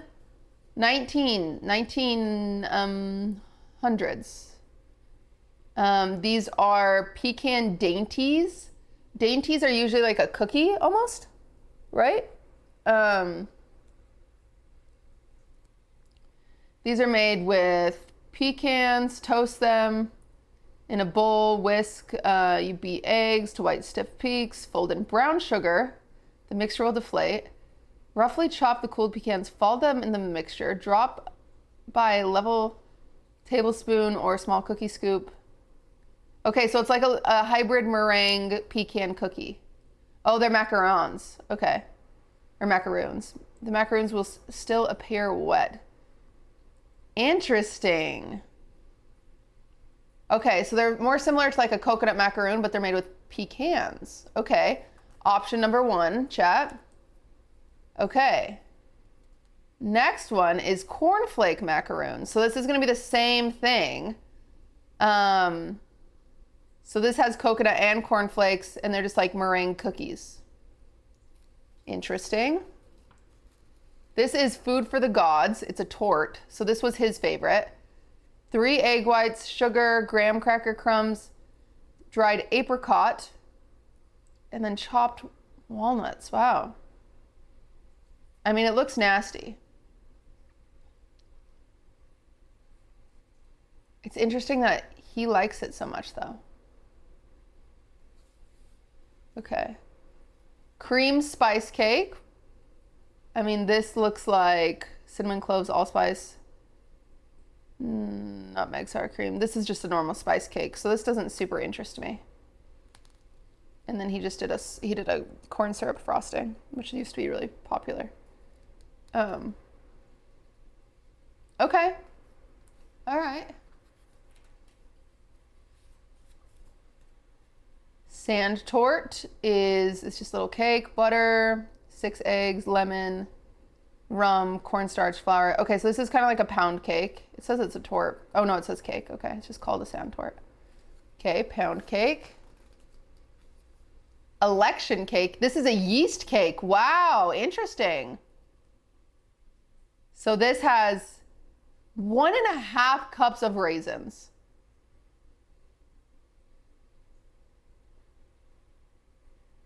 Okay. The sponge is yeast and flour. The cake has raisins, brandy, flour, cinnamon, nutmeg, cloves, ginger. A yeast cake. I don't know if I've ever made a yeast cake.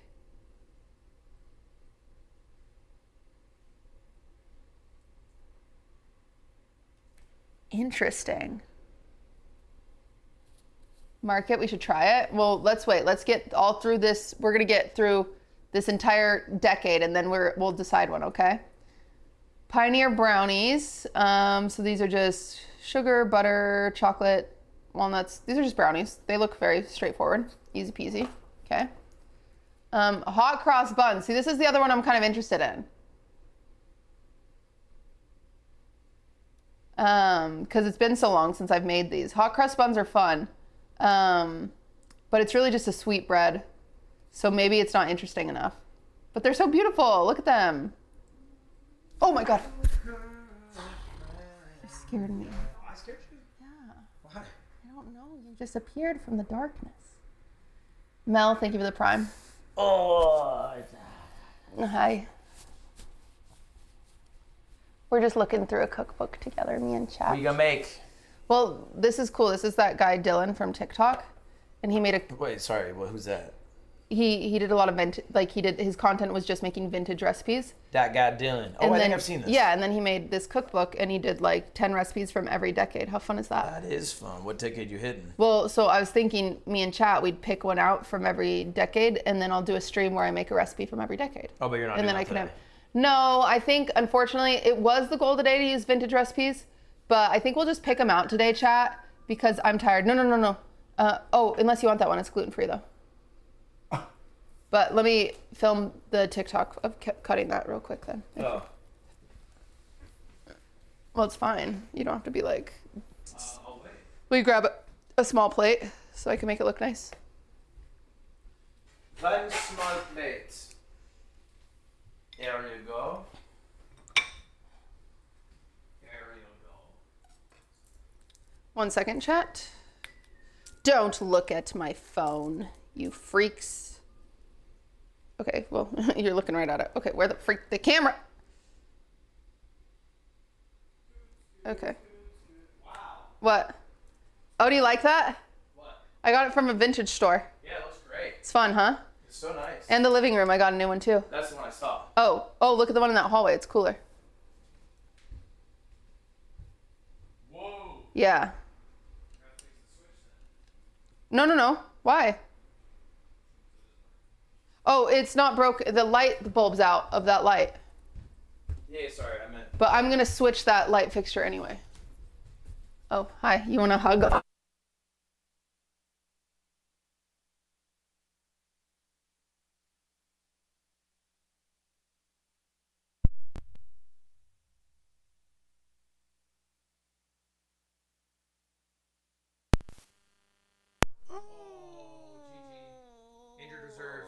my toe, That's chat. It is not going to be a good combine for you. Oh no. You are out. Ow. Injured reserve.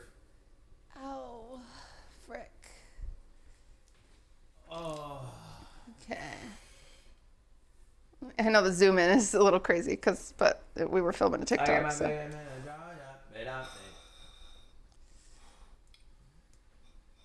kind of scary if you go on your phone. I know it is, so be careful.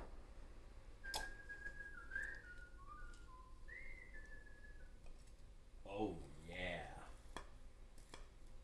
Yup.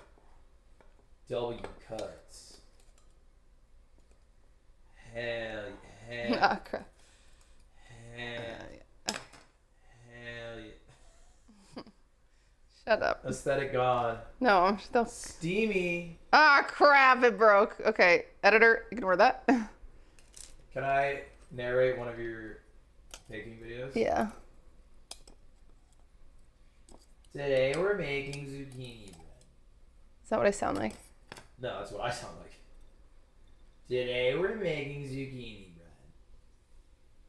You can't see it? Okay. Yeah, you'll see the freaking TikTok. Sorry, guys.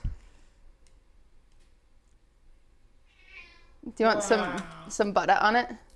No. Well, for aesthetics, it feels like Alright, you yeah. feels like you gotta have a little bit of butter on butter. it, you know, chat. Let me get some butter on it. No, I have some butter right here. Oh, I thought you were getting some. Get a drink. I like stream before. Well, I'm just gonna figure this out with chat and then. So I don't know. No press. I can make myself busy. Well, I would like to watch Survivor. That's what I mean. Like I can make myself as free or busy as you want me. Any way you want me, you can have me. The hell are you doing? Well, sorry, I was You just... are not. They couldn't even get to your. They didn't even get your face. They just have your head. Any way you want me, you can have me. I get my oh that. Is my face card serving? This is what the back of my head looks like. That's what you see every night. Ew. Okay, you have to be my TikTok where it starts and it says, "I made the best zucchini." So you have to take a bite of it. Okay. Yep. Very convincing. Okay. Okay. Great.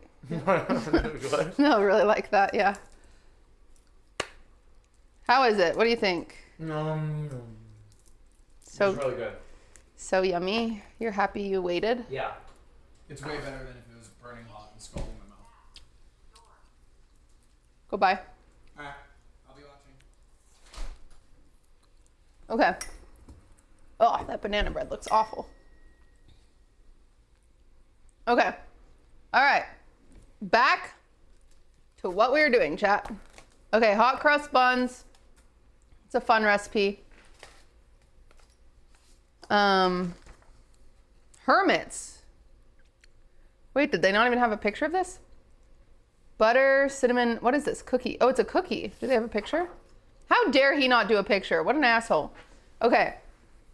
One might be drawn to hermits due to the perplexing name and sheer quantities of recipe bearing the title in the pre-war cookbooks. For a time, they were seemingly inevitable and escapable. The chocolate chip cookie of the old, if you will. I described these cookies tasting like a hug from a humble, portly old lady wearing a wool cardigan. Unpretentious, warming, and lovingly spiced, they stand as one of the exemplary OG cookies. As at core, the hermit denotes a chewy cookie containing dried fruits, nuts, spices with cinnamon, cloves, and nutmeg. Interesting.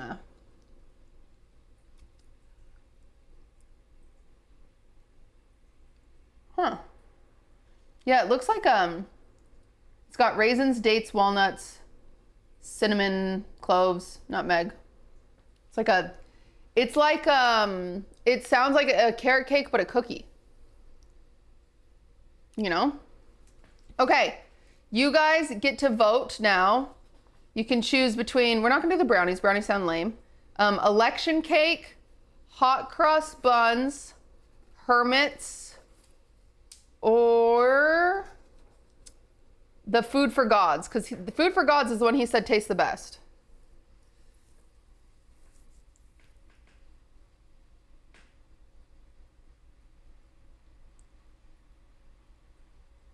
Thank you for the 7 months. poll, please? I mean, I can see you guys. It looks like election cake is winning, or food for gods. Okay, wait. Do we have a mod?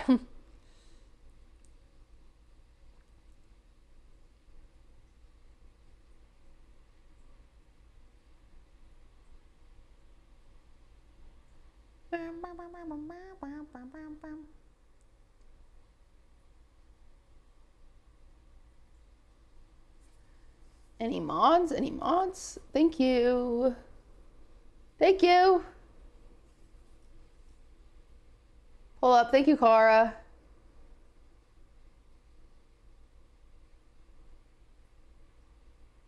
Only 3?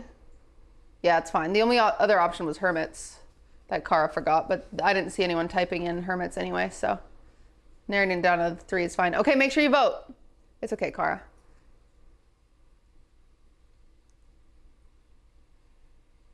Golden Capitrain? Ooh.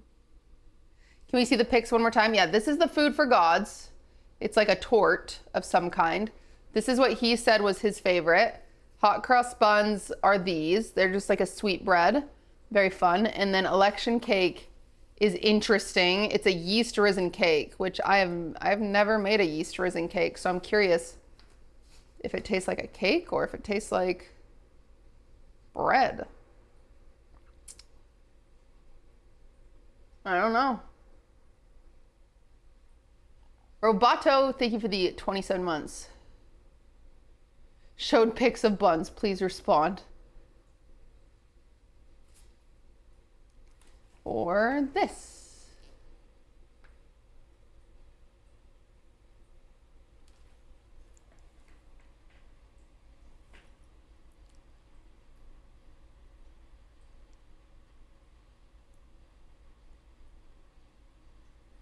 What do you think, chat? What'd you land on?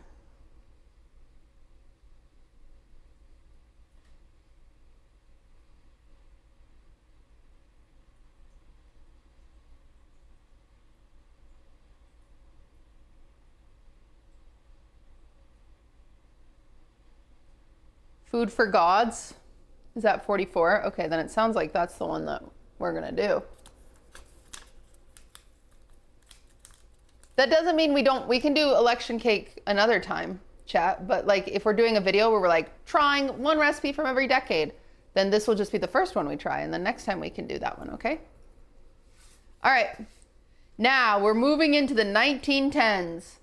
Says the 1910s were a time of product variety, growing grocery trains, packaged baked goods, and an incremental step toward more easily replicatable home-baked goods through readily available tomes of knowledge.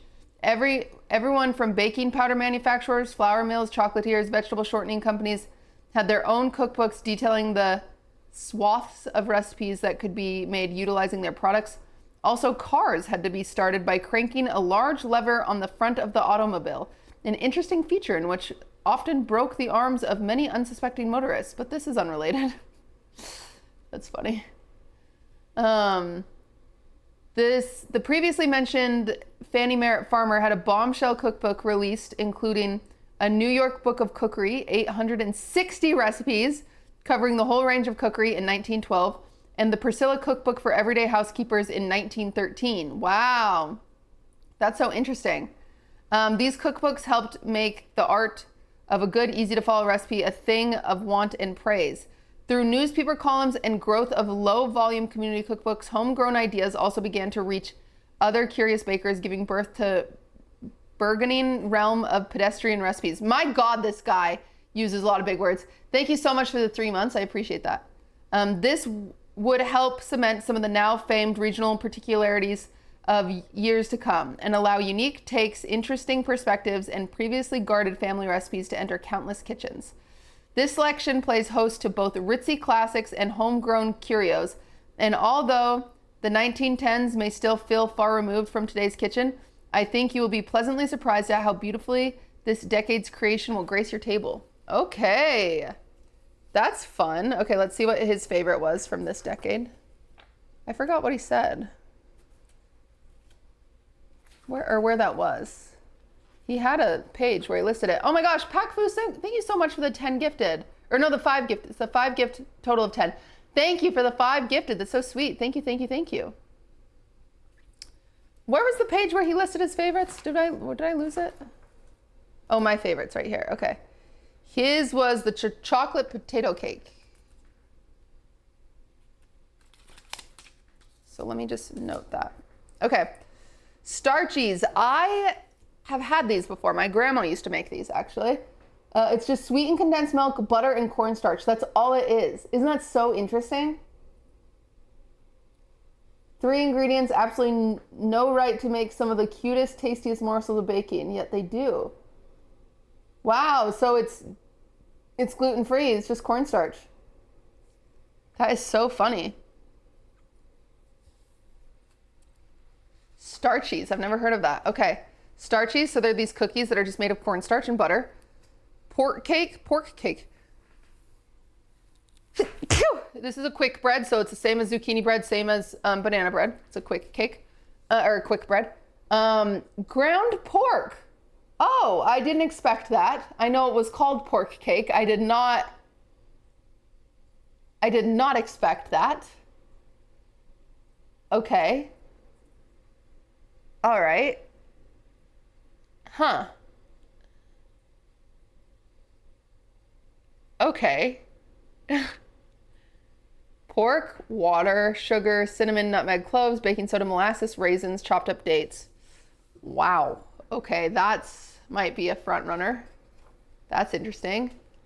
Gingerbread. This is another quick bread. It's just a ginger, molasses, yolk, powdered sugar, baking powder. Yeah. Okay, so just like a zucchini bread, kind of. Chocolate potato cake. This has potato, whole milk, butter. It's a spice cake, it looks like, but with chocolate. So it's like a chocolate spice cake. Potato is actually really interesting in baking. Potato adds a really nice texture, actually. Like remember those donuts that I make that my mom used to always do? Spud nuts is what they're called. They have potato in those. Apoc Packs, thank you so much for gifting a sub. And it's just like this really nice, like it adds like a, how do you say, like almost like a crispy outside and a soft inside. It's just like a nice little texture addition. But that's fun. Okay, Lady Baltimore. Wow. This is a famous cake, yeah. It's a little lemony. It looks like it's like a vanilla cake with a tablespoon of lemon. So it's got a little hint of lemon. And it's filled with candied cherries and figs and raisins and walnuts. And then it has a boiled frosting, which is always fun to make. Boiled frostings are very classic. Boiled frostings. Sandheim, thank you for the 3 months. Boiled frostings are the ones with corn syrup in them. They're very funny. Okay. Okay, and now he doesn't have pictures. I think this is evil. He can't not have pictures. Okay. Anzac biscuits. Australian and New Zealand Army Corps biscuits is what that stands for. They have oats, flour, coconut, sugar, butter, and syrup. And they're cookies. They're yum. And then there's rice pudding over here, which is just rice pudding. Everybody knows rice pudding, right?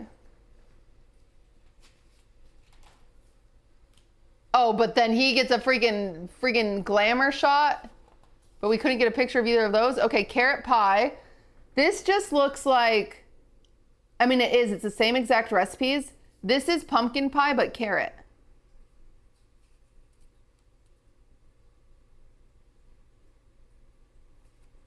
And it has literally all the same ingredients, but it just uses carrots instead of pumpkins. So, interesting. Divinity. My mom also used to always make divinity. Divinity is like, yeah, okay. I like that he listed it. It explains it really well. Part nougat, part marshmallow, part meringue. It's soft. It's really chewy. It's like,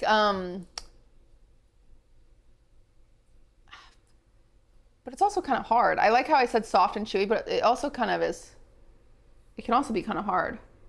but it has fruit and dried fruit and nuts in it, and it's just like it's like a glob. Divinity's good. Okay, all right. I think okay. I'm gonna have you guys vote on. I think pork cake is what's gonna win. But vote pork cake, divinity, or star cheese. Actually, you guys are just gonna choose pork cake. Oh, or Anzac. Sorry, Anzac biscuits.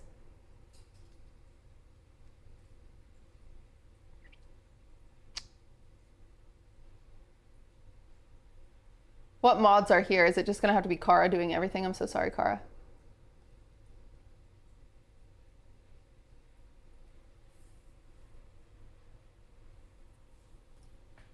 Dark Rose back.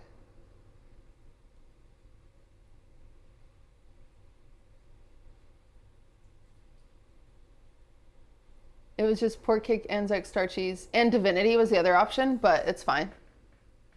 This will be fine.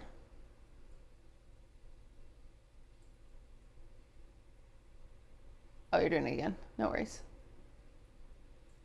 No worries, no worries.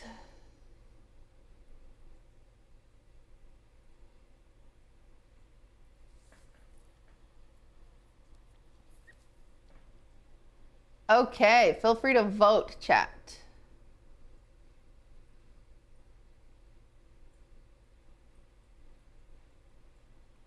Feel free to vote. Yeah, most people don't vote, they just watch. This banana bread looks awful. I don't know about all this. That timer's down to its last minute, right? Yeah, okay, I'm gonna check these while you guys keep voting. Stay. Stay. It doesn't want to stay. Stay. Should have just typed 1, 2, 3, 4. Yeah, but then you'll get 1,000 people being like, wait, what? Wait, which one's what?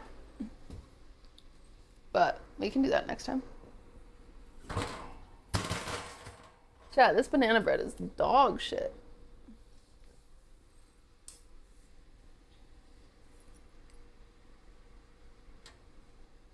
Yeah, it's done. It just looks awful.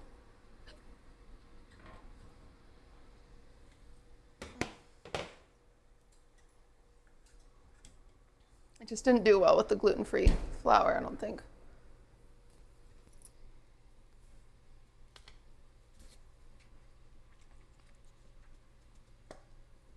Okay.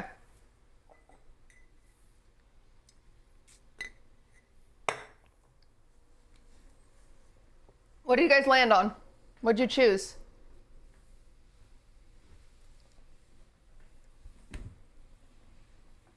I haven't, Ember. Pork cake? Okay, we'll go with pork cake this time around. It looks nasty.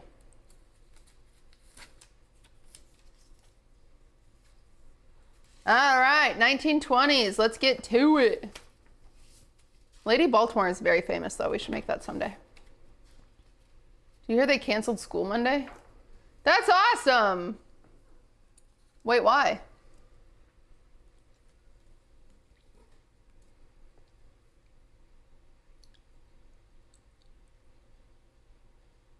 PTA day? What does that mean?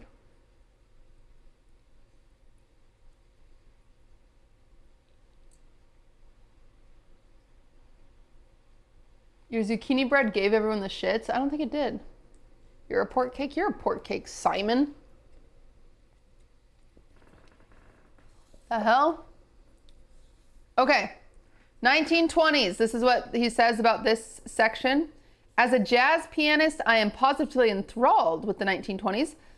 Besides the obvious prohibition, the decade was colored with flourishing of jazz, Art Deco styling, lengthening cars, and a sense of America coming into its own. Despite the images of opulent parties, shiny silverware, and towering plates of canapes and desserts, the average home baker's kitchen was not so gilded, nor were the creations. But that didn't mean that a greater variety of recipes didn't find themselves in front of the family. Before 1920s, bread was arguably the foremost baked good from the oven. That makes sense. It was important, nutritive, and a basic staple of the table. But with the falling sugar and produce prices, paired with higher grade flour becoming available, the housewives of the Roaring 20s found softer cakes and fruity desserts increasingly within reach, and the simple bread no longer needed to take precedence. Is this boring to you guys? I'm like super into it. Do you think it's fun or no?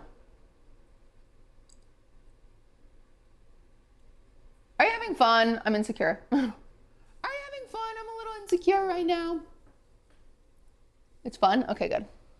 Sometimes I get nervous because sometimes I have fun with stuff and I realize that maybe I'm just the only one having fun, you know? And then I'm like, uh-oh, am I doing that thing where I get hyperfixated?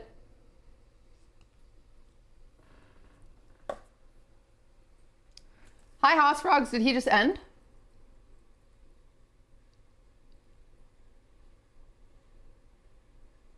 Yes. Oh, hello, House Frogs. Hello. Yes, finally. I mean, feels like, so yeah, did he come to world peace? Like, is that what happened? He was able to end because he solved it?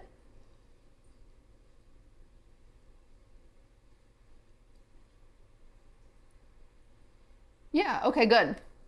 Go him. Yeah. Finally. Okay, anyway. Well, if you're from Hassan's stream, we are just, we're looking at Dylan's cookbook where he has a bunch of vintage recipes and we're choosing one from each decade. So I can do a stream where I say, I made a recipe from every decade and this is what they were rated. So, we're double dipping right now. I'm here working on a concept for a future stream with stream because I think it's more fun because then you guys will like look forward to it. Anyway, it's a really cool cookbook is what we're learning. He puts a little like interesting stuff about the decade and we read it and it's awesome. So, yeah. Okay. So through growing avenues of printing and publishing, the 1920s also saw a greater sharing of recipes between disparate parts of the nation. Those in Vermont could faithfully reproduce the latest Georgia cornbread, and New York gingerbread found its way into tables in Florida. Baking was steadily becoming more of a growing home pastime and not just necessarily an activity to produce plain bread. That was until the stock market crash plunged the world into the Great Depression in 1929. Whoops. The decade's bakes included in this section showcase the results of the expanding taste and recipe varieties, and it also includes a brief glimpse of the response during the start of the Depression. Okay. All right. This is a macaroon. So it's called a Riccarelli. Let's see what his favorite was from this decade this was his favorite. So it's almond flour, powdered sugar, egg whites, vanilla, and almond. Okay, so it's just like a almond flour cookie. That's a good way to describe it. Hedgehogs. Oh, hedgehogs are like, a bunch of nuts. They're walnuts, dates, coconut, brown sugar, and eggs. So he's calling this a cookie, but this is also closer to a macaroon, I believe. Okay, so another type of cookie. Maple squash gems. Okay, this was a muffin. It was just a squash muffin. It has butternut squash. It's got maple syrup in it, cinnamon, eggs, and raisins. Everything has raisins in it. I swear, all old recipes have raisins in them. Poor man's pie. So this one has just a pie crust, flour, whole milk, and sugar. So that looks awful.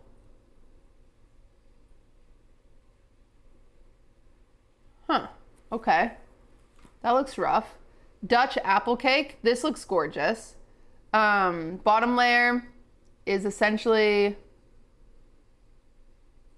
it's just sugar and apples, and then the top, and then you flip it. So it's like an upside down cake. So it's like a bit of a pound cake usually. Upside down cakes. Okay, that looks fun. Blackberry jam cake. Let's see. This is just butter, sugar, eggs, flour, spices, sour cream, and jam. Okay, so this is spice. They have spice in every cake. A spice cake with some jam in it. That's nice. A Johnny cake. Johnny cake is just a cornbread, but that's fun. Gotta love a classic Johnny cake. Unemployment pudding. Butter, sugar, maple syrup, eggs, flour, baking soda, whole milk, and then it just has a sauce. How interesting. I've never heard of this. Okay. I just call it pudding. All right. Anadama bread. This is a yeast bread, so it's not a quick bread. It's a yeast bread with cornmeal, molasses,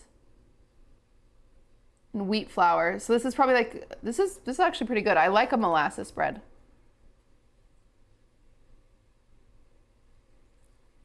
Huh. Okay. All right, that's it. Okay. So which 4 should you guys vote from? I think obviously we've got to do the Ricciarelli, Riccelli. That's his favorite. And then the poor man's pie and the unemployment pudding. Yeah, just vote from those 3. That seems fine.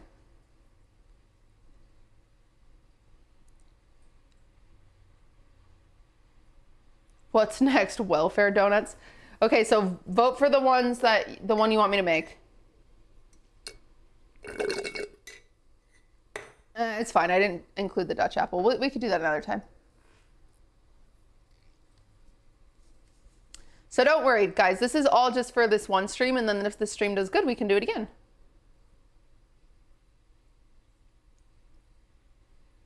You know? Unemployment pudding. That's a funny name. Hey guys, I made some unemployment pudding. I'm giving it to my brother-in-law. Everyone else can just have pudding, but my brother-in-law, he can have unemployment pudding. I wonder why it was called that. What does it say? Let me see. It says, when factory workers found themselves jobless at the start of the Great Depression in 1929, Quebec, their resolve did not falter to the point of denying themselves a delectable dessert. Although a third of Canada's labor force was without work that year, the available ingredients were severely kneecapped. Canadians often had 2 things, dairy and maple syrup. So this dessert, known as pudding commière in French, runs with that and features a lovely cake batter bathed in cozy embrace of maple sauce. It is a dessert that casts away bitter cold of winter and wraps you in sweet bliss. It is a perfect example of how brilliant ideas can emerge from times of utter adversity. Oh, that's kind of cute. I keep fumbling over the words. He uses so many big words.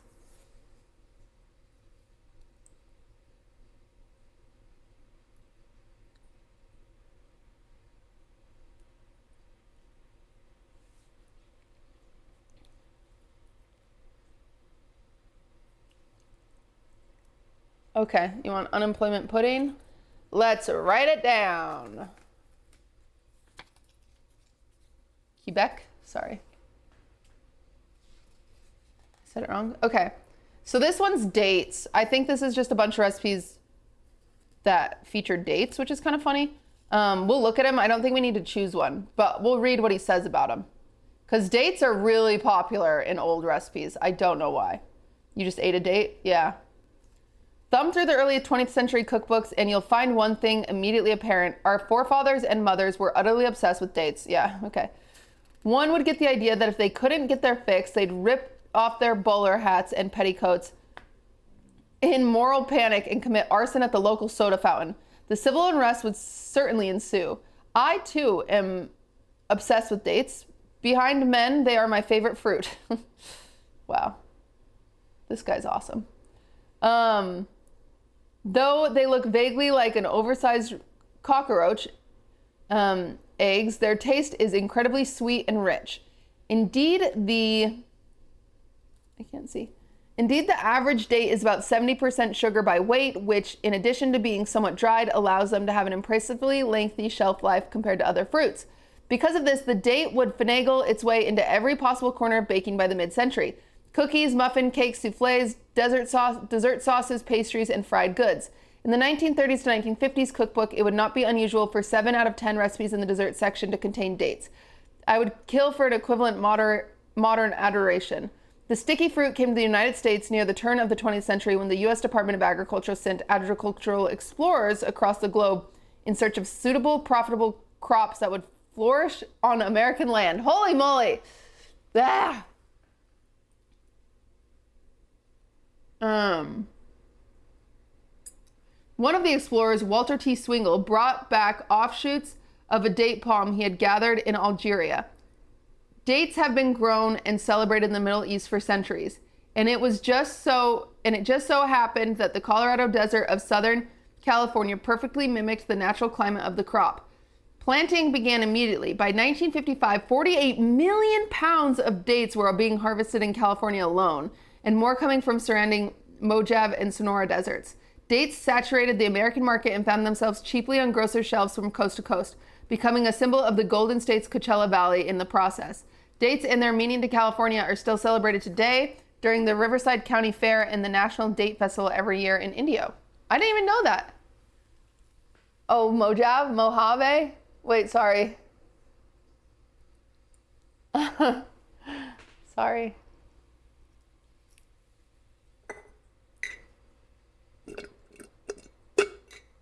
Mojave? White woman moment? I'm white. What do you want from me?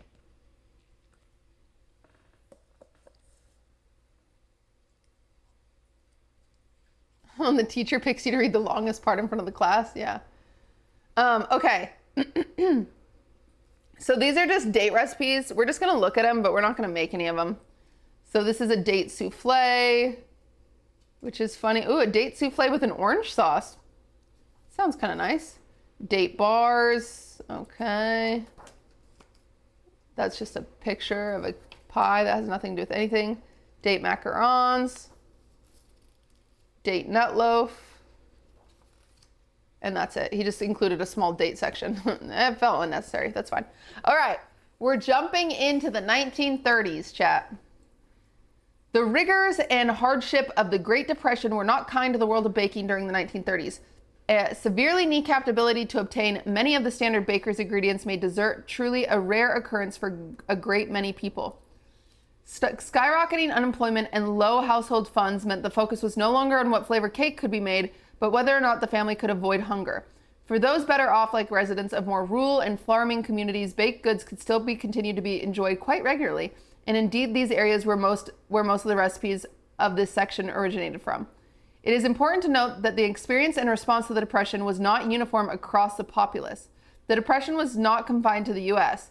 Great Britain found its own difficulties dealing with the financial crisis. In addition, the tension in Europe leading to the start of World War II implored the public to conserve and reduce extravagant consumption long before rationing even began in the 1940s, making towering cakes and sparkling pies at local gatherings a somewhat tepid sight. Despite this, the wealthy folks of the time might not have even known the Great Depression was occurring if it weren't for the press.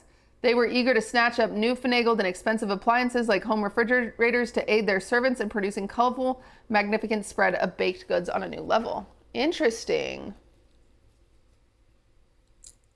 Okay. Icebox pinwheel cookies. Okay, that's a beautiful one. That's fun.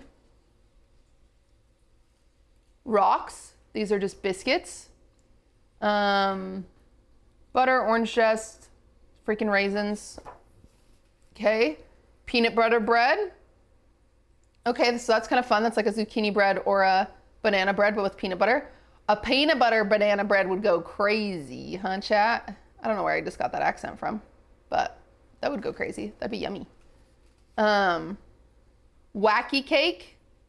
This looks like, honestly, this kind of looks like a Texas fudge cake, if I'm being honest. Oh, it has white vinegar in it. That's awesome. Huh. This is a Great Depression cake without any butter, eggs, or milk.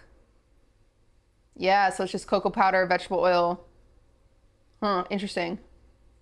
The baking soda and the vinegar is what gives you your lift. Okay. All right. Whipped cream cake. I've made this. This one's kind of just a classic. We don't even need this one. This one's just, you just add whipped cream as your main fat source, and then you serve it with whipped cream and berries. Mock apple pie. Mock apple pie. Why is there's... He said there's no getting around this one. This one's very weird. This mock or fake apple pie manages to conjure the apple pie taste and texture with little more than butter, crackers, sugar, and lemons. Okay, wait. Oh, there's no apple in it.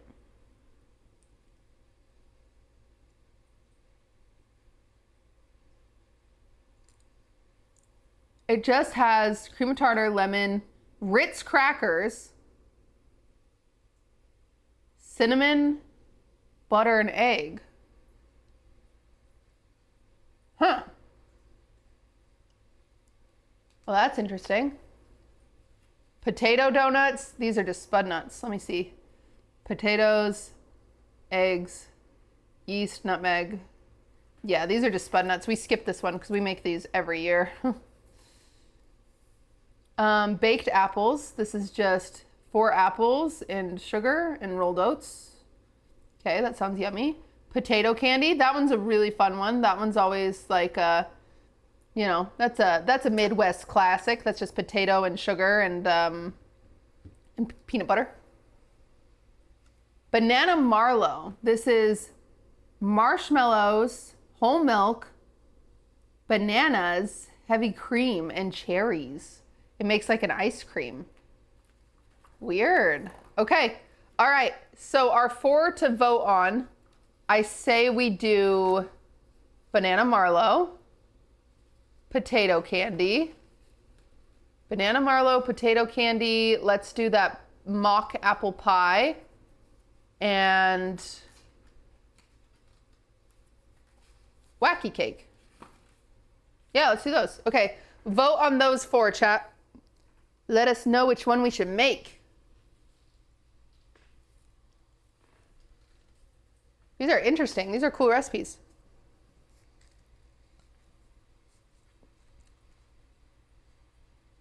Can you teach us how to make risotto one day? Yeah, we could do that. Jaw, thank you for the 35. Wacky cake. Wacky cake. Me if I was a cake. Alyssa, thanks for watching 40 streams.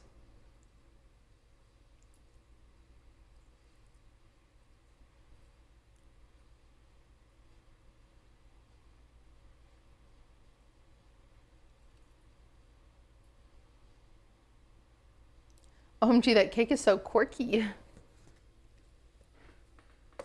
Spaxis, thank you. Sorry.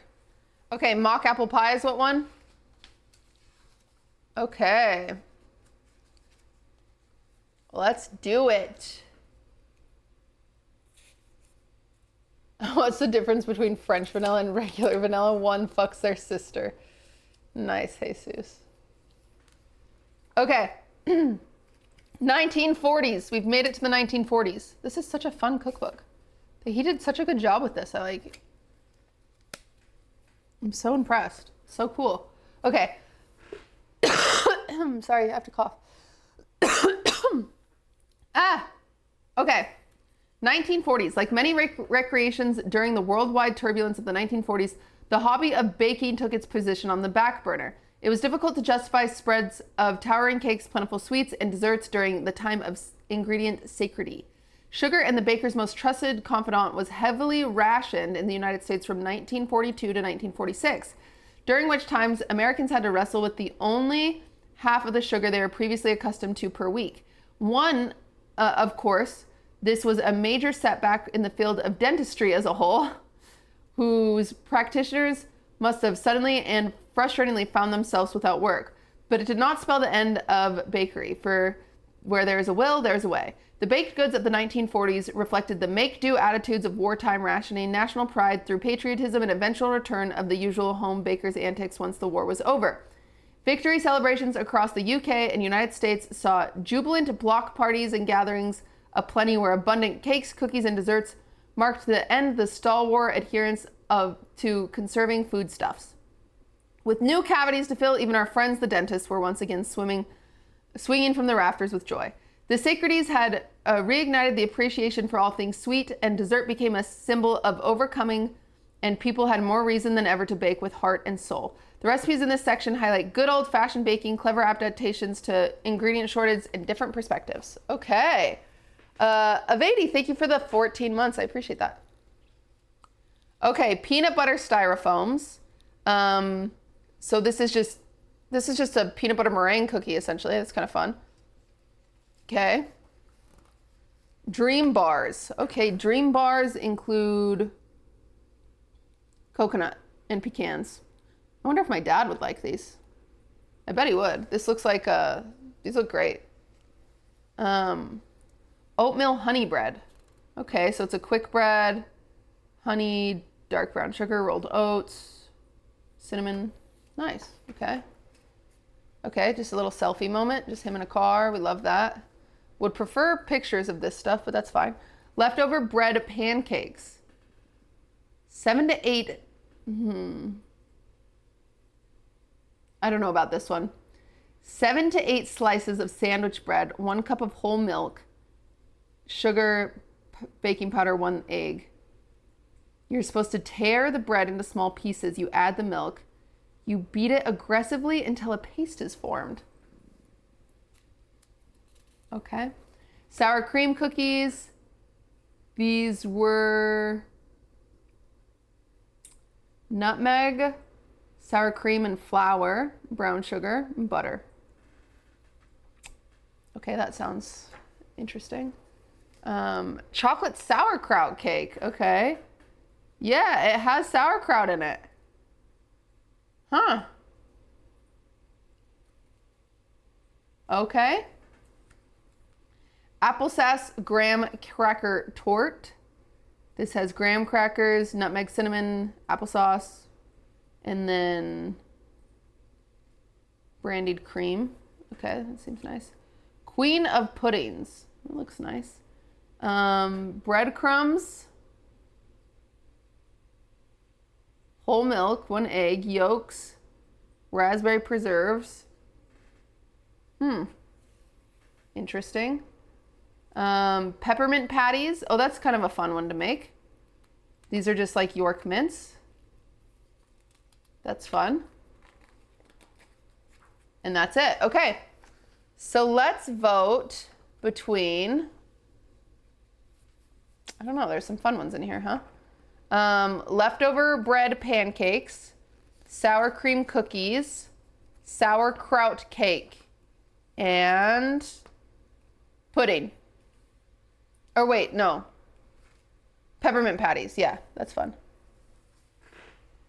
So pancakes, sour cream cookies, peppermint patties, or sauerkraut cake. You guys get to choose.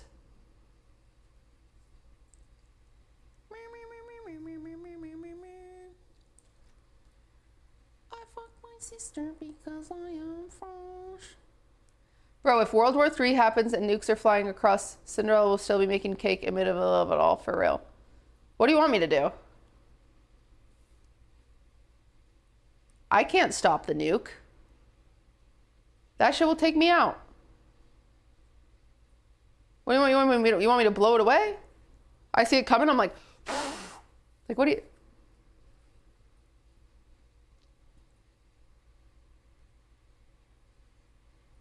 I'll try. I'll freaking try.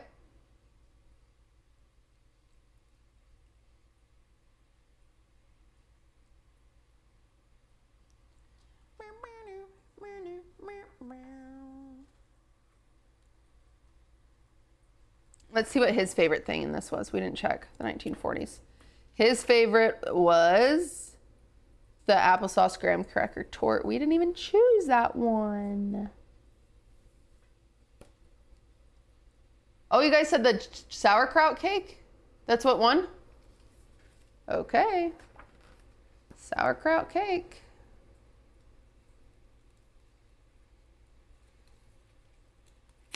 That sounds Fine by me. Okay. All right. 1950s. Let's go. Okay. If the 1900s to 1940s were incremental steps in changing tastes and desires, then the 1950s were shell fired from a shotgun.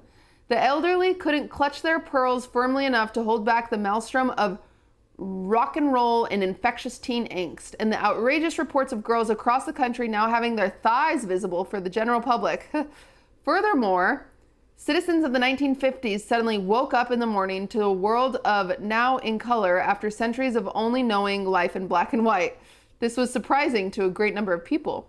Innumerable consumer products, advertisements, the golden age of television, and explosive growth of suburban America meant housewives were ricocheting through the larger than ever well-equipped kitchens with fire in their eyes equal to the fire in their ovens. If approached too quickly, they'll bludgeon you with a rolling pin and you'll have deserved it, because they now have a whole new world of cookery before them and nothing to stand in their way. Bright, spectacular, and easy are three hallmarks I'd assign to the recipes in this era. Cookbooks were filled with copious cheat recipes, tips and tricks, and lengthy instructions detailing how to bestow grand desserts on your guests in no time at all. It seemed emphasis was placed not so much on charming and tasting bakes, but on dishes that would dazzle those who beheld them and would make you talk of the bridge party. What? The Joneses just purchased the newest car on the block after all, so they'll need to be shown up by a firm beatdown in the kitchen. And new finagled Technicolor cake at your gathering should just do that. Here you'll find volatile wonders of kitschy 1950s baking, pastel hues, unconventional spectacles, mid-century monarchs, and some fan favorites at their hour of conception. Okay. Melting moments. These are cookies, powdered sugar. They look like a shortbread cookie with frosting in the middle. Okay. Looks fun. Tomato soup cake. Oh, God. Okay. It's a spice cake with 1 can of tomato soup in it.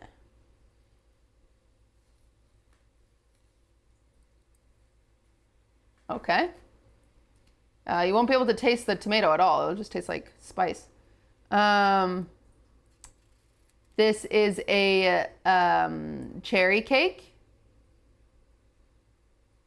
Looks fine, a little cherry cake. They use Jell-O to flavor it. Boiled cookies, okay. Butter, quick cooking oats, peanut butter, vanilla extract. Stir, bring to a boil. Okay, so you like cook it and then you roll it in balls and then you kind of just let it sit, okay? Forgotten cookies, 2 egg whites, chocolate cans, chocolate chips, okay. So it's like a meringue cookie or chocolate mayonnaise cake. This is honestly probably just my chocolate cake recipe. It's pretty close, yeah. This is just a chocolate cake recipe. That's nothing. The title being a mayonnaise cake gets you freaking out, but honestly it's just, you know, it's just whatever. Valentine's cream pie.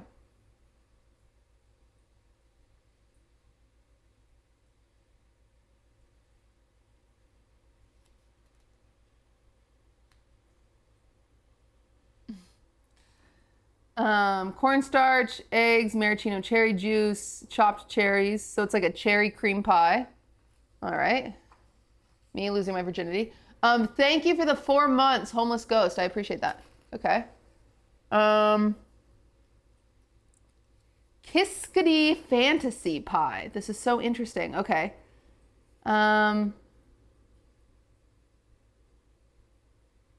This has saltine crackers. Ooh. The filling is just eggs and vinegar and sugar. And then the topping is pineapple and whipped cream. Say what? This looks bizarro.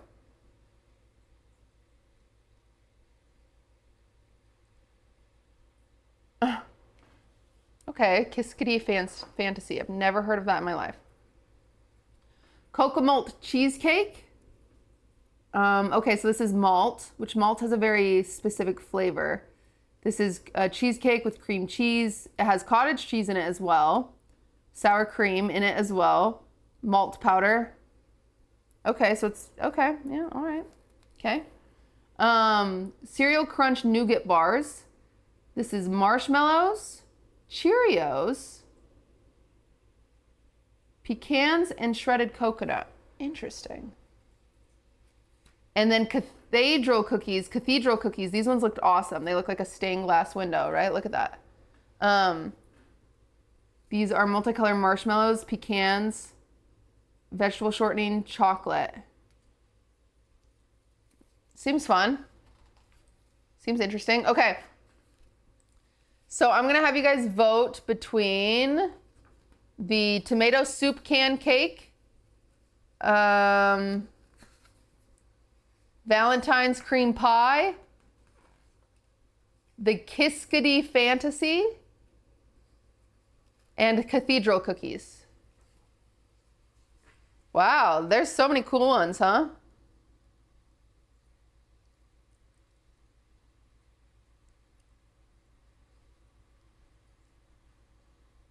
Are we going through the whole book and just voting which one to do?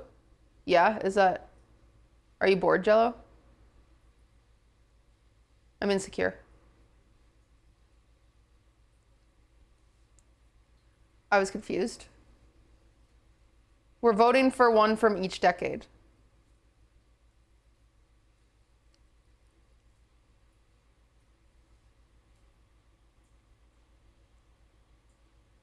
I thought you were making all of them today. No. We're just planning so the next time we can do it.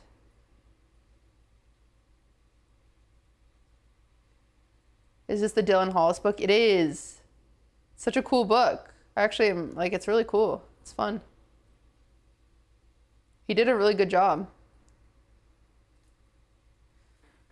What's up?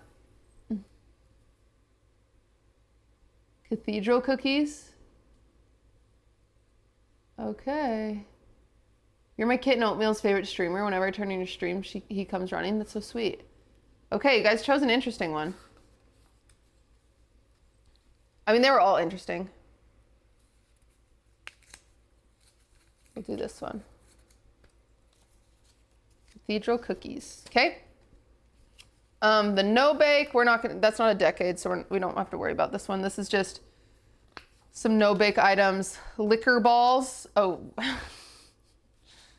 liquor, like the drink, not like licking. You guys, okay, whatever. It just has rum and cocoa powder and vanilla wafers, and it's just like, just these little balls. They seem nasty. Candle salad. This is the weird one that looks like a penis. It's just iceberg lettuce, pineapple ring, banana, and then a maraschino cherry, and it just looks like a penis, and whipped cream. I don't know why this was ever a thing. Penguin icebox cake, that's kind of fun. Magic ice cream, this is a sherbet, so it's just a sherbet. And that is the no bake. Okay, we're not voting on those. We're doing one from each decade. So I believe we're at the 60s now. So we have the 60s and then we have the 70s, and then we are all freaking done choosing. Oh wait, coconut ice. Wait, there's more? Oh, there's more no bakes. Okay. Coconut ice. It's just like a little, is red food coloring? It's a little confection, I suppose. Ambrosia salad. Okay, that's called fruit salad. I don't know who this guy thinks he is. That's simply fruit salad. Okay, now we're in the 60s. Okay, 1960s. Here we go. In many ways, the 1960s were just like the 1950s. They were both decades. But in other ways, the 1960s took on a type of glamorous serious that smelled like leather armchairs, ashtrays, and potpourri. Look at my car or kitchen appliance advertisement in the 1950s compared to the 1960s, and you'll find that many in the latter tried to baroquely appeal to the inner pearl necklace wearing silk glove socialite within you. In the world of baking, this translated to snobbish recipe titles, foreign names of domestic classics, and an enrapturement of gourmet attitudes. The 1964 Ladies' Home Journal Dessert Cookbook is a fine microcosm of the phenomenon and was filled with lofty croquembouches, macedons, and confections that were suggested that you should take advantage of your almond orchard and grind 80 pounds of nuts down into a consommé paste before willingly a gilded fondant into existence. All before you had to pick up the kids. That's kind of funny. Thankfully, there were community cookbooks of American Midwest, though, whose church ladies, local business, police departments, and crocheting clubs kept the down-to-earth, simple, and enjoying the sight of baking alive. The recipes in this section play homage to the advancements of everyday baker that took place during the 1960s, taking advantage of the growing variety of ingredients, flavorings, packaged goods that put the yummies in the tummies. Okay. Ooh, okay, first one is cowboy cookies. That was something. He writes really well. It's like he loves big words, yeah. Cowboy cookies, these look like, it's an oatmeal cookie with pecan and coconuts in it. Okay. Double chocolate potato drops. Okay. So these are a chocolate cookie made with potato. And it has a chocolate icing on them. Those look nice. Haystacks, these are chow mein noodles and peanuts, and they're covered in chocolate and butterscotch chips. These are good. I feel like everyone's had these, no? Haystacks. Midnight mallow malt cake. Okay. So this is a malted flavored cake with a bunch of marshmallows in it. Grasshopper pie. This one's a classic.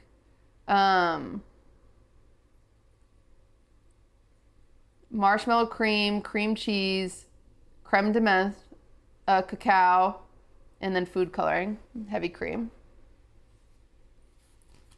Lemon sponge. This is just, he said baked pudding. That's interesting. It is lemon, flour, sugar, eggs. Okay. Hello Dollies. These are really popular too. These are like little, it's like a bar with graham cracker crumbs, pecans, coconut, chocolate chips. Millionaire's pie. Oh, I remember Millionaire's pie. Wait, we would call this mud pie, no? Wait, I love mud pie. Condensed milk. Oh no, this is the one with, just kidding, this isn't mud pie. This is condensed milk, pineapple, cherries, coconut, and then Cool Whip. Ooh. Interesting. Oh, avocado pie.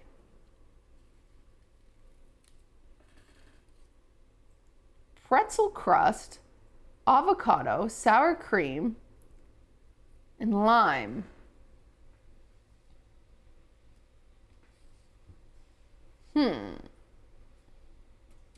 Scotcheroos! We love scotcheroos. Scotcheroos are so yummy.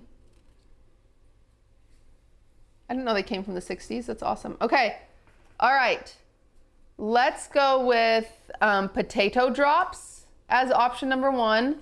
Avocado pie as option number 2. Grasshopper pie as option number 3.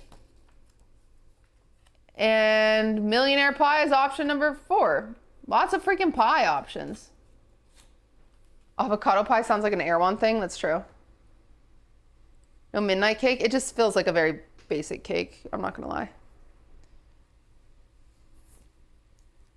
Vote, vote, vote. Vote, vote, vote. Oh, could you repeat it, please? Yes. Okay. Millionaire's pie, grasshopper pie, avocado pie, or chocolate drop cookies.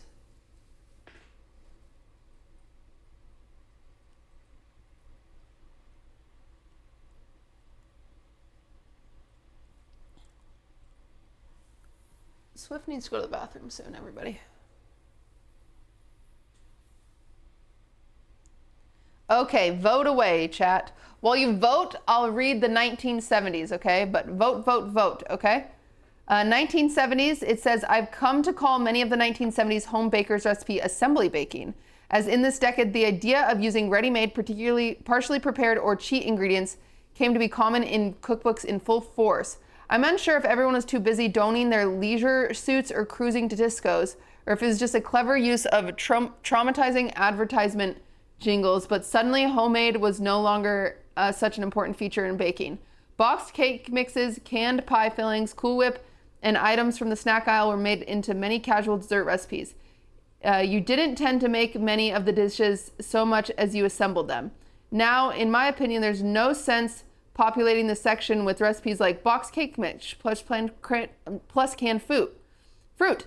I just wanted to give you an overview of what was going on with antique stores and garage sales absolutely flooded with 1970s cookbooks. It might be worth your while to experience a particular side of decade by yourself by picking one up. Instead, this section is home of youthful experimentation, and not the kind that made me keenly aware of my sexuality. It upholds the inner child attitude of the 1970s by blending pies, potato chips, and peanut butter and shoving cupcakes in ice cream cones. In addition, there are a few assembly recipes like Christmas crack and the Robert Redford. Okay, what won the last one? Avocado pie?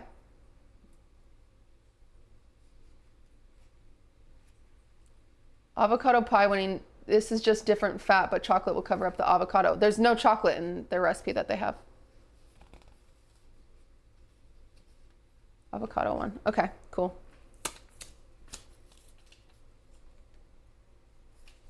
It's okay, guys. Like I said, if this turns out to be a fun stream when we do it and a good YouTube video, then we can do it again. And you guys can vote on the next ones, you know? Fun. Okay, potato chip cookies.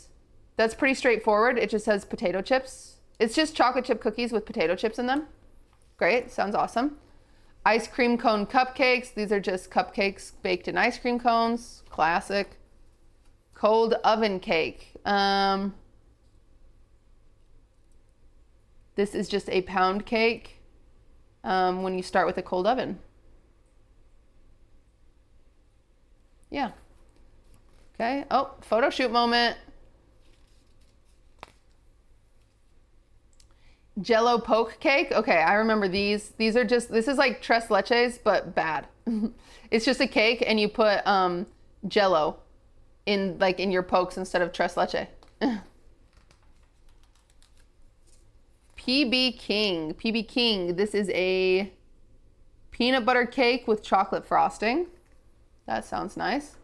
The Robert Redford. This is what we call mud pie. It's so yum. It looks like it. Let's see. Pecans, granulated sugar, heavy. Yep. Layer 2. Yeah. This shit fucks, chat. We call this mud pie where I'm from, but I guess it's called the Robert Redford here. Okay, banana oatmeal cookies. These are just oatmeal cookies with banana in them. Those sound awesome. Impossible pie. This is sugar, flour, coconut, milk, and butter. Interesting. Deep fried cookie dough. Oh. Huh. Interesting. Christmas crack. We've actually made this on stream. It's saltine crackers and then it's like a caramel and then chocolate chips. It's pretty good. We've made it a few times on stream. Okay. All right, let's vote. We're gonna vote from, let's do, the more interesting ones were at the end, honestly. Let's do Robert Redford, Impossible Pie, Christmas crack, and deep fried cookie dough.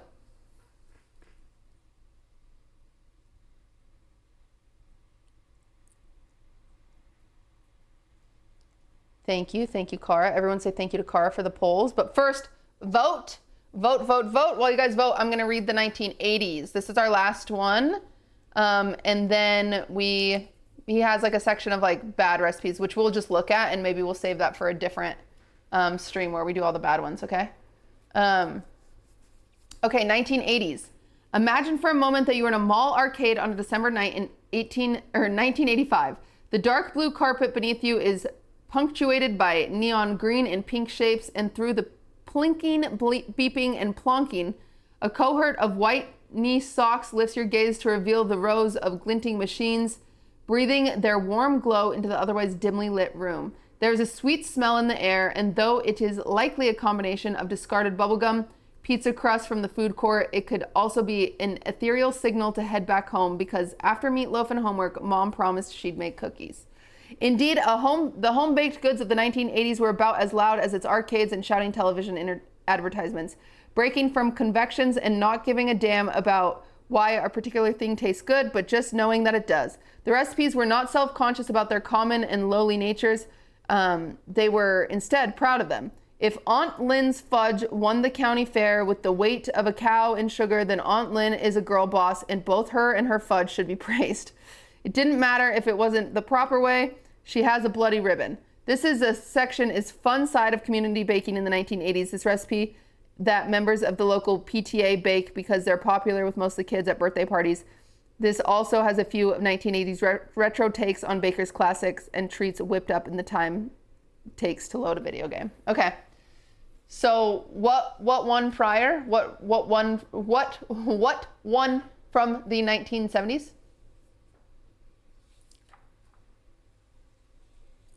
Deep fried cookie dough. Okay, all right. Here we go. Deep fried cookie dough. Okay.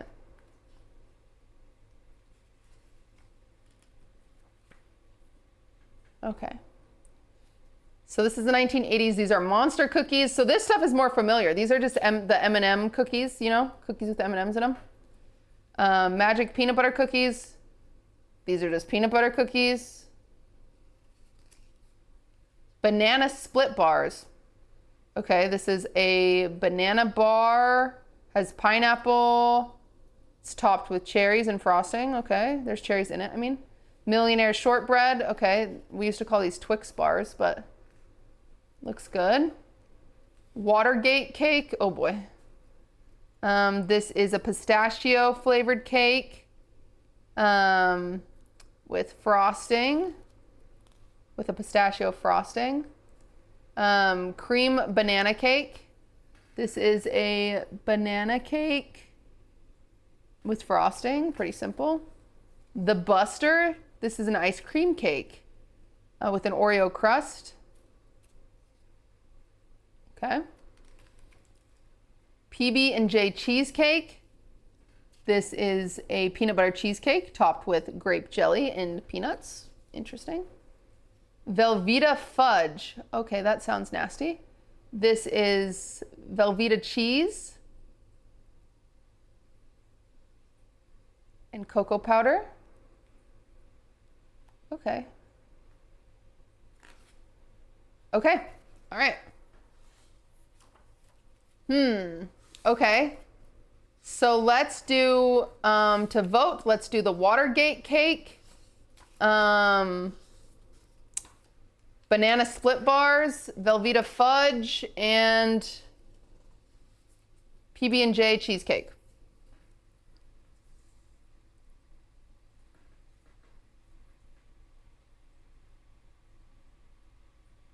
Okay, and then this section we're just gonna look at, and maybe we'll do a separate stream someday where we make this stuff. This is the worst of the worst, he says. Just under half the recipes I try on my TikTok aren't good. And within that lay some truly revolting abominations. These creations are kind that just make you ponder the sobriety of the recipe developer, grasp fully the sadistic tendencies of mankind, and ask whether or not certain combinations of ingredients may indeed conjure a portal to hell. Worst of the worst are almost impressive in how far removed they are from the realm of reality, let alone appetizing. Some of these recipes forced me into a hiatus or incapacitated me in ways that I don't know are possible. So naturally, I asked myself whether or not it was worth translating them and including them in this book. I resolved to do so, since the bad experience of what I do play as much as a big part in the overall journey of exploring cooking from the past. And not including them would ignore the fact that some bona fide published recipes are simply bad, horrendous even. Proceed in this section with caution, lest you find yourself spouseless or beneath an overtime dining table after serving dish that follows. Okay, so Velveeta fudge won that one. Sounds good. And that is what we will make for when we do that, baking through the decades. That'll be a fun stream. Okay. Oh, wow. Okay, yeah, so we'll have to make this someday. This is fun. Worst of the worst. Jellied meatloaf. Ground beef with gelatin. Wow. Yeah, this looks awful. Okay. SpaghettiOs Jello ring. Okay. Yep. That's fun. Yep. Okay. Rouge loaf. Wheat germ, hot water, buttermilk, molasses. Graham flour, cloves, chopped prunes. Interesting. Okay. Prune whipped pie. Prunes, chopped walnuts, eggs. Okay, all right, I don't know. Roughage. Oh, I said rouffage. Roughage, sorry, roughage. Close. Pickle cheesecake. This was in the 1970s.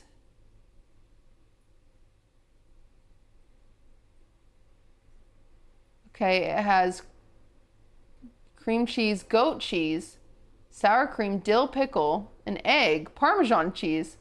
Wow. Beautiful.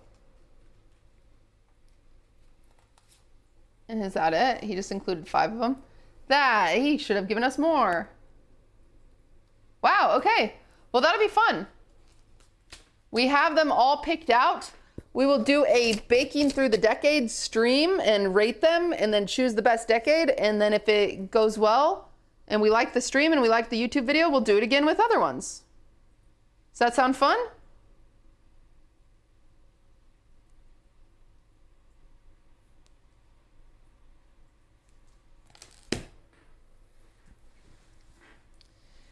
Is there a date for that yet? Nope. It'll be on the schedule when it's done. Okay. Well, sorry today was a little bit of a weird stream. Apologies, but we made the best out of it that we could. And we did our best. We did our freaking darndest. It looks like an ad for his cookbook. I'm not trying to do that. Just trying to. Can we get Durs again? He's over here. He's on the ground.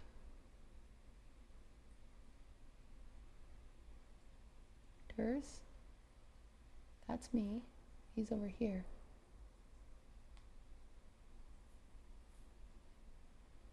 Does anyone see Durs? Oh, oh no, he's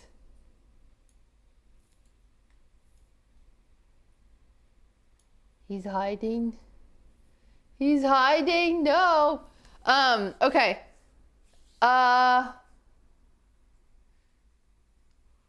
Great. Well, thank you guys for hanging out. It was kind of a weird stream, but it was a fun stream. The next stream is tomorrow. We'll do clips, and then Lud and I will play Kingdom Hearts. That'll start at nighttime, so like 6 o'clock-ish.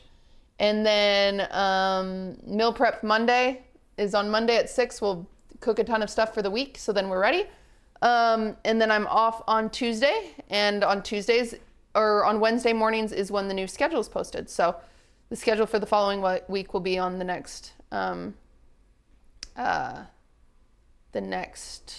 Wednesday, essentially. Okay? Anyway, thank you guys for hanging out. Only 4 hours? I know. I'm ending after 4 hours. I'm sorry. It's because I started so late. And I did not sleep last night. It was like bad. But thanks for hanging out. I appreciate it. I'll see you guys tomorrow. Tomorrow's 6 o'clock. Oh, wait. No, wait. Let's look at the bake-alongs. Thank you, Cara. Oh, my gosh. We didn't look at the bake-along pictures. What the heck? Oh, my gosh. Okay. These are everyone that posted pictures of their freaking Yummy freaking zucchini bread. Let's check it out.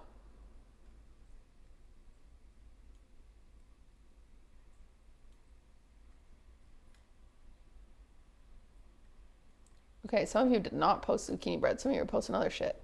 Respectfully.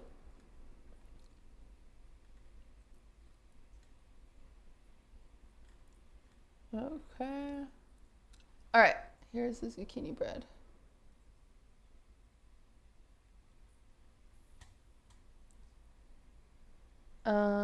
Window capture. Oh, can we move me? Yay! Okay, and then we can just turn this one off. Okay. Here are all the zucchini breads everybody made. Zucchini bread, yours looks great. It looks perfect. Perfect zucchini bread. Good job, good job. Scrolling. Zucchini bread also made an angel food cake. Oh my gosh, okay. Double dipping. Good job, Abby. That looks awesome. Friend and I made ours together. Oh, cute. Little friend day. That's so nice. I did oat streusel on top. Yum. Looks so good. 10 out of 10. That looks awesome. Love zucchini bread. Yeah, if you guys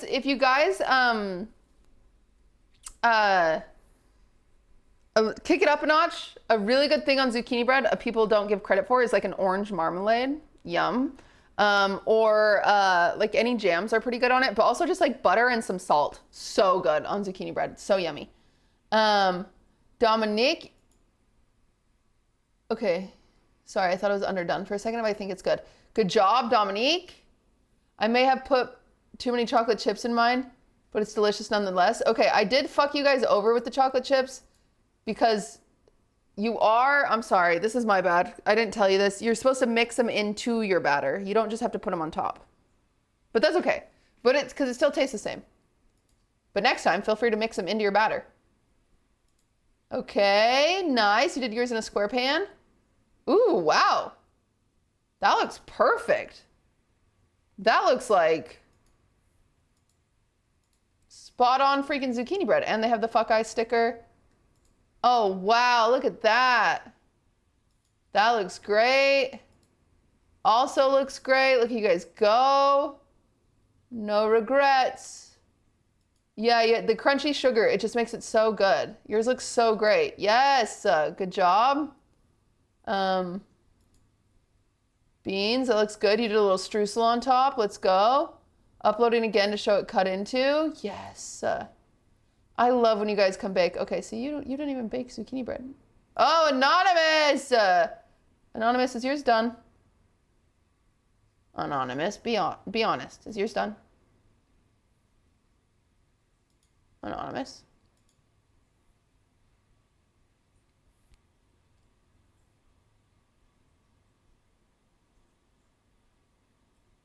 I don't know, but it tasted good. All right, that's all that matters. His looks I think you could have done like 3 more minutes. It's okay. It's all right. Good job, everybody. That is how many bakers today? 1. I won't do the comment. Okay, 2, 3, 4, 5, 6, 7, 8, 9, 10, 11, technically 12, 13, 14. Okay, 14 bakers today. That's not bad. I know zucchini bread isn't the most popular one. So 14 bakers this week. Last week we had more. And next week we'll have even more. Thank you, the 14 months. So I'll post, the recipe will be posted. It gets posted on like Wednesdays is the goal. And then you'll have the whole week to buy the ingredients and then show up and I'll teach you. I realized I did start 2 hours late to 3 hours late today. So a lot of people that probably wanted to bake, they probably got screwed over because of me. So hopefully next time I will start on time. Okay? But thank you guys. Thanks for watching. Thanks for hanging out. I super appreciate it. And I will see you tomorrow. Okay? Good night. Good night. Good night. Have fun. Oh, wait. Who should we raid? Who should we raid? Who should we raid? Twitch, Twitch, Twitch. Let's go ahead and get...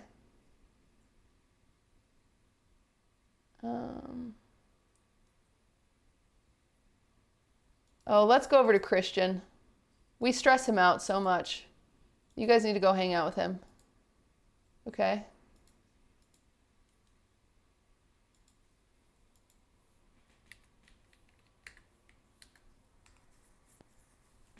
Okay.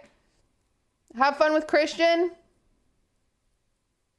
I will see you guys